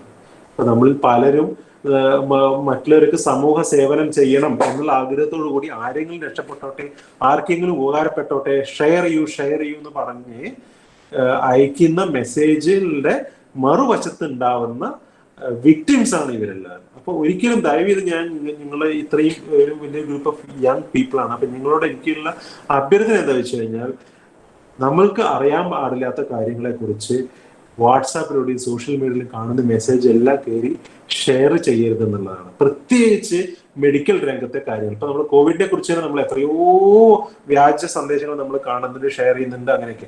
അതേപോലെ തന്നെയാണ് ക്യാൻസറിനെ കുറിച്ചും. കോവിഡിനെ കുറിച്ച് ഇത്രയും അറിയുന്നതുകൊണ്ട് പത്രത്തിലൂടെ എല്ലാവരും പറയുന്നുണ്ട് അത് അവഗണിക്കണം. പക്ഷെ ക്യാൻസറിനെ കുറിച്ചുള്ള ചികിത്സയെ കുറിച്ചുള്ള ഒരു കാര്യങ്ങളും പത്രത്തിൽ വരാറില്ല. അതുകൊണ്ട് തന്നെയാണ് പറയുന്നത്, ഈ ഒരു രീതിയിലുള്ള ചികിത്സ അല്ലെങ്കിൽ ആടവൈദ്യം അല്ലെങ്കിൽ മുറിവൈദ്യത്തിനും ഒറ്റമൂലികൾക്കും പിന്നാലെ രോഗികളെ പറഞ്ഞു വിടുന്ന തരത്തിലുള്ള മെസ്സേജുകൾ ദയവ് ചെയ്ത് ഷെയർ ചെയ്യരുത്. സോ എനിക്ക് ഒരു ചോദ്യം നിങ്ങൾക്ക് ചോദിക്കാനുള്ളത്, ഡു യു സ്മോക്ക്? അപ്പൊ നിങ്ങൾ ഓരോരുത്തരും ചോദിക്കാനുള്ളത് ഡു യു സ്മോക്ക് എന്നുള്ളതാണ്. അപ്പൊ ഞാൻ പ്രതീക്ഷ ഉത്തരം മിക്കവരും ഒരു മെജോറിറ്റി ആൾക്കാരും നോ എന്നുള്ളതായിരിക്കും പറയുന്നത്. But I say you all are smokers എന്ന് ഞാൻ പറഞ്ഞാൽ നിങ്ങൾക്ക് എതിർക്കാൻ കഴിയുമോ? അപ്പൊ ഞാൻ ഉൾപ്പെടെ ഉള്ള ആളുകൾ എല്ലാവരും സ്മോക്കേഴ്സ് ആണ്, നമ്മുടെ ജീവിതത്തിൽ ഏതെങ്കിലും ഒരു തരത്തിൽ സ്മോക്ക് ചെയ്തിട്ടുള്ള ആൾക്കാരാണ് എന്ന് പറഞ്ഞാൽ നിങ്ങൾക്ക് എതിർക്കാൻ കഴിയുമോ എന്നുള്ളതാണ്. അതിന്റെ ഉത്തരം ഇതാണ്, പാസീവ് സ്മോക്കിംഗ്. ഞാൻ നേരത്തെ ജസ്റ്റ് പറഞ്ഞു വിട്ടൊരു കാര്യമായിരുന്നു പാസീവ് സ്മോക്കിംഗ്. പാസീവ് സ്മോക്കിംഗ് എന്ന് പറഞ്ഞാൽ പാസീവ് സ്മോക്കിംഗ് അല്ലെങ്കിൽ സെക്കൻഡ് ഹാൻഡ് സ്മോക്കിംഗ് എന്ന് പറയും. സെക്കൻഡ് ഹാൻഡ് സ്മോക്കിംഗ് എന്ന് പറഞ്ഞാൽ ഉദ്ദേശിക്കുന്നത് വെച്ച് കഴിഞ്ഞാൽ നമ്മൾ ഒരു വ്യക്തി സിഗരറ്റ് വലിച്ച് പുറത്തേക്ക് വിടുന്ന പുക അടുത്ത് നിൽക്കുന്ന ഒരു വ്യക്തി ശ്വസിച്ച് അകത്തേക്ക് കയറ്റുന്നതാണ് പാസീവ് സ്മോക്കിംഗ് അല്ലെങ്കിൽ സെക്കൻഡ് ഹാൻഡ് സ്മോക്കിംഗ് എന്ന് പറയുന്നത്. ഇപ്പൊ ഉദാഹരണത്തിന് ഞാൻ ഒരു ഹാളിൽ ഒരു ക്ലാസ് റൂമിൽ ഇരുന്ന് ഞാൻ സ്മോക്ക് ചെയ്യുകയാണെങ്കിൽ ആ സ്മോക്ക് ആ ക്ലാസ്സിലിരിക്കുന്ന എല്ലാ വ്യക്തികളും ആ സ്മോക്ക് ഉപയോഗിക്കുന്നതാണ്. അപ്പൊ ആ രീതിയിലുള്ള ഒരു അവസ്ഥയാണ് പാസീവ് സ്മോക്കിംഗ് എന്ന് പറയുന്നത്. ഇതിൽ ഏറ്റവും കൂടുതൽ സഫർ ചെയ്യുന്നത് സ്ത്രീകളും കുട്ടികളുമാണ്. കാരണം ആ ഒരു വീട്ടില് ഒരു അച്ഛനോ അല്ലെങ്കിൽ ഒരു ഭർത്താവോ ആരെങ്കിലും ഒരാൾ സ്മോക്ക് ചെയ്യുന്നുണ്ടെങ്കിൽ അവിടെയുള്ള സ്ത്രീകളും അതുപോലെ കുട്ടികളും എല്ലാവരും അവർ ഡയറക്ട്ലി സ്മോക്കേഴ്സ് അല്ലെങ്കിൽ കൂടി പാസീവ് സ്മോക്കിങ്ങിന്റെ വിക്ടിംസ് ആണ്. അപ്പൊ ചിലർ പറയാറുണ്ട്, ഞാൻ സ്മോക്ക് ചെയ്യുന്നുണ്ടെങ്കിലും ഞാൻ കുട്ടികളില്ലാത്ത സമയത്ത് മാത്രമേ സ്മോക്ക് ചെയ്യാറുള്ളൂ, അവരിലിപ്പോ സ്മോക്ക് ചെയ്യാറില്ല എന്ന് പറയാറുണ്ട്. പക്ഷെ അത് തെറ്റായിട്ടുള്ള ഒരു കാര്യമാണ്. കാരണം ഈ നമ്മൾ ഒരു മുറിക്കകത്ത് നിന്ന് സ്മോക്ക് ചെയ്ത് കഴിഞ്ഞാൽ ആ സ്മോക്കിലുള്ള എയറോസോൾസ് ആ റൂമിനകത്ത് 2 to 3 days ആ എയറോസോൾസ് ആ അറ്റ്മോസ്ഫിയറിൽ ഉണ്ടാവും. അത് പെട്ടെന്ന് ഒരു ദിവസം കൊണ്ട് പോവില്ല, അതിൽ അടിഞ്ഞു കൂടില്ല. അപ്പൊ നിങ്ങളിപ്പോ വലിച്ച് പുറത്തു പോകുന്നുണ്ടോ, പക്ഷെ പിന്നീട് ആ മുറിക്കകത്തോട് കയറി വരുന്ന കുട്ടി അല്ലെങ്കിൽ അവരുടെ വീട്ടിലുള്ള മറ്റംഗങ്ങൾ ഇതെല്ലാം ശ്വസിക്കുകയാണ്. നിങ്ങൾ സ്മോക്ക് ചെയ്യുന്ന എത്ര എഫക്റ്റ് ഉണ്ടോ അതേ എഫക്റ്റ് കംപ്ലീറ്റ് അവർക്കും കിട്ടുന്നുണ്ടെന്നുള്ളതാണ്. അപ്പോൾ പാസീവ് സ്മോക്കിങ്ങിന്റെ വിക്ടിംസ് നമ്മുടെ കുട്ടികളെങ്കിലും അതിൽ രക്ഷിക്കാൻ വേണ്ടിയിട്ടുള്ള മെഷേഴ്സ് നമ്മൾ എല്ലാവരും എടുക്കണം. ഇനി ക്വിറ്റ്. അപ്പൊ നമ്മൾ ഇതിൽ നിന്ന് രക്ഷപ്പെടാൻ വേണ്ടിയിട്ടുള്ള കാര്യങ്ങൾ എന്താണ്? ക്വിറ്റ് എന്നുള്ളത് തന്നെയാണ്. ക്വിറ്റ് ടുബാക്കോ എന്നുള്ളത് തന്നെയാണ് നമ്മൾ ഈ വേൾഡ് നോ ടുബാക്കോ ഡേയിൽ എല്ലാ വർഷങ്ങളിലും നമ്മൾ കൊടുക്കുന്ന അവയർനെസ് എന്ന് പറഞ്ഞാൽ മെയിൻ ആയിട്ട് മെസ്സേജ് കൊടുക്കുന്നത് ക്വിറ്റ് ടുബാക്കോ എന്നുള്ളതാണ്. ഇപ്പം നമ്മൾ മാർക്ക് ട്വെയിൻ പണ്ട് പറഞ്ഞിരുന്നു, അത് വളരെ രസകരമായിട്ടുള്ളൊരു വാചകമാണ്. അതായത് giving up tobacco is the easiest thing in the world because I have done it thousands of times. അതായത് ഈ ലോകത്തെ ഏറ്റവും എളുപ്പമുള്ള കാര്യം എന്ന് പറഞ്ഞാൽ ടുബാക്കോ ഒഴിവാക്കുക എന്നുള്ളതാണ്. കാരണം ഞാൻ 1000 തവണയെങ്കിലും ഞാൻ അത് ചെയ്തിട്ടുണ്ട്. എന്താണ് ഉദ്ദേശിക്കുന്നത്? ഞാൻ ഒരു പുകവലിക്കുന്ന ഒരാളാണ്. ഞാൻ ഇന്ന് വിചാരിക്കും നാളെ മുതൽ ഞാൻ വലിക്കില്ല എന്ന് തീരുമാനിക്കുന്നു. അതിന് 2 ദിവസം കഴിയുമ്പോൾ വീണ്ടും വലിക്കുന്നു, പിന്നെയും ആ ഒരു ശീലം തുടരുന്നു, പിന്നെയും ശപഥം ചെയ്യുന്നു വലിക്കില്ല എന്ന്, പിന്നെയും തുടരുന്നു. അങ്ങനെ ഒരു സൈക്കിളായിട്ട് പോകുന്നു. നമ്മൾ എല്ലാവരും പലരും സ്മോക്കേഴ്സ് ചെയ്യുന്ന ഒരു കാര്യം തന്നെയാണ്. അവർ റെസൊല്യൂഷൻ എടുക്കും, ഞാൻ ഈ 1-ാം തീയതി മുതൽ വലിക്കില്ല എന്ന്. പക്ഷെ 2 ദിവസം കഴിഞ്ഞ് വീണ്ടും വലിക്കും. So it is very easy to stop because they have done it thousands of times എന്നുള്ളത്. അത് ഉദ്ദേശിക്കുന്നത് വെച്ച് കഴിഞ്ഞാൽ tobacco addiction is that strong. Tobacco addiction നിന്ന് രക്ഷപ്പെടാൻ വളരെ വളരെ ബുദ്ധിമുട്ടുള്ള ഒരു കാര്യമാണെന്നുള്ളതാണ് ഈ മാർക്ക് ട്വെയിൻ പറയുന്നത്. അപ്പൊ ഏറ്റവും എളുപ്പം ടുബാക്കോ രക്ഷപ്പെടാൻ ഏറ്റവും എളുപ്പ വഴി എന്താണ്? ആ ഒരു ശീലം തുടങ്ങാതിരിക്കുക എന്നുള്ളതാണ്. അത് തുടങ്ങിക്കഴിഞ്ഞ് പിന്നെ അതിന് രക്ഷപ്പെടുന്നതിനെക്കാട്ടിലും തുടങ്ങാതിരിക്കുന്നതാണ് എപ്പോഴും നല്ലത്. ഇനി ഞാൻ നേരത്തെ ഈ കമന്റ് ബോക്സിലും ഒരു മെസ്സേജ് കണ്ടു, നമ്മൾ സ്മോക്ക് ക്വിറ്റ് ചെയ്ത് കഴിഞ്ഞാൽ അതിന്റെ ഗുണം ഉണ്ടാവുന്നുള്ളത്. സോ അതിനുള്ള എത്ര വെച്ചാൽ you are never too old to quit. നമ്മൾ പലപ്പോഴും OPD പേഷ്യൻസ് ഒക്കെ വരുമ്പോൾ 40, 45, 50 പേഷ്യൻസ് ക്യാൻസർ ട്രീറ്റ്മെന്റ് കഴിയുമ്പോൾ അവരുടെ സ്മോക്കിംഗ് നിർത്തണം എന്ന് പറയുമ്പോൾ അവർ ചോദിക്കുന്ന ഒരു ചോദ്യമാണ്, ഞാൻ ഇത്രയും കാലമായിട്ട് വലിച്ചുകൊണ്ടിരിക്കുകയാണ്, അതിനുള്ള എഫക്ട് കഴിഞ്ഞപ്പോൾ നിർത്തിയിട്ട് എന്താ കാര്യം എന്ന് ചോദിച്ചു കഴിഞ്ഞാൽ അതിനുള്ള ഉത്തരമാണ് ഈ സ്ലൈഡ്. അതായത് നമ്മൾ പുകവലിക്കുന്ന ഒരാൾ നിർത്തണം. ഇതിന്റെ റോഡ് മാപ്പാണ് ഈ കാണുന്നത്. അതായത് നമ്മൾ പുകവലി പൂർണ്ണമായിട്ടും നമ്മൾ പുകവലി എന്ന് പറഞ്ഞാൽ പുകയില കംപ്ലീറ്റ് അത് ഉപയോഗിക്കാൻ നിർത്തിക്കഴിഞ്ഞാൽ within 20 minutes your heart rate and blood pressure start dropping. അതായത് പുകയില ഉപയോഗിക്കുന്നവർക്ക് എപ്പോഴും ഹാർട്ട് റേറ്റും ബ്ലഡ് പ്രഷർ കുറച്ച് കൂടിയിട്ടായിരിക്കും നിൽക്കുക. അത് ഡ്രോപ്പ് ചെയ്യാൻ തുടങ്ങും. നോർമലാവില്ല, നോർമലായി വരാൻ തുടങ്ങും വിത്തിൻ 20 minutes. ഇനി within 12 hours the carbon monoxide level in your blood drops to normal. നമ്മുടെ ശരീരത്തിലുള്ള കാർബൺ ഡയോക്സൈഡ് എല്ലാം ശരീരം പുറന്തള്ളി കഴിഞ്ഞിട്ടുണ്ടാവും. അത് ഏകദേശം നോർമലിലേക്ക് വന്നു തുടങ്ങിയിട്ടുണ്ടാവും വിത്തിൻ 12 hours. ഇനി within 3 months your circulation and lung functions starts improving, and within 9 months you will cough less and breathe easy. നമ്മുടെ breathing efficiency കുറച്ചുകൂടെ ബെറ്റർ ആവും വിത്തിൻ 9 months. ഒരു വർഷം കഴിയുമ്പോൾ your risk of coronary heart disease, അത് heart attack വരാനുള്ള സാധ്യത ഹാഫായി മാറുന്നതാണ് വിത്തിൻ 1 year. അങ്ങനെ പോയി ഏകദേശം 15 years നമ്മൾ കണ്ടിന്യൂസ് ആയിട്ട് സ്മോക്കിംഗ് തീരെ ഉപയോഗിക്കാതിരിക്കുകയാണെങ്കിൽ your body will be as normal as a non smoker. അതായത് സ്മോക്ക് ചെയ്യാത്ത ഒരു വ്യക്തിയുടെ അതേപോലുള്ള ഒരു ശരീരം, അതായത് ടുബാക്കോ കൊണ്ട് നമ്മുടെ ശരീരത്തിൽ ഉണ്ടായിട്ടുള്ള എല്ലാ ദൂഷ്യവശങ്ങളും ഈ ഒരു 15 വർഷം അല്ലെങ്കിൽ 10 മുതൽ 15 വർഷത്തെ കാലയളവ് കൊണ്ട് കംപ്ലീറ്റ് ഇല്ലാണ്ടാവും എന്നുള്ളതാണ് അതിന്റെ. സോ അതുകൊണ്ടാണ് പറയുന്നത് you are never too old to quit tobacco. ഇനി ഇപ്പൊ ഞാൻ ഇതുവരെ പറഞ്ഞതെല്ലാം ടുബാക്കോയുടെ ആരോഗ്യത്തിന് എങ്ങനെ ബാധിക്കും അതിന്റെ കാര്യങ്ങളാണ് ഇത്രയും കാര്യം പറയുന്നത്. ഞാൻ പറഞ്ഞ ജീവിതം എന്ന് പറഞ്ഞ ആരോഗ്യം വളരെ ഇമ്പോർട്ടന്റ് ആയ ഘടകമാണ്. പക്ഷെ ആരോഗ്യം മാത്രമല്ല ജീവിതത്തിന്റെ പ്രധാന ഘടകം. അതിനകത്ത് വേറൊരു വശം കൊണ്ടുണ്ട്, അതാണ് സാമ്പത്തിക വശം, ടുബാക്കോ എക്കണോമിക്സ്. അതിനെക്കുറിച്ച് ഞാൻ ജസ്റ്റ് 1-2 സ്ലൈഡിൽ പറയാം. അതായത് നമ്മളിപ്പോ ഒരു വ്യക്തി ഒരു ദിവസം ഒരു പാക്കറ്റ് സിഗരറ്റ് വലിക്കുന്നുണ്ടെന്ന് വിചാരിക്കുക. അങ്ങനത്തെ ഒരു വ്യക്തി അങ്ങനെയാണെങ്കിൽ അവര് ഒരു വർഷം 365 പാക്കറ്റ് വലിക്കും. അപ്പൊ 20 വയസ്സിൽ ഒരു വ്യക്തി സിഗരറ്റ് വലിക്കാൻ തുടങ്ങിക്കഴിഞ്ഞാൽ അവര് ഒരു വർഷം 365 പാക്കറ്റ് വലിച്ചിട്ടുണ്ടാവും. അപ്പൊ ഒരു 50 വർഷം കഴിഞ്ഞിട്ട് അവർ തിരിഞ്ഞു നോക്കുമ്പോൾ എനിക്ക് സിഗരറ്റിന്റെ വില എനിക്ക് കൃത്യമായിട്ട് എനിക്ക് അറിയില്ല, കാരണം ഞാൻ സിഗരറ്റ് ഉപയോഗിക്കുന്ന ഒരാളല്ല. എന്നാൽ നെറ്റിൽ സെർച്ച് ചെയ്തപ്പോൾ ഞാൻ മനസ്സിലാക്കിയത് ഏറ്റവും ചീപ്പായിട്ടുള്ള ക്വാളിറ്റി സിഗരറ്റ് പാക്കറ്റ് 10 സിഗരറ്റുള്ള ഒരു പാക്കറ്റിന് 100 രൂപയോളം വരുന്നതാണ് ഞാൻ മനസ്സിലാക്കുന്നത്.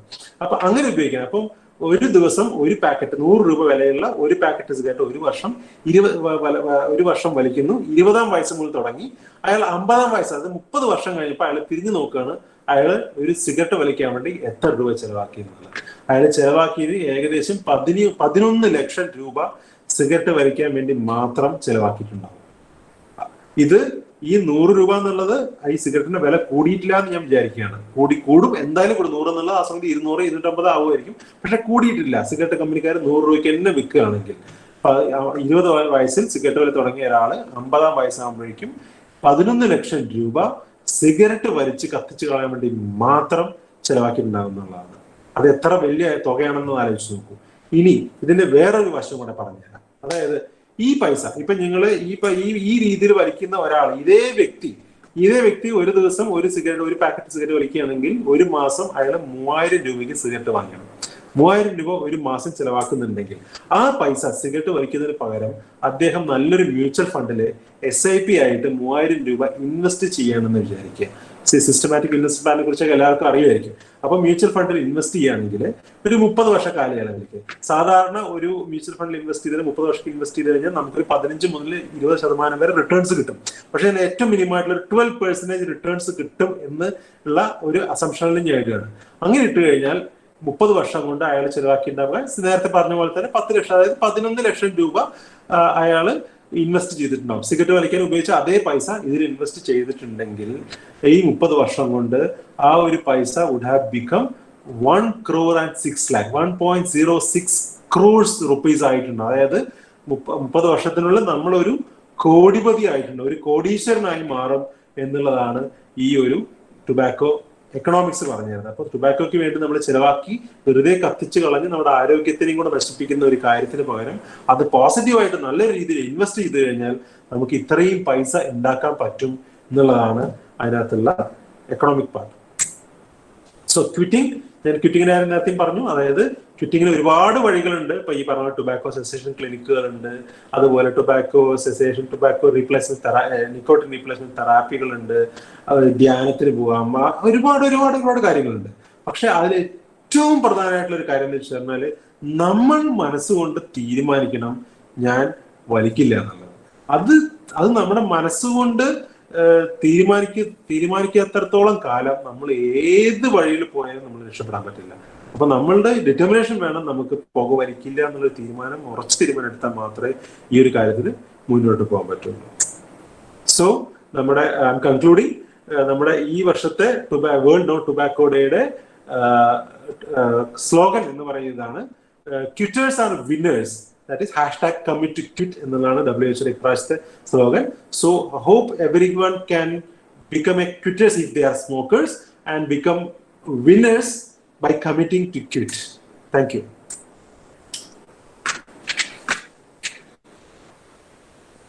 Thank you sir, thank you so much. Sir പറഞ്ഞപ്പോഴാണ് ഈ എക്കണോമിക്കൽ പ്രോബ്ലംസ് പറഞ്ഞപ്പോഴാണ് എൻ്റെ ഒരു ഫ്രണ്ടിനെ ഞാൻ ഓർത്തു പോയത്. കാരണം നമ്മൾക്കറിയാം യൂത്തിൽ ഒത്തിരി കുട്ടികൾ ഇതേപോലെ നല്ലപോലെ ചെയിൻ സ്മോക്കേഴ്സ് എന്ന രീതിയിൽ സ്മോക്ക് ചെയ്യുന്നവരുണ്ട്. അപ്പോ ജസ്റ്റ് ഞാൻ കോളേജിലായിരുന്ന ടൈമിൽ ഒരു കുട്ടിയെന്ന് പറയും, ഞാനൊരു 1 വീക്ക് അടുപ്പിച്ചായിട്ട് സ്മോക്ക് ചെയ്തിട്ടില്ല, അപ്പോ എന്റെ കയ്യിൽ അത്രയും എമൗണ്ട് സേവ് ആയി എന്നാ കുട്ടിയൊന്നും പറഞ്ഞു. സാറിത് പറഞ്ഞപ്പോ എനിക്കത് ഓർമ്മ വന്നു. നമുക്ക് അത് എത്രമാത്രം സേവ് ചെയ്യാൻ പറ്റുന്നുണ്ട്, നമുക്ക് ഒരുപാട് പേരെ വിറ്റ്നസ് ചെയ്യുന്നുണ്ട്. ഓക്കെ സാർ, സോ നമ്മളിപ്പോ ഇത് ഈ ഒരു ഗൂഗിൾ മീറ്റിൽ മാത്രമല്ല ഈ ഒരു സെഷൻ കുട്ടികൾ കണ്ടോണ്ടിരിക്കുന്നത്. നമ്മൾ ഇത് യൂട്യൂബ് സ്ട്രീം പോകുന്നുണ്ട്, അതേപോലെ ഫേസ്ബുക്കിലും ഇൻസ്റ്റയിലും ഒക്കെ സ്ട്രീം പോകുന്നുണ്ട്. സോ അവിടെയുള്ള കുട്ടികളോടായിട്ട് പറയാണ്, നിങ്ങൾക്ക് എന്തെങ്കിലും ക്വസ്റ്റ്യൻസ് ചോദിക്കണം എന്നുണ്ടെങ്കിൽ നിങ്ങൾക്ക് അതിന്റെ ചാറ്റ് ബോക്സിൽ ഇട്ടിരുന്നാൽ മതി, നമ്മൾ ഇവിടെ തീർച്ചയായും ചോദിക്കുന്നതാണ്. സോ ആർക്കെങ്കിലും എന്തെങ്കിലും ക്വസ്റ്റ്യൻസോ എന്തെങ്കിലും ചോദിക്കാനുണ്ടെങ്കിൽ ഡൗട്ട് ചോദിക്കാനുണ്ടെങ്കിൽ ചോദിക്കാം.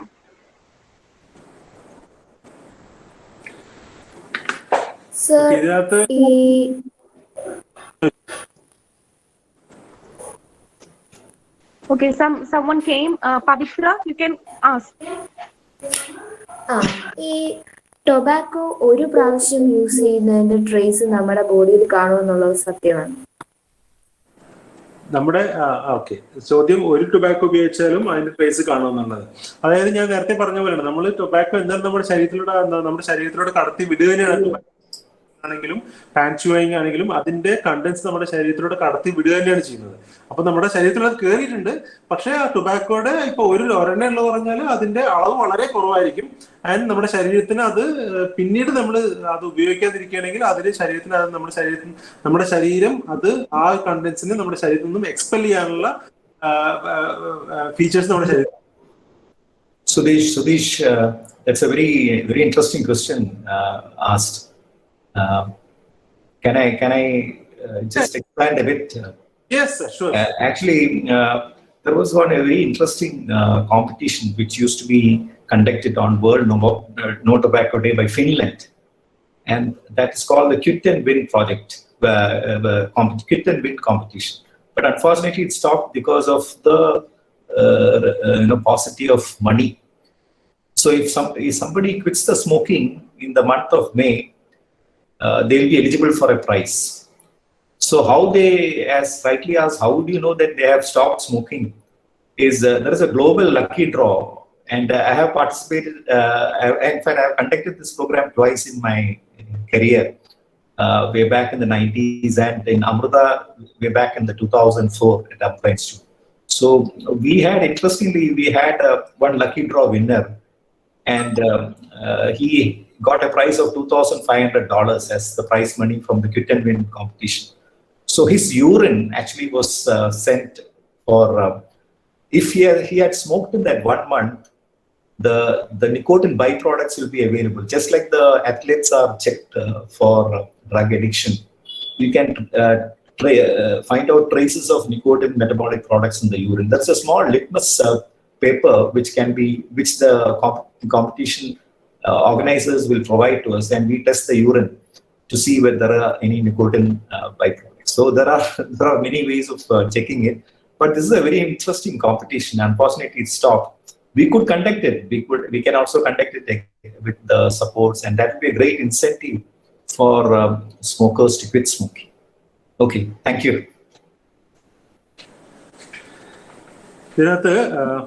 ചാറ്റ് ബോക്സിൽ കണ്ട ക്വസ്റ്റ്യൻ ആണ്. നിങ്ങൾ ആരെങ്കിലും മോഡറേറ്റ് ചെയ്യാനുണ്ടെങ്കിൽ ചാറ്റ് ബോക്സിലെ ക്വസ്റ്റ്യൻസ് ഓരോ നോട്ട് ചെയ്തിട്ട് ചോദിക്കുകയാണെങ്കിൽ എളുപ്പമായിരിക്കും. ഞാൻ കണ്ടൊരു ക്വസ്റ്റ്യൻ ഞാനൊന്ന്, അതായത് ചോദിച്ചിരിക്കുന്നത് സൽമിയ ഖാൻ ചോദിച്ചിരിക്കുന്നത്, many medical treatment part of rehabilitation or various methods are used to reduce smoking. Nowadays, not only medical pills or drugs, even chewing gums like Nicotex or something else with Nicotex ne kurichana choichirukku. Nicotine gums inde effectiveness ne choichirukkunnu njan അപ്പം അതിനെക്കുറിച്ചുള്ള ഒരു comment ഞാൻ പറയാം. അതായത് നിക്കോടെക്സ് എന്ന് പറയുന്നത് ഇപ്പൊ ഞാൻ നേരത്തെ പറഞ്ഞല്ലോ, നമ്മള് ഈ നിക്കോട്ടിൻ ഒരു സ്മോക്കിംഗ് അല്ലെങ്കിൽ ടുബാക്കോ അഡിക്ഷൻ ഉള്ള ഒരു വ്യക്തി വീണ്ടും വീണ്ടും ടുബാക്കോ ഉപയോഗിക്കാനുള്ള അവരുടെ പ്രധാന കാരണം എന്ന് പറഞ്ഞാൽ അതിലുള്ള നിക്കോട്ടിൻ കിട്ടുക എന്നുള്ളതാണ്. അപ്പൊ ഈ ടുബാക്കോ അഡിക്ഷന്റെ സമയത്ത് അത് അഡിക്ഷൻ ട്രീറ്റ് ചെയ്യുമ്പോൾ നമ്മൾ അത് അതിന്റെ പ്രിൻസിപ്പിൾ എന്താ വെച്ച് കഴിഞ്ഞാല് ഈ 7000 കെമിക്കൽസ് കൊടുക്കുന്നതിന് പകരം അതിനകത്തുള്ള നിക്കോട്ടിൻ മാത്രമായിട്ട് കുറച്ച് കൊടുത്തു കഴിഞ്ഞാൽ അവര് അതിന്ന് ടേപ്പർ ചെയ്ത് കൊണ്ടുവന്ന് ഇതിനെ ടുബാക്കോന്ന് രക്ഷിക്കാൻ പറ്റും എന്നുള്ള ഒരു പ്രിൻസിപ്പിളാണ് ഈ നിക്കോട്ടിൻ റീപ്ലേസ്മെന്റ് തെറാപ്പി. അപ്പൊ അതിൽ ഉപയോഗിക്കുന്ന ഒരു മെഡിസിനാണ് നിക്കോട്ടിൻ ടാബ്ലറ്റ് എന്നൊക്കെ പറയുന്നത്. അപ്പം അത് എങ്ങനെയാ കൊടുക്കുക? നിക്കോട്ടിൻ ച്യൂയിങ്കം അത് അങ്ങനെ കാര്യങ്ങൾ നേരിട്ട് ഇപ്പൊ മാർക്കറ്റിൽ നിന്ന് വാങ്ങി കഴിക്കുക എന്നുള്ളത് it is not a safer option. അതായത് എന്തുകൊണ്ട് ഇപ്പൊ ഒരു ടുബാക്കോ അഡിക്ഷൻ ഉള്ള ഒരു വ്യക്തിക്ക് അവർക്ക് വേണ്ട നിക്കോട്ടിന്റെ അളവ് പലർക്കും നമ്മൾ ഉദാഹരണം പറയുകയാണെങ്കിൽ ഇപ്പൊ ടുബാക്കോ അഡിക്ഷൻ എന്ന് പറയുന്നത് ഇപ്പോഴത്തെ ഇതിൽ പറയുന്നത് അതൊരു ഡിസീസാണ് നമ്മൾ ട്രീറ്റ് ചെയ്യുന്നത്. അപ്പൊ പല സ്റ്റേജിൽ നിക്കോട്ടിൻ അഡിക്ഷൻ എന്ന് പറയുമ്പോൾ ഒരു സ്റ്റേജ് 1 അഡിക്ഷൻ എന്ന് പറഞ്ഞാല് ഉദാഹരണം പറയുകയാണെങ്കിൽ നമ്മളൊരു വ്യക്തി ഒരു സിഗരറ്റ് വലിക്കുന്നു, പലരുടെ ഫ്രണ്ട്സിന്റെ പ്രഷർ കൊണ്ടോ അല്ലെങ്കിൽ എന്തെങ്കിലും ഒരു ടെസ്റ്റ് ചെയ്യാനുള്ള ഒരു സിഗരറ്റ് വലിക്കുന്നു, കളയുന്നു, പിന്നെ അവർക്ക് അത് വേണമെന്ന ആഗ്രഹവുമില്ല. അത് തന്നെയാണ് സ്റ്റേജ് 1 നിക്കോട്ടിൻ അഡിക്ഷൻ എന്ന് പറയുന്നത്. അവർക്ക് അത് പിന്നീട് ഉപയോഗിക്കണമെന്ന് ആഗ്രഹമൊന്നുമില്ല. Stage 1 addiction. സ്റ്റേജ് 2 എന്ന് പറഞ്ഞാല് ഒരു വ്യക്തി ഒക്കേഷൻസിൽ മാത്രം, അതായത് ഫ്രണ്ട്സായിട്ട് കൂട്ടുകൂടുമ്പോൾ പോകുന്നത്, അല്ലെങ്കിൽ യാത്ര പോകുമ്പോൾ മാത്രം, അല്ലെങ്കിൽ ഒരു കല്യാണത്തിന് മാത്രം, അങ്ങനെ വളരെ ഒക്കേഷണലി മാത്രം ടുബാക്കോ യൂസ് ചെയ്യുന്ന ആൾക്കാരെ സ്റ്റേജ് 2 എന്ന് പറയുന്നത്. അവർക്ക് എപ്പോഴെപ്പോഴും വലിക്കണമെന്ന് ആഗ്രഹങ്ങളൊന്നുമില്ല, ഒരു കൂട്ടുകൂടുമ്പോൾ ഒരു തമാശക്ക് വലിക്കുന്നു, അത്രേ ഉള്ളൂ.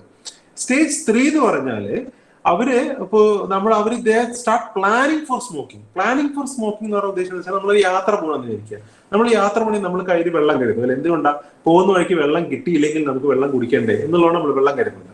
അതേപോലെ പോകുന്ന വഴിക്ക് നമുക്ക് സിഗരറ്റ് വാങ്ങിക്കാൻ പറ്റിയില്ലെങ്കിൽ എന്ത് ചെയ്യും എന്നുള്ള ഒരു ആകാംക്ഷയില് അവരെ പാക്ക് ചെയ്യാൻ തുടങ്ങും. അവർ സിഗരറ്റും കൂടെ start planning to buy cigarette അവർ സ്റ്റോക്ക് ചെയ്യാൻ തുടങ്ങും. അതന്നെ സ്റ്റേജ് 3 എന്ന് പറയുന്നത്. അവർക്ക് സിഗരറ്റ് ഇല്ലാതെ പറ്റില്ല, അതുകൊണ്ടാണ് അവര് സ്റ്റേജ് 3 ടുബാക്കോ യൂസേഴ്സ് എന്ന് പറയുന്നത്. അതുപോലെ സ്റ്റേജ് 4 എന്ന് പറയുന്നത് ഒരു എന്താ പറയാ സ്ഥിരമായിട്ട് അത് ചെയിൻ സ്മോക്കിംഗ്, അവർ നിർത്താതെ സ്മോക്കിംഗ് തന്നെ, അത് തന്നെ സ്റ്റേജ് 4 എന്ന് പറയാം. അപ്പൊ ഈ പറഞ്ഞാല് സ്റ്റേജ് 1 സ്റ്റേജ് 2 ടുബാക്കോ യൂസേഴ്സിനെ അവർക്ക് ഒരു നിക്കോട്ടിൻ റീപ്ലേസ്മെന്റ് ആവശ്യമില്ല. നിക്കോട്ടിൻ അവർക്ക് കൗൺസിലിംഗ് മാത്രം മതിയാവും അവരുടെ ഈ അഡിക്ഷൻ ട്രീറ്റ് ചെയ്യാൻ വേണ്ടിയിട്ട്. അപ്പൊ അങ്ങനെയുള്ള ഒരാള് ഇത് ടുബാക്കോ രക്ഷപ്പെടാൻ വേണ്ടിയിട്ട് എന്നും പറഞ്ഞിട്ട് നിക്കോട്ടിൻ ച്യൂയിങ്കം വാങ്ങിക്കാൻ തുടങ്ങിക്കഴിഞ്ഞാൽ സംഭവിക്കുന്നത് വെച്ച് കഴിഞ്ഞാല് അവരുടെ ശരീരത്തിൽ നിക്കോട്ടിന്റെ ആവശ്യകത കൂടുക ചെയ്യുന്നത്. അവരുടെ ബ്രെയിനിന് നിക്കോട്ടിന്റെ ആവശ്യമുള്ള അളവ് കൂടുക. അപ്പൊ അവർ കൂടുതൽ അഡിക്ഷനിലോട്ട് പോകാനുള്ള സാധ്യതകൾ കൂടുന്നുണ്ട് ഇങ്ങനത്തെ ആൾക്കാർ നിക്കോട്ടിൻ ഗംസ് ഉപയോഗിച്ചാല്. നേരെ മറിച്ച് സ്റ്റേജ് 3 സ്റ്റേജ് 4 ആൾക്കാർക്ക് കൗൺസിലിംഗ് കൊണ്ട് മാത്രം മാറില്ല, അവർക്ക് നിക്കോട്ടിൻ റീപ്ലേസ്മെന്റ് തെറാപ്പി കൊടുക്കും. കാരണം അവർക്ക് പെട്ടെന്ന് സിഗരറ്റ് നിർത്തി കഴിഞ്ഞാൽ അവർക്ക് അതിന് വിഡ്രോവൽ സിംറ്റംസ് ഉണ്ടാവും. ആ വിഡ്രോവൽ സിംറ്റംസ് കാരണം അവർക്ക് കുറച്ച് ബുദ്ധിമുട്ടായിരിക്കും. അപ്പൊ അത് കുറയ്ക്കാൻ വേണ്ടിയിട്ട് അവർക്ക് നിക്കോട്ടിൻ മാത്രമായിട്ട് കുറച്ച് കൊടുക്കുക. അത് ഈ പറഞ്ഞ പോലെ എല്ലാവർക്കും നിക്കോട്ടിൻ ടാബ്ലറ്റ് 2 മില്ലിഗ്രാം ഉണ്ട്, 3 മില്ലിഗ്രാം, 4 മില്ലിഗ്രാം, അങ്ങനെ പല ഡോസിൽ ഈ നിക്കോട്ടിൻ ടാബ്ലറ്റ്സ് അവൈലബിൾ ആണ്. അപ്പൊ ഓരോരുത്തരെയും ഒരു ഡോക്ടർ അവരെ പരിശോധിച്ച് ഓരോരുത്തർക്കും എത്ര അളവ് ആവശ്യമുണ്ട് എന്നനുസരിച്ച് അതിനുള്ള അളവ് മാത്രം കൊടുക്കുക എന്നുള്ളതാണ് നിക്കോട്ടിൻ റീപ്ലേസ്മെന്റ് തെറാപ്പിയിൽ ചെയ്യുന്നത്. അപ്പോൾ 2 മില്ലിഗ്രാം ആവശ്യമുള്ള രോഗിക്ക് ഒരു 10 മില്ലിഗ്രാം കൊടുത്തു കഴിഞ്ഞാൽ അത് അവർക്ക് എക്സസ് ആണ്. അപ്പൊ അവർ കൂടുതൽ അഡിക്ഷനോട്ട് പോവാണ് ചെയ്യുക. അപ്പൊ എപ്പോഴും നിക്കോട്ടിൻ ച്യൂയിങ്കം മാർക്കറ്റിൽ നിന്ന് വാങ്ങിച്ച് കഴിക്കുന്നത്, നമ്മളായിട്ട് പോയി വാങ്ങിച്ച് കഴിക്കുന്നത് ഒട്ടും ഒരു സേഫ് ആയിട്ടുള്ള ഒരു ഓപ്ഷനേ അല്ല. അത് ചെയ്യേണ്ടത് ഒരു നിക്കോട്ടിൻ ഡി അഡിക്ഷൻ സെന്ററിൽ പോവുക, ഡോക്ടർ പരിശോധിക്കുക, കൗൺസിലിംഗ് മാത്രം മതിയോ അത് നിക്കോട്ടിൻ റീപ്ലേസ്മെന്റ് തെറാപ്പി വേണോ എന്ന് ഡോക്ടർ തീരുമാനിച്ച് ഡോക്ടർ പറയുന്ന അളവിൽ മാത്രം അത് ഉപയോഗിക്കുക, ഡോക്ടർ പറയുന്ന രീതിയിൽ. അങ്ങനെയാണ് നിക്കോട്ടിൻ ച്യൂയിങ്കം അല്ലെങ്കിൽ നിക്കോട്ടിൻ ടാബ്ലറ്റ്സ് ഉപയോഗിക്കേണ്ടത്. മാർക്കറ്റിൽ നേരിട്ട് പോയി വാങ്ങിച്ച് കഴിക്കേണ്ട ഒരു സാധനമല്ല. Okay sir, thank you. Sir, ഞാനൊരു ക്വസ്റ്റ്യൻ ചോദിച്ചോട്ടെ സർ? ചോദിച്ചോളൂ. സർ, ഞാൻ കേട്ടിട്ടുണ്ട് സർ, നമ്മുടെ ആൽക്കഹോളിനകത്ത് ആൽക്കഹോളിക് കണ്ടന്റ് കൂടിയ ആൽക്കഹോൾ എന്നും ആൽക്കഹോളിക് കണ്ടന്റ് കുറഞ്ഞ ആൽക്കഹോൾ എന്നും ഉണ്ടെന്ന്.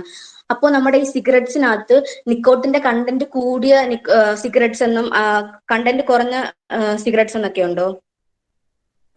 അങ്ങനെ നിക്കോട്ടിൻ കണ്ടന്റ് കൂടിയ കുറഞ്ഞ അങ്ങനെ ഒരു സിഗരറ്റ് പാക്കറ്റിലൊന്നും നിക്കോട്ടിന്റെ അളവ് രേഖപ്പെടുത്തി കണ്ടിട്ടില്ല. ദിനേഷ് സാറിന് അതിനെ കുറിച്ച് അറിയോ എന്നുള്ളത്? അതിനെക്കുറിച്ച് പറയാമെങ്കിൽ ഈ നിക്കോട്ടിനല്ല ക്യാൻസർ ഉണ്ടാക്കുന്നത്, നമ്മളെ സിഗരറ്റിലെ ടാറാണ് ക്യാൻസർ ഉണ്ടാക്കുന്നത്. അപ്പം ലോ ടാർ സിഗരറ്റ്സ് ഉണ്ട്, ഇപ്പൊ ലൈറ്റ് സിഗരറ്റ്സ് എന്നാണ് പറയുന്നത്. അതില് പിന്നെ നിക്കോട്ടിന്റെ അളവും താരതമ്യേന കുറവായിരിക്കും. പക്ഷെ ഈ ലൈറ്റ് സിഗരറ്റ്സിന്റെ കുഴപ്പം എന്താണെന്ന് വെച്ചാൽ ആൾക്കാർക്ക് അതേ നിക്കോട്ടിൻ ലെവൽ കിട്ടാൻ വേണ്ടി അവർ കൂടുതൽ സിഗരറ്റ് സ്മോക്ക് ചെയ്ത് കളയും. അപ്പം കുറെ കമ്പനിക്കാരെ ഒരു മാർക്കറ്റിംഗ് ജിമ്മിക്കാണ് എന്ന് വെച്ചാൽ ഈ ടൊബാക്കോ ലോബി വളരെ സ്ട്രോങ് ലോബിയാണ്. അവര് സൈക്കോളജി ഭയങ്കരമായിട്ട് യൂസ് ചെയ്യുന്ന ഒരു ഫീൽഡാണ്. അപ്പം ഈ ക്യാമൽ ലൈറ്റ് ഇതൊക്കെ പറഞ്ഞിട്ട് ഈ സ്ത്രീകളെയൊക്കെ അട്രാക്ട് ചെയ്യാൻ വേണ്ടിയിട്ട് ലൈറ്റ് സിഗരറ്റ്സ്, ഇതിന്റെ ഏറ്റവും വലിയ ഡ്രോപ്പ് എന്തുകൊണ്ടാണ് ഫീമെയിൽ സ്മോക്കിംഗ് കൂടാനുള്ള കാരണം ചോദിച്ചു കഴിഞ്ഞാൽ ഈ നിക്കോട്ടിൻ വലിക്കുമ്പോൾ ആഹാരത്തിനുള്ള രുചി കുറയും. അപ്പൊ നമ്മൾ അധികം ഭക്ഷണം കഴിക്കില്ല, അപ്പം വെയിറ്റ് ഒക്കെ കൂടാതിരിക്കാൻ. അതുകൊണ്ടാണ് ഇത് അങ്ങനെ ഒരു അട്രാക്റ്റീവ് ഇതായിട്ട് വന്നത്. പക്ഷെ കുറച്ച് കഴിയുമ്പോൾ നിക്കോട്ടിൻ അഡിക്ഷൻ വരും, അതിന്റെ ഹെൽത്ത് ഹസാർഡ്സ് വരും, ക്യാൻസർ റിസ്ക് ഒക്കെ വരും. അപ്പൊ ലോ നിക്കോട്ടിൻ ഉണ്ട്. ഇപ്പോൾ നമ്മള് നിക്കോട്ടിൻ ച്യൂയിംഗം കൊടുക്കുമ്പോൾ തന്നെ ചെറിയ ഡോസ് 1 milligram 2 milligram ഒക്കെയാണ് നമ്മൾ ആദ്യം ട്രൈ ചെയ്യുക. വളരെ ഹൈ ഡോസ് കൊടുത്തു കഴിഞ്ഞാൽ അതും മോശമാണ്. അതും വാസോസ്പാസം ഉണ്ടാക്കും, ബ്രോങ്കോസ്പാസം ഉണ്ടാക്കും. അപ്പൊ നിക്കോട്ടിൻ ടോക്സിറ്റിയും ഉണ്ട്. നിക്കോട്ടിൻ അത്ര സേഫ് മരുന്നല്ല. അത് high dose of nicotine can cos ഈ കൊറോണറി, നേരത്തെ സുധീഷ് പറഞ്ഞ പോലെ ഹാർട്ടിലെ ബ്ലഡ് വെസലിലൊക്കെ സ്പാസം ഉണ്ടാക്കാൻ ചാൻസ് ഉണ്ട്. അപ്പം വളരെ വളരെ ശ്രദ്ധിച്ച് കൈകാര്യം ചെയ്യേണ്ട കാര്യമാണ്. അത് ഒരു മാർക്കറ്റിംഗ് തന്ത്രമാണ്. ഓക്കെ. Hello sir. സർ, ഞാൻ നൗറിൻ ഫാത്തിമ. സർ, ഞാൻ ഒരു ഡൗട്ട് ചോദിച്ചോട്ടെ. എനിക്ക് ശരിക്കും എക്സ്പീരിയൻസ്ഡ് ആയിട്ടുള്ള എൻ്റെ ഒരു റിലേഷൻ നടന്നതാണ്. അവിടെ അമ്മയ്ക്കും മോൾക്കും മോനും കോവിഡ് പോസിറ്റീവായി. പക്ഷെ അവിടുത്തെ അച്ഛന് മാത്രം പോസിറ്റീവ് ആയില്ല. എന്നാൽ അച്ഛൻ ഒരു ചെയിൻ സ്മോക്കർ ആയിരുന്നു. അത് കൂടാതെ ഹെൽത്ത് നല്ല വീക്കായിരുന്നു, പിന്നെ ഇച്ചിരി ഏജ്ഡും ആണ്. പക്ഷെ അവിടെ കോവിഡ് പോസിറ്റീവ് ആയില്ല. അപ്പൊ എന്തെങ്കിലും ലിങ്ക് ഉണ്ടോ അവിടെ?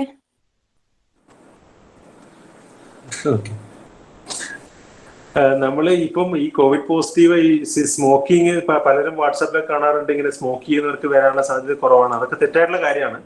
അവർക്ക് കോവിഡ് വരാത്തത് ശരിക്കും പറഞ്ഞാൽ ഈ സ്മോക്ക് ചെയ്യുന്നതുകൊണ്ടാവണമെന്നൊന്നുമില്ല. സ്മോക്ക് ആവുന്നതുകൊണ്ട് അവർക്ക് സ്മോക്കിംഗ് വരാൻ കോവിഡ് വരാനുള്ള സാധ്യത കുറവാ എന്ന് പറയുന്നതൊക്കെ തെറ്റാണ്. ഒന്നുകിൽ അവരുടെ കോവിഡിനുള്ള ഇമ്മ്യൂണിറ്റി കൂടുതലായതുകൊണ്ടാവാം, അല്ലെങ്കിൽ കോവിഡിന് അവർ വേണ്ടത്ര എക്സ്പോസ്ഡ് ആയിട്ടുണ്ടാവില്ല. ഇതുകൊണ്ടായിരിക്കാം അവർക്ക് വരാതിരിക്കുന്നത്. അല്ലാണ്ട് ചെയിൻ സ്മോക്കർ ആയതുകൊണ്ട് അവർക്ക് കോവിഡ് വരില്ല എന്ന് പറയും തെറ്റാണ്. അതുപോലെ തന്നെ ഈ സ്മോക്ക് ചെയ്യുന്നവർക്ക് കോവിഡ് കൊണ്ടുണ്ടാവുന്ന അതിന്റെ സിവിയറിറ്റി, കോവിഡ് വന്നാൽ അതിന്റെ സിവിയറിറ്റി കൂടുന്നത് സ്മോക്കേഴ്സിനാണെന്നുള്ള ഒരു പഠനം കൂടിയുണ്ട്. അപ്പം അവർക്ക് എന്തായാലും വന്നത് സ്മോക്ക് ചെയ്യുന്നതുകൊണ്ടല്ല എന്നുള്ള മനസ്സിലാക്കുക. ഓക്കെ. ചോദിച്ചോ സാർ. ഇപ്പൊ കണ്ടിന്യൂസ് ആയിട്ട് സ്മോക്ക് ചെയ്തുകൊണ്ടിരിക്കുന്ന ഒരാള്, അപ്പൊ അയാൾക്ക് നമ്മൾ ഒരു സ്മോക്കിംഗ് നിർത്താൻ വേണ്ടിട്ട് ഒരു ട്രീറ്റ്മെന്റ് നമ്മൾ കൊടുത്തെന്നിരിക്കട്ടെ. അപ്പൊ ആ ട്രീറ്റ്മെന്റ് കൊടുത്ത് അത് കംപ്ലീറ്റ് ആയി കഴിഞ്ഞാൽ അയാൾക്ക് വീണ്ടും ആ സ്മോക്കിംഗ് ടെൻഡൻസി ഉണ്ടാവുമോ, അത് കംപ്ലീറ്റ് ആയിട്ട് നിർത്താൻ പറ്റുമോ? ഓക്കെ. ഇപ്പം സ്മോക്കിംഗ് അതിന്റെ ഡി അഡിക്ഷനെ കുറിച്ചാണ് പറയുന്നത്. അപ്പൊ ഡി അഡിക്ഷൻ ഞാൻ പറഞ്ഞല്ലോ, ഇപ്പം ഈ ഒരു ഡി അഡിക്ഷനിൽ ഏതൊരു ടൈപ്പ് ഓഫ് ട്രീറ്റ്മെന്റ് എന്തൊക്കെ എടുക്കും. ഇപ്പൊ നമ്മള് ഈ ടൊബാക്കോയുടെ ഹാബിറ്റ് നിർത്താൻ വേണ്ടിയിട്ട് പ്രത്യേകിച്ച് ഒരു മരുന്ന് കൊടുത്ത് നമുക്ക് നിർത്താൻ പറ്റുന്ന ഒരു സംഭവം അല്ല അത് ശരിക്കും പറഞ്ഞാൽ അവർക്ക് വേണ്ടത് ഒരു മെന്റൽ സപ്പോർട്ടാണ്. നമ്മൾ ശരിക്കും ചെയ്യുന്ന കൗൺസിലിംഗ് ആണ് അതിന് ബേസിക് ആയിട്ട് ചെയ്യേണ്ടത്. അപ്പോൾ അതിന് ഏറ്റവും പ്രധാനമായിട്ട് വേണ്ടത് ഒരു വ്യക്തി തീരുമാനിക്കണം, എനിക്ക് വലിയ നിർത്തണം എന്ന് മനസ്സുകൊണ്ട് ആഗ്രഹിച്ച ഒരു വ്യക്തി വന്നാൽ മാത്രമേ അവർക്ക് എന്ത് ട്രീറ്റ്മെന്റ് കൊടുത്താലും എഫക്റ്റ് ആവുള്ളൂ. അല്ലാണ്ട് എന്തെങ്കിലും ഒരു മരുന്ന് കൊടുത്തു കഴിഞ്ഞാൽ അവർക്ക് പിന്നെ സിഗരറ്റ് വലിക്കാണ്ടാവും, അങ്ങനെ ഒരു ട്രീറ്റ്മെന്റ് ഇല്ല. അപ്പം ചെയ്യുന്നത് എന്താ വെച്ചാൽ ഈ മരുന്ന് കൊടുക്കുന്ന എന്തിനാ വെച്ച് കഴിഞ്ഞാൽ ഞാൻ നേരത്തെ പറഞ്ഞ പോലെ ഒരു പേഷ്യന്റ് ടൊബാക്കോ നല്ലൊരു ക്രോണിക് ആയിട്ടുള്ള ടൊബാക്കോ യൂസർ ആണെങ്കിൽ അവർക്ക് നിർത്തി കഴിഞ്ഞാൽ ഇപ്പൊ അങ്ങനെ ഉപയോഗിക്കുന്ന ഒരാൾക്ക് എന്താ വെച്ചാൽ ബ്രെയിനകത്ത് ഈ നിക്കോട്ടിൻ റിസപ്റ്റേഴ്സ് ഉണ്ട്. അപ്പൊ നിക്കോട്ടിന്റെ അളവ് ആ ബ്രെയിനിൽ ഇത്ര അളവ് നിക്കോട്ടിൻ കിട്ടിയില്ലെങ്കിൽ ബുദ്ധിമുട്ടാവും എന്നുള്ള രീതിയിലുള്ള ഒരു അവസ്ഥയിലൂടെ അവരുണ്ടാവുക. അപ്പം പെട്ടെന്ന് ഒരു ദിവസം നിക്കോട്ടിൻ കിട്ടാതാവുമ്പോൾ സംഭവിക്കുന്നത് വെച്ചാൽ ആ ബ്രെയിനിന്റെ ഫംഗ്ഷൻ കുറയുന്നത് ബ്രെയിനിന്റെ ഫംഗ്ഷൻ അല്ല, ബേസിക്കലി അവർക്ക് ഒരു ക്രേവിംഗ് ഉണ്ടാവും, അത് കിട്ടണം, ഇറിറ്റബിലിറ്റി ഉണ്ടാവും, ഒരു ആൻസൈറ്റി ആൻസൈറ്റി ഉണ്ടാവും, റെസ്റ്റ്ലെസ് ആവും, അങ്ങനത്തെ പ്രശ്നങ്ങൾ, ചിലർ ബഹളം വയ്ക്കും, അങ്ങനത്തെ പ്രശ്നങ്ങളൊക്കെ ഉണ്ടാവും. ഇപ്പൊ ആൽക്കഹോൾ വിഡ്രോവൽ സിംറ്റം പോലെ തന്നെയാണ് ഈ ടൊബാക്കോയുടെ നിക്കോട്ടിൻ വിഡ്രോവൽ സിംറ്റംസ് ഉണ്ടാവുന്നത്. അപ്പൊ അത് കുറയ്ക്കാനുള്ള മെഡിസിൻസ് നമ്മൾ കൊടുക്കുന്നത്. അപ്പൊ അതിന്റെ കൂടെ ഈ ഒരു രോഗിയും രോഗിയുടെ ബന്ധുക്കളും കൂടി അവര് സപ്പോർട്ട് ചെയ്ത് അവര് മാനസികമായിട്ട് തീരുമാനിക്കണം ഞാൻ വലിക്കില്ല എന്ന്. അവരുടെ മെന്റൽ സ്ട്രെങ്ത് എത്രത്തോളം ഉണ്ടോ അതിനനുസരിച്ചിരിക്കും അവർ അതിന് രക്ഷപ്പെടാനുള്ള സാധ്യത. അല്ലാണ്ട് മരുന്നുകൊണ്ടല്ല അവർ മാറുന്നു എന്നുള്ളത് മനസ്സിലാക്കുക. അപ്പോൾ ഈ ഇതെല്ലാം ട്രീറ്റ്മെന്റ് അവർ ഫുൾ സ്മോക്കിംഗ് നിർത്തി കഴിഞ്ഞിട്ടും പിന്നീട് അവരെ മനസ്സുകൊണ്ട് ആഗ്രഹിക്കുകയാണെങ്കിൽ അവരുടെ ശരീരം, ഈ ബ്രെയിനിന് നിക്കോട്ടിന് ആവശ്യം വരില്ല. കാരണം അത് നമ്മളത് ആ നിക്കോട്ടിന്റെ അളവ് കുറച്ച് കൊണ്ടുവന്ന് അവസാനം ഇല്ലാണ്ടാക്കുകയാണ് ചെയ്യുന്നത്. ആ ബ്രെയിനിന് നിക്കോട്ടിൻ ഇല്ലാതെ തന്നെ പ്രോപ്പറായിട്ട് ഫംഗ്ഷൻ ചെയ്യാൻ പറ്റും എന്നുള്ള അവസ്ഥയിൽ എത്തുമ്പോഴാണ് നമ്മൾ സ്മോക്കിംഗ് സെസേഷൻ അറ്റൈൻ ചെയ്തെന്ന് പറയുന്നത്. പക്ഷേ അവര് പിന്നെ മനസ്സോടെ ഇരിക്കുന്നു, വലിച്ചാൽ കൊള്ളാം എന്ന് തോന്നി പോവുകയാണെങ്കിൽ നമുക്കൊന്നും ചെയ്യാൻ പറ്റില്ല. അത് പേഷ്യന്റിനെ, അതായത് ഇപ്പൊ സ്മോക്കിംഗ് നിർത്തണം എന്ന് ആഗ്രഹമുള്ള ഒരു പേഷ്യന്റിനെ ഗൈഡ് ചെയ്യാണ് ചെയ്യുന്നത് ഡി അഡിക്ഷൻ സെന്റർ. അവിടെ മരുന്ന് കൊടുത്ത് മാറ്റുന്നതല്ല ചെയ്യുന്നത്. മനസ്സിലായോ?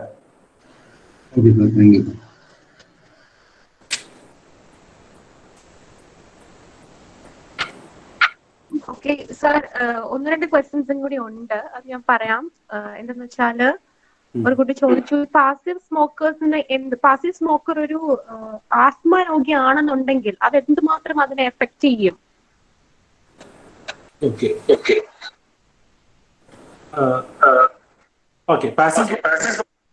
പാസീവ് സ്മോക്കിംഗ്, നമ്മള് സെക്കൻഡ് ഹാൻഡ് സ്മോക്കിങ്ങിന്റെ ഒരു കണക്ക് പറയുകയാണെങ്കിൽ അപ്രോക്സിമേറ്റ്ലി നമ്മളൊരു സ്മോക്കർ, ഒരു ഫസ്റ്റ് ഹാൻഡ് സ്മോക്കർ, അതായത് ബേസിക് ഡയറക്റ്റായി സ്മോക്ക് ചെയ്യുന്ന ഒരാൾക്ക് എത്ര എഫക്ട് ഉണ്ടോ അതിന്റെ ഒരു ഹാഫ് ഓർ 2/3, അതായത് ഒരു 50 to 70% എഫക്ട് ഈ ഒരു പാസീവ് സ്മോക്കിംഗ് ഉള്ള ഒരാൾക്ക് ഉണ്ടാവുന്നതാണ്. അപ്പൊ ഡയറക്ട് സ്മോക്കറിനെ എഫക്ട് ചെയ്യുന്നതിന്റെ ഒരു പകുതിയിലധികം ഹാർംഫുൾ എഫക്ട് ഒരു പാസീവ് സ്മോക്കർക്ക് ഉണ്ടാവുന്നതാണ് നമ്മുടെ ഒരു ബ്രോഡ് ആയിട്ടുള്ള കണക്ക്. അപ്പം അവർക്ക് ആസ്മ ഉണ്ടെങ്കിൽ അത് അഗ്രിവേറ്റ് ചെയ്യാം. അവർക്ക് അതിനനുസരിച്ച് ഓൾറെഡി ലങ് ഡിസീസ് ഉള്ള ഒരു പേഷ്യന്റ് ആണെന്ന് പറഞ്ഞാൽ അതിനനുസരിച്ചുള്ള ബുദ്ധിമുട്ട് കൂടാം. പക്ഷെ ഒരു ഡയറക്ട് സ്മോക്കറിൽ ഉണ്ടാവുന്ന അതേ സിഗരറ്റിൽ ആവണമെന്നില്ല എന്ന് മാത്രമേ ഉള്ളൂ. Okay. And sir, one more question. നമുക്ക് ഈ ശ്വാസകോശ അർബുദം കൂടാനുള്ള കാരണം സ്മോക്കിംഗ് ആണോ സ്ത്രീകളിൽ? ഇത്രയും അങ്ങനെയുള്ള ചോദ്യം കേൾക്കുമ്പോൾ നമുക്ക് തന്നെ വിഷമമുണ്ട്. ഈ ചോദ്യം ചോദിക്കുന്ന മുമ്പ് രണ്ട് കാര്യങ്ങൾ നിങ്ങൾ മനസ്സിലാക്കണം. ഈ സ്മോക്കിംഗ് ക്യാൻസർ ആയിട്ട് റിലേറ്റഡ് ആണെന്നുള്ളത് സയന്റിഫിക് എവിഡൻസ് വളരെയധികമാണ്. അത് സ്ത്രീ ആയാലും പുരുഷനായാലും ഒരേ എഫക്ട് തന്നെയാണ്. സ്ത്രീകളിൽ പൊതുവെ സ്മോക്കിംഗ് ഹാബിറ്റ്സ് കുറവാണ്. പക്ഷെ വെസ്റ്റേൺ കൺട്രീസിൽ ഇപ്പോഴും അത് വളരെ അധികമായിട്ട് വരുന്നുണ്ട്. അത് main reason gender equality, gender ഇത് എന്നൊക്കെ പറയും. പക്ഷെ ക്യാൻസർ റിസ്കും എല്ലാം ഈക്വൽ ആണ്. പ്രത്യേകിച്ച് സ്ത്രീകളിൽ ബ്രസ്റ്റ് ക്യാൻസർ റിസ്ക് വളരെ കൂടും സ്മോക്കിങ്ങിൽ. പിന്നെ പ്രഗ്നൻസി ടൈമിൽ സുധീഷ് പറഞ്ഞ പോലെ damage to the foetus, premature delivery, abortion risk ഒക്കെ കൂടും. എല്ലാ ക്യാൻസർ റിസ്കും ഈക്വൽ ആണ്. There is no gender discrimination when it comes to cancer. Sir, ഞാൻ അമ്മയുടെ കയ്യിലൊന്ന് കൊടുക്കുകയാണ്. എന്റെ അമ്മയ്ക്ക് ഒരു ചെറിയൊരു സംശയം ഉണ്ടോ, ഒന്ന് ക്ലിയർ ചെയ്ത് കൊടുക്കാമോ? എന്താണ്? എന്റെ മദറിന് ഒരു ചെറിയൊരു ഡൗട്ട് ഉണ്ടോ, ഒന്ന് ക്ലിയർ ചെയ്ത് കൊടുക്കാമോ? സാർ, ബുദ്ധിമുട്ടില്ലല്ലോ? ഇല്ല, വളരെ സന്തോഷമുള്ള കാര്യം. ഇത്രയും നല്ലൊരു ഇന്ററാക്ഷൻ കിട്ടുന്നതിന് നമുക്കൊരു ഭാഗ്യമാണ്. എന്റെ ഒരു സംശയം എന്താണ്, എന്റെ ഒരു സഹോദരി ശ്വാസകോശ അർബുദം ബാധിച്ചാണ് മരിച്ചത്. അവൾ പുകവലിക്കാറില്ല, മദ്യപിക്കാറില്ല, അവളുടെ ഭർത്താവും പുകവലിക്കാറില്ല. അവര് സന്തോഷമായിട്ട് ജീവിച്ചുകൊണ്ടിരുന്നതാണ്. ഒരു 45 വയസ്സായി മരിക്കുമ്പോൾ ഒരു 3-4 മാസത്തെ അസുഖം. അപ്പോഴത്തേക്ക് സ്റ്റേജുകൾ ഒരുപാട് കഴിഞ്ഞു പോയിരുന്നു. അതെന്തുകൊണ്ടാണ്? അത് സാറ് പറഞ്ഞു പുകവലിയാണ് ഇതിൽ കൂടുതലും വരുന്നത്. അതാണ് ഞാൻ ചോദിച്ചത്.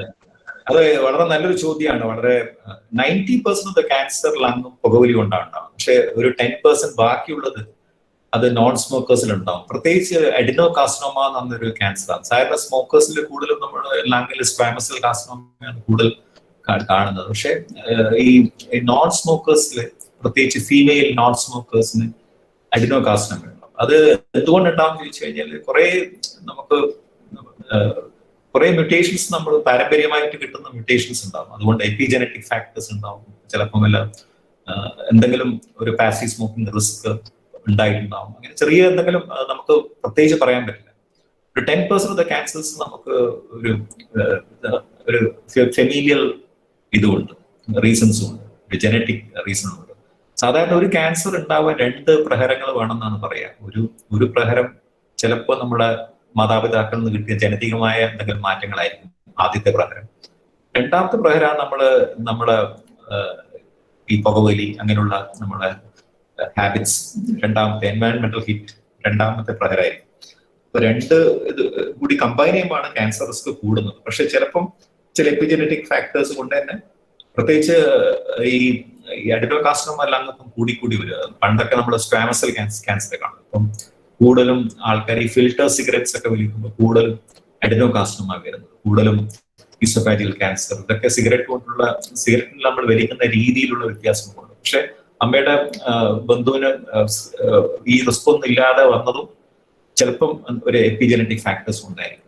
അതിപ്പം കോമൺ ആയിട്ട് നമ്മൾ നോൺ സ്മോക്കർ അവർക്ക് പക്ഷെ ട്രീറ്റ് ചെയ്യാൻ നല്ല മാർഗങ്ങളുണ്ട്. ഇപ്പോൾ പല മരുന്നുകളുണ്ട്. ഇപ്പം ലങ് ക്യാൻസറിന്റെ മരണനിരക്ക് വളരെ കുറഞ്ഞിട്ടുണ്ട്. ഇപ്പം അമേരിക്കയിലെ ഈ അടുത്ത് പബ്ലിഷ് ചെയ്തതിൽ ഏറ്റവും കൂടുതൽ ജീവിക്കുന്ന ക്യാൻസർ ഇപ്പം ലങ് ക്യാൻസറായി മാറിയിട്ടുണ്ട്. ഇങ്ങനെയുള്ള ഈ ഏർലി ഡിറ്റക്ഷൻ, പിന്നെ ഈ ടാർഗറ്റഡ് തെറാപ്പി, ചില മ്യൂട്ടേഷൻസ് ഏതാണെന്ന് കണ്ടുപിടിച്ചിട്ട് നമുക്ക് ലങ് ക്യാൻസറിൽ ഏത് മ്യൂട്ടേഷൻ ആണ് ഉള്ളത് അതിന് ടാർഗറ്റ് ചെയ്യുന്ന മരുന്നുകളൊക്കെ ഇപ്പം വന്നിട്ടുണ്ട്. അങ്ങനെ കുറെ ക്യാൻസറുകൾ. ഒരു നല്ല ബുക്ക് നിങ്ങൾ വായിച്ചിട്ടുണ്ടോന്ന് അറിയില്ല, വെൻ ബ്രെത്ത് ബിക്കംസ് എയർ എന്നൊക്കെ ഒരു ഡോക്ടർ പോൾ കലാനിറ്റിയുടെ ഒരു ബുക്ക് ഉണ്ട്. അദ്ദേഹം തന്നെ അക്കാലത്ത് തന്നെ ഒരു 7-8 വർഷം ന്യൂറോസർജറി ആയിട്ട് അദ്ദേഹം ന്യൂറോസർജൻ ആയിട്ട് വർക്ക് ചെയ്തു. ലങ് ക്യാൻസർ ഡയഗ്നോസിന് ശേഷം ഇങ്ങനെയുള്ള മരുന്നുകളൊക്കെ കഴിച്ചു. ഇപ്പോഴും ഈ 20ാം നൂറ്റാണ്ടിൽ പല നല്ല ട്രീറ്റ്മെന്റും വന്നിട്ടുണ്ട്, പല നൂതനമായ മരുന്നുകളും ഉണ്ട്. അപ്പം ക്യാൻസർ ഒരു ക്രോണിക് ഡിസീസ് ആയിട്ട് നമുക്ക് മാറ്റാൻ പറ്റും. നല്ല റേഡിയേഷൻ, നല്ല സർജറി, ഇങ്ങനെയുള്ള മരുന്നുകളൊക്കെ കൊടുത്തു കഴിഞ്ഞാൽ നമുക്ക് ലങ് ക്യാൻസർ നമുക്ക് ദീർഘകാലം കൺട്രോൾ ചെയ്യാനുള്ള ഒരു സ്ഥിതി ഉണ്ടായിട്ടുണ്ട്. പക്ഷെ ചിലപ്പോൾ നിർഭാഗ്യവശാൽ ചില ക്യാൻസർ വളരെ ലേറ്റ് ആയിട്ട് കണ്ടുപിടിക്കുന്നതുകൊണ്ട് വളരെ ദൂരെ അവയവങ്ങൾക്ക് സ്പ്രെഡ് ചെയ്ത് കഴിഞ്ഞാൽ ചിലപ്പോൾ അതിനെ കൺട്രോൾ ചെയ്യാൻ ബുദ്ധിമുട്ടായിരിക്കും. ഒരു പൂർണ്ണമായ ഒരു ഉത്തരം തരാൻ ബുദ്ധിമുട്ടാണ്. പക്ഷെ പല ക്യാൻസറിലെ നമുക്ക് അറിയാത്ത പല സംഗതികളുമുണ്ട്. Thank you, sir. Thank you. Thank you, sir. So, any more questions? Sir, okay, sir. Okay, so we have a question from YouTube regarding the previous session that Dr. Sudhish have taken. Vishnu is asking that whether the symptoms are not procured like coughing or any kind of suffocation in case of a chain smoker, how he will identify that it's actually causing adverse health effects. He has asked it through YouTube. മനസ്സിലായില്ല, അത് കോഫിംഗ് കൊണ്ട് അതായത് sir കഫിങ്ങും അതുപോലെ തന്നെ ഈ പറഞ്ഞ chronic സ്മോക്കറിന്റെ കേസിൽ കഫിങ് or അല്ലെങ്കിൽ എന്തെങ്കിലും ഒരു നെഗറ്റീവ് സിംറ്റംസ് കാണാത്ത ഒരു കേസ് അദ്ദേഹത്തിന്റെ പരിചയത്തിൽ ഒരാൾക്കുണ്ടെന്ന്. So he's not realising that ആ ചെയിൻ സ്മോക്കർ റിയലൈസ് ചെയ്യുന്നില്ല അദ്ദേഹത്തിന്റെ ഹെൽത്ത് ഡിറ്റീരിയറേറ്റ് ചെയ്യുവാണെന്ന്. ബട്ട് അതിനെന്തെങ്കിലും ഒരു സിംറ്റംസ് ആയിട്ട് വേറെ ഇൻഡയറക്റ്റ് ആയിട്ട് വരുന്നുണ്ടോ എന്നാണ് അദ്ദേഹം ചോദിക്കുന്നത് സർ. ഓക്കെ, ഇതിന്റെ ഒരു റീസൺ എന്താ വെച്ച് കഴിഞ്ഞാൽ ഇപ്പൊ നമ്മൾ ഒരു സ്മോക്കർ എടുത്ത് നോക്കിയാൽ ഇപ്പൊ നമ്മുടെ വീട്ടിലെ ഏതെങ്കിലും വീട്ടിൽ സ്മോക്കർ ഉണ്ടെങ്കിൽ ഇപ്പൊ നമ്മുടെ നേരത്തെ പറഞ്ഞ ശ്വാസകോശത്തിന്റെ ഫംഗ്ഷൻ എന്താണ്? നമ്മുടെ ശ്വാസകോശത്തിലേക്ക് പോകാൻ പറ്റുന്ന ഒരേ ഒരു വസ്തു എന്ന് പറഞ്ഞാല് എയർ മാത്രം.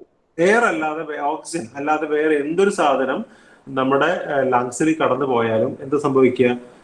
ഉദാഹരണം നമ്മൾ വെള്ളം കുടിക്കുകയാണ്. വെള്ളം കുടിക്കും പെട്ടെന്ന് നമ്മൾ സ്പീഡിൽ വെള്ളം കുടിക്കും, അല്ലെങ്കിൽ ചോറ് കഴിക്കുമ്പോൾ ഒരു വറ്റ് ശ്വാസകോശത്തിലേക്ക് ഇറങ്ങിപ്പോയാൽ നമുക്ക് എന്താ സംഭവിക്കുക? ചുമയാണ് വരിക.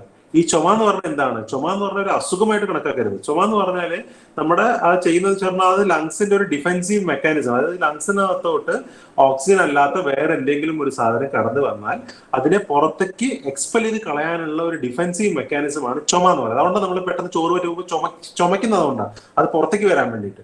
അപ്പൊ ഈ സ്മോക്ക് ചെയ്യുന്ന ഒരാള് സ്ഥിരമായിട്ട് ഈ ദിനേശ് സാർ പറഞ്ഞ പോലെ അതിലുള്ള ടാർ ഉണ്ടാവും. ആ കണ്ടൻസ് എല്ലാം ശ്വസിച്ച് അകത്തി കയറ്റാണ്. അപ്പൊ അതെല്ലാം ലങ്സിൽ അടിഞ്ഞുകൂടുകയാണ്.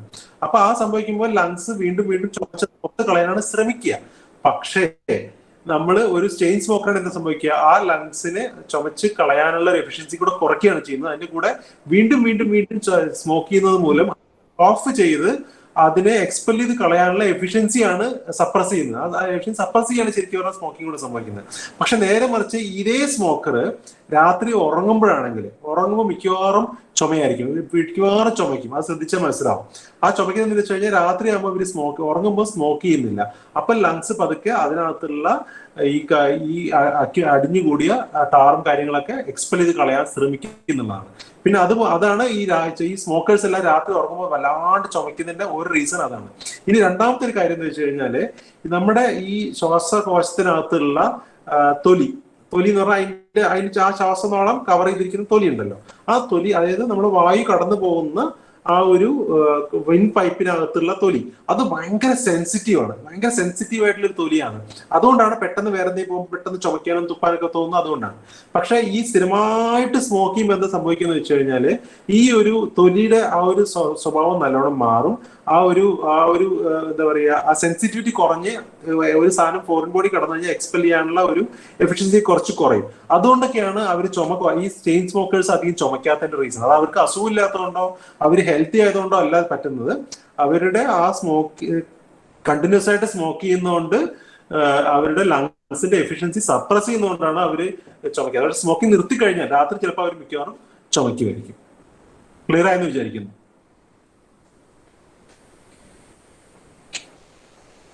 Yes, sir. Thank you. Any more?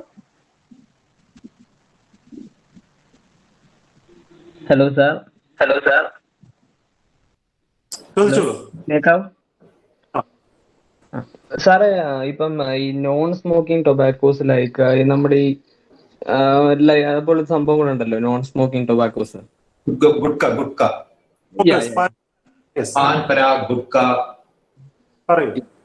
അത് സാറേ അതുപോലത്തെ സാധനങ്ങൾ ഇപ്പം നേരത്തെ സ്മോക്കിങ്ങിന്റെ കാര്യം പറഞ്ഞായിരുന്നു. സിഗരറ്റ് ഒക്കെ ആണെങ്കിൽ നമുക്ക് ഏകദേശം ഒരു 15 വർഷത്തോളം പിടിക്കും കംപ്ലീറ്റ് ബോഡിയിൽ നിന്ന് അത് പോയി സാധാരണ ഒരു നോൺ സ്മോക്കേഴ്സിന്റെ കൂട്ട് ആ ബോഡി കേപ്പബിൾ ആവാൻ. അപ്പം ഇതുപോലുള്ള കണ്ടന്റ് യൂസ് ചെയ്യുന്ന ആൾക്കാർക്ക് എത്ര വർഷം, ഐ മീൻ എത്ര മാസത്തോളം പോവും ബാക്ക് ടു നോർമൽ ലൈഫ് ആവാൻ? നേരത്തെ ഞാൻ പറഞ്ഞത്, ഞാൻ എന്റെ ടോക്കിന്റെ തുടക്കത്തിൽ ഞാൻ പറഞ്ഞിരുന്നു, ഞാൻ സിഗരറ്റ് എന്ന വാക്കായിരിക്കും ഉപയോഗിക്കുന്നുണ്ടാവുക, സിംപ്ലിഫിക്കേഷന് വേണ്ടിയിട്ട് മാത്രമാണ്. പക്ഷെ ആക്ച്വലി ഞാൻ ഉദ്ദേശിക്കുന്നത് ടൊബാക്കോ ആണെന്നുള്ളത്. ആ ഒരു കാണിച്ചത് സിഗരറ്റിന്റെ മാത്രമല്ല, ആസ് സച്ച് ടൊബാക്കോ എല്ലാം കൂടെ കൂടിയിട്ടുള്ള കാര്യമാണ്. ടൊബാക്കോ അത് പാൻചൂയിങ് ആണെങ്കിലും ശരി, മൂക്കിൽ പൊടി വലിക്കുന്നതാണെങ്കിലും സ്മോക്കിംഗ് ആണ് ശരി, എല്ലാത്തിന്റെയും കൂടിയുള്ള, ഞാൻ ഒരു എക്സാമ്പിൾ ആയിട്ട് സിഗരറ്റ് പറഞ്ഞതേ ഉള്ളൂ. അത് എല്ലാം ഇൻക്ലൂഡിങ്. ഞാൻ ഈ സിഗരറ്റ് എന്ന് പറഞ്ഞ സാധനം ഞാൻ എവിടെയൊക്കെ സിഗരറ്റ് എന്ന് പറഞ്ഞിട്ടുണ്ടോ അതെല്ലാം ടൊബാക്കോ എന്നുള്ളത് മനസ്സിലാക്കി കഴിഞ്ഞാൽ ഈ ഒരു കൺഫ്യൂഷൻ മാറും. അത് എല്ലാത്തിനും ഉള്ള പറയുന്നത് ഒരു 10 to 15 years കൊണ്ടാണ് ഇതിന്റെ എഫക്ട്സ് നമ്മുടെ ശരീരത്തിൽ 15 years എബവ് ആണ് നമ്മൾ യൂഷ്വലി പറയുന്നത് ഇതിന്റെ എഫക്ട്സ് എല്ലാം കുറയാൻ വേണ്ടിയിട്ട്. Okay sir. സാർ അതുപോലെ തന്നെ ഏതെങ്കിലും സാറിന് പ്രിഫർ ചെയ്യാൻ പറ്റുന്ന ഫുഡ് ഐറ്റംസ് വല്ലതും ഉണ്ടോ ഈ ക്യാൻസറിനൊക്കെ പ്രിവെന്റ് ചെയ്യാൻ നമ്മുടെ ഡെയിലി ഡയറ്റിൽ ആഡ് ചെയ്യാൻ പറ്റുന്ന ഫുഡ് ഐറ്റംസ്? ക്യാൻസറിനെ പ്രിവെന്റ് ചെയ്യാൻ വേണ്ടിയിട്ട് അതെ, ഫുഡ് ഐറ്റംസ് വളരെ ഇമ്പോർട്ടന്റ് ആണ്. അത് കുറെയൊക്കെ ലൈഫ് സ്റ്റൈൽ മോഡിഫിക്കേഷൻ കൊണ്ട് കുറെ പ്രിവെൻഷൻ നമുക്ക് പറ്റും. അതായത് ഒന്നെന്ന് പറഞ്ഞാൽ നമുക്ക് ഹെൽത്തി ആയിട്ടുള്ള ഭക്ഷണം, അതായത് നമ്മൾ കഴിവതും വീട്ടിലുണ്ടാക്കിയ ഭക്ഷണം കഴിക്കുക എന്നുള്ള ഒരു കാര്യം. വീട്ടിലുണ്ടാക്കിയ ഭക്ഷണത്തിന് വെജിറ്റബിൾസ് കൂടുതൽ ഇൻക്ലൂഡ് ചെയ്യും. വെജിറ്റബിൾസിൽ വൈറ്റമിൻസ് അടങ്ങിയ വെജിറ്റബിൾസ് കൂടുതലായിട്ട് ഉൾപ്പെടുത്തിയ വളരെ വൈറ്റമിൻസും ആന്റി ഓക്സിഡൻസും കൂടുതലുള്ള വെജിറ്റബിൾസ്. അത് ഉദാഹരണം പറയുകയാണെങ്കിൽ നമ്മൾ ക്യാരറ്റ്, ഇലക്കറികൾ, ചീര, അങ്ങനത്തെ സാധനങ്ങളൊക്കെ വൈറ്റമിൻസ് വളരെ കൂടുതലുള്ളതാണ്. വൈറ്റമിൻ ഇ കൂടുതലുള്ള ബീറ്റ കാരോട്ടിൻസ്, അതെല്ലാം കൂടുതലുള്ള സാധനങ്ങളാണ് ഈ ക്യാരറ്റ്, ബീട്രൂട്ട് പോലത്തെ സാധനങ്ങൾ, ഈ ഇലക്കറികൾ, അതെല്ലാം എന്ന് വെച്ചാൽ അത് മാത്രം കഴിക്കണം എന്നല്ല ഉദ്ദേശിക്കുന്നത്. അതെല്ലാം ധാരാളം നമ്മുടെ ഡയറ്റിൽ ഉൾപ്പെടുത്തുക എന്നുള്ളത് ഒരു കാര്യം. പിന്നെ ഉള്ളത് നമുക്ക് ഇതെല്ലാം കഴിക്കേണ്ട ഭക്ഷണം. പിന്നെ കഴിവതും ഒഴിവാക്കേണ്ട ഭക്ഷണമാണ്. ഈ കഴിക്കേണ്ട ഭക്ഷണത്തെക്കാട്ടിലും കൂടുതൽ പറയാനുള്ളത് ഒഴിവാക്കേണ്ട ഭക്ഷണം. അതായത് നമ്മൾ സാധാരണ വീട്ടിലുണ്ടാക്കുന്ന രീതിയിലുള്ള പച്ചക്കറികളും കാര്യങ്ങളും കഴിക്കണമെങ്കിൽ ഹെൽത്തി ആയിട്ട് തന്നെ ഉണ്ടാവാം. ഒഴിവാക്കേണ്ട ഭക്ഷണം ഒന്ന്, ഈ നേരത്തെ പറഞ്ഞ പോലെ ഫാസ്റ്റ് ഫുഡുകൾ കഴിവതും ഒഴിവാക്കുക. വല്ലപ്പോഴും ഒക്കെ കഴിക്കുന്നതിന് കുഴപ്പമില്ല, എന്നാലും റെഗുലർ ആയിട്ട് ഫാസ്റ്റ് ഫുഡ് കഴിക്കുന്നത് ഒഴിവാക്കുക. രണ്ടാമത്തെ കാര്യം എന്ന് പറഞ്ഞാൽ റെഡ് മീറ്റ്. റെഡ് മീറ്റ് എന്ന് പറഞ്ഞാൽ ചുവന്നിറച്ചി, അതായത് ബീഫ്, പോർക്ക് പോലത്തെ റെഡ് മീറ്റ്. റെഡ് മീറ്റ് കഴിക്കുന്നവർക്ക് ക്യാൻസർ വരാനുള്ള റിസ്ക് കമ്പാരിറ്റീവ്ലി കൂടുതലാണെന്ന് ഒരുപാട് പഠനങ്ങൾ തെളിയിച്ചിട്ടുണ്ട്. അപ്പൊ അതുകൊണ്ട് ബീഫ് പോലത്തെ ഭക്ഷണങ്ങളൊക്കെ കഴിവതും ഒഴിവാക്കുക. സ്ഥിരമായിട്ട് കഴിച്ചുകൊണ്ടിരിക്കുന്ന ഒരാളെ പെട്ടെന്ന് നിർത്താൻ പറ്റില്ലെങ്കിൽ വല്ലപ്പോഴൊക്കെ ഒന്ന് കഴിക്കുക, പക്ഷെ അതൊരു ഭക്ഷണമാക്കാതിരിക്കാൻ ശ്രമിക്കുക, റെഡ് മീറ്റ് അടങ്ങിയ ഭക്ഷണങ്ങൾ. പിന്നെ ഉള്ളത് സ്മോക്ഡ് ഫുഡ്. സ്മോക്ഡ് പറഞ്ഞാൽ ചുട്ട് കരിച്ച് അല്ലെങ്കിൽ പുകച്ചുണ്ടാക്കുന്ന ഭക്ഷണങ്ങൾ. ഉദാഹരണം പറയുകയാണെങ്കിൽ നമ്മുടെ ഇപ്പോഴത്തെ പല ഈ തന്തൂരി അല്ലെങ്കിൽ അറബ് ഫുഡൊക്കെ ഉണ്ടാവും, സ്മോക്ഡ് അൽഫാം പോലത്തെ അങ്ങനത്തെ ആ ടൈപ്പ് ഫുഡ് ഉണ്ടല്ലോ, സ്മോക്ക് ചെയ്തുണ്ടാക്കുന്ന ഈ പുകച്ചയോട് ഗ്രിൽഡ് ഫുഡ്, ഗ്രില്ല് ചെയ്ത് നമ്മുടെ ഓവനിൽ ഗ്രില്ല് ചെയ്യുന്ന പ്രശ്നമില്ല, നമ്മളല്ലാതെ മറ്റേ ചാർക്കോളിനകത്ത് ഗ്രില്ല് ചെയ്യില്ല, കനലിനകത്ത്. അതെ, അങ്ങനത്തെ ഭക്ഷണങ്ങൾ കഴിക്കുന്നത് അത്ര സേഫ് അല്ല എന്നുള്ളതാണ് നമ്മൾ പലതും കണ്ടിട്ടുള്ളത്. അപ്പൊ അങ്ങനത്തെ ഭക്ഷണം കൊടുക്കുന്നതാണ് ഒരു ഡയറ്റിന്റെ കാര്യത്തിൽ നമുക്ക് പറയാനുള്ളത്. അപ്പൊ നമുക്ക് ബേസിക്കലി പറഞ്ഞാൽ വെജിറ്റബിൾസ് കൂടുതൽ, എന്ന് വെച്ച് വെജിറ്റേറിയൻ ആയിട്ട് ജീവിക്കണം എന്ന് ഒരിക്കലും ഞാൻ പറഞ്ഞിട്ടില്ല. വെജിറ്റബിൾസ് ഭക്ഷണം നല്ലോണം കഴിക്കുക. ചിക്കനൊക്കെ കഴിക്കുന്നത് കുഴപ്പമൊന്നുമില്ല, പക്ഷെ ബീഫൊക്കെ ഒന്ന് കുറച്ചാൽ വളരെ നല്ലതായിരിക്കും. അതാണ് ഭക്ഷണം. Okay sir, thank you. Thank you, sir. And anyone more? The feedback form is displayed in the chat box. You can fill the feedback form, okay? Okay. Okay, sir. Thank you. It was a very wonderful session. And രണ്ട് വാക്ക് feedback പറയാൻ ആർക്കെങ്കിലും മുന്നോട്ട് വരാം. ഈ സെഷനെ കുറിച്ച് രണ്ട് വാക്ക് സംസാരിക്കാൻ ആർക്കെങ്കിലും മുന്നോട്ട് വരാം.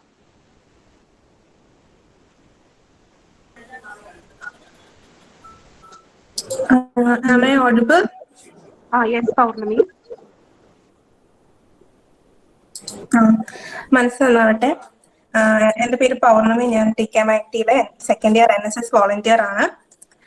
First of all thank you so much sir. എനിക്കെന്ന് വെച്ചാൽ ടൊബാക്കോനെ പറ്റിയിട്ട് അധികം വലിയ അറിവുണ്ടായിരുന്നില്ല. അതിന്റെ ഡിസീസിനെ കുറിച്ചിട്ടൊക്കെ ആണെങ്കിലും അധികം അറിവുണ്ടായിരുന്നില്ല. ടൊബാക്കോ കൊണ്ട് ക്യാൻസർ ഉണ്ടാവും അല്ലെങ്കിൽ ലങ്സിനാണെങ്കിലും എന്തെങ്കിലും അത്രയൊക്കെ അറിവുണ്ടായിരുന്നുള്ളൂ. ഇപ്പോൾ മനസ്സിലായി ഫീമെയിൽസിനും മെയിൽസിനും ഒക്കെ നന്നായിട്ട് അതിനെ കുറിച്ചിട്ട് നന്നായിട്ട് അഫക്ട് ചെയ്യും എന്നൊക്കെ മനസ്സിലായി. ആൻഡ് പിന്നെ ഡെത്ത് റേറ്റിനെ കുറിച്ചിട്ടും ഇപ്പോഴാണ് എനിക്ക് മനസ്സിലായത്. And for me this section is very informative. Thank you so much sir. Thank you. Thank you, Paurnami. Thank you, Paurnami.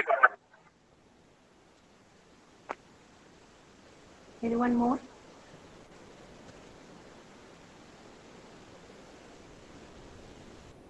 Am I audible? Yeah, Alina. Okay. Good evening. Good evening all. I'm Alina El-Sajan. I'm from first year food technology. First of all, I would like to thank both of you for boosting up today's session to the core. This session was really amazing. Through the session, our cognizance regarding this day and its significance soared to great heights. And thank you for both of you. And your words meant a lot, and your words managed to leave a strong impact on this all the people out there watching. And it was vibrant too. So once again, thank you for making this. Hello. Thank you. Thank you, Alina. Thank you, Alina. Okay. Anyone more? Hello. Yes. എൻ്റെ പേര് അമൽ ജോസ്. ഞാൻ second student ആണ്. ഒരു great thanks പറയാൻ ഇവിടെ വന്ന് class എടുത്ത നമ്മുടെ ദിനേഷ് സാറിനും സുധേഷ് സാറിനും ഒരുപാട് താങ്ക്സ്. ഒരു ക്ലാസ്സാണ് അവർ നമുക്ക് ടൊബാക്കോനെ കുറിച്ച് നമുക്ക് പലർക്കും കുറെ കാര്യങ്ങൾ അറിയണ്ടായിരുന്നില്ല, അതിന്റെ ഡിസീസസും അതെങ്ങനെ. പക്ഷെ ഇന്നത്തെ ഈ ക്ലാസ് എല്ലാവർക്കും ഒരു നല്ലൊരു ഇൻഫർമേഷൻ തന്നെ കിട്ടിയിട്ടുണ്ടെന്ന് തോന്നുന്നു. അതെങ്ങനെ നമുക്ക് ഒരു ഡിസീസസ് വന്ന് എങ്ങനെ കെയർ ചെയ്യാം ഒക്കെ എല്ലാവർക്കും ഇതൊരു വളരെ വലിയൊരു ഇൻഫോർമേറ്റീവ് സെക്ഷൻ ആണെന്ന് തോന്നുന്നു. So thank you sir.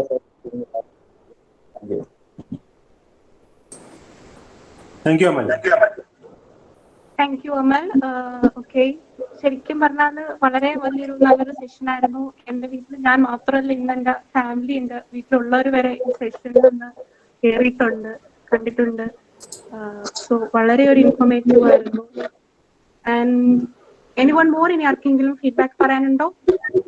Hello പറഞ്ഞോടാ. ഹലോ പറഞ്ഞോട്ടെ. Yes. ഓക്കെ, താങ്ക് യു സാറിനായാലും ദിനേശ് സാറിനായാലും ഒരുപാട് നന്ദിയുണ്ട്. വളരെ ഇൻഫോർമേറ്റീവ് ആയിട്ടുള്ള ഒരു സെഷൻ ആയിരുന്നു. ലൈക്ക് നമുക്ക് ഒരു ബിഗസ്റ്റ് റിമൈൻഡർ നമുക്ക് കൊടുക്കാൻ പറ്റിയ ഒരു ബിഗസ്റ്റ് റിമൈൻഡർ എന്ന് പറഞ്ഞാൽ നമുക്ക് സ്മോക്കിംഗ് ക്വിറ്റ് ചെയ്താൽ ലൈക്ക് ഒരു വിൻഡോ ഓഫ് ഓപ്പർച്യൂണിറ്റീസ് ആണ് നമ്മുടെ മുമ്പിലുള്ളത് എന്നൊരു നല്ലൊരു റിമൈൻഡർ ആണ് നിങ്ങൾ ഞങ്ങൾക്ക് ഈ ഒരു സെഷനിൽ തന്നത്. And it is very informative. വീട്ടിലുള്ളവർക്കായാലും എല്ലാവർക്കും ലൈക്ക് ഭയങ്കര ഇൻഫോർമേറ്റീവ് ആയിട്ടുള്ള സെഷൻ ആയിരുന്നു. And thank you to both of you for making this session very interactive. Thank you. Thank you. Thank you, Shalvia. Okay, so yes, sir. Thank you for your valuable information, and also surely we will focus on spreading this awareness among us and the society as we are NSS volunteers. So, sir, ഒരു ചെറിയൊരു memento ഉണ്ട് ഞങ്ങളോട് ഇത്രയും നേരം ഇരുന്ന് ഞങ്ങൾക്ക് ഇത്രയും നല്ലൊരു സെഷൻ തന്നതിൽ സാറിനും ഞങ്ങളുടെ ഹൃദയത്തിൽ നിന്നും ഞങ്ങളുടെ ഹൃദയത്തിൽ നിന്നും ചെറിയൊരു വിർച്വൽ മൊമെന്റോ ആണ്. You have to accept. So for Dr. Dinesh sir, the memento will be displayed on the screen.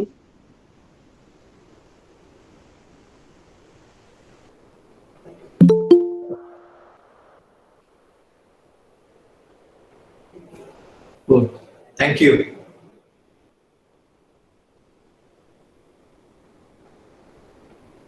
Thank you so much, sir. This memento will reach you soon, sir. We will send it directly to you.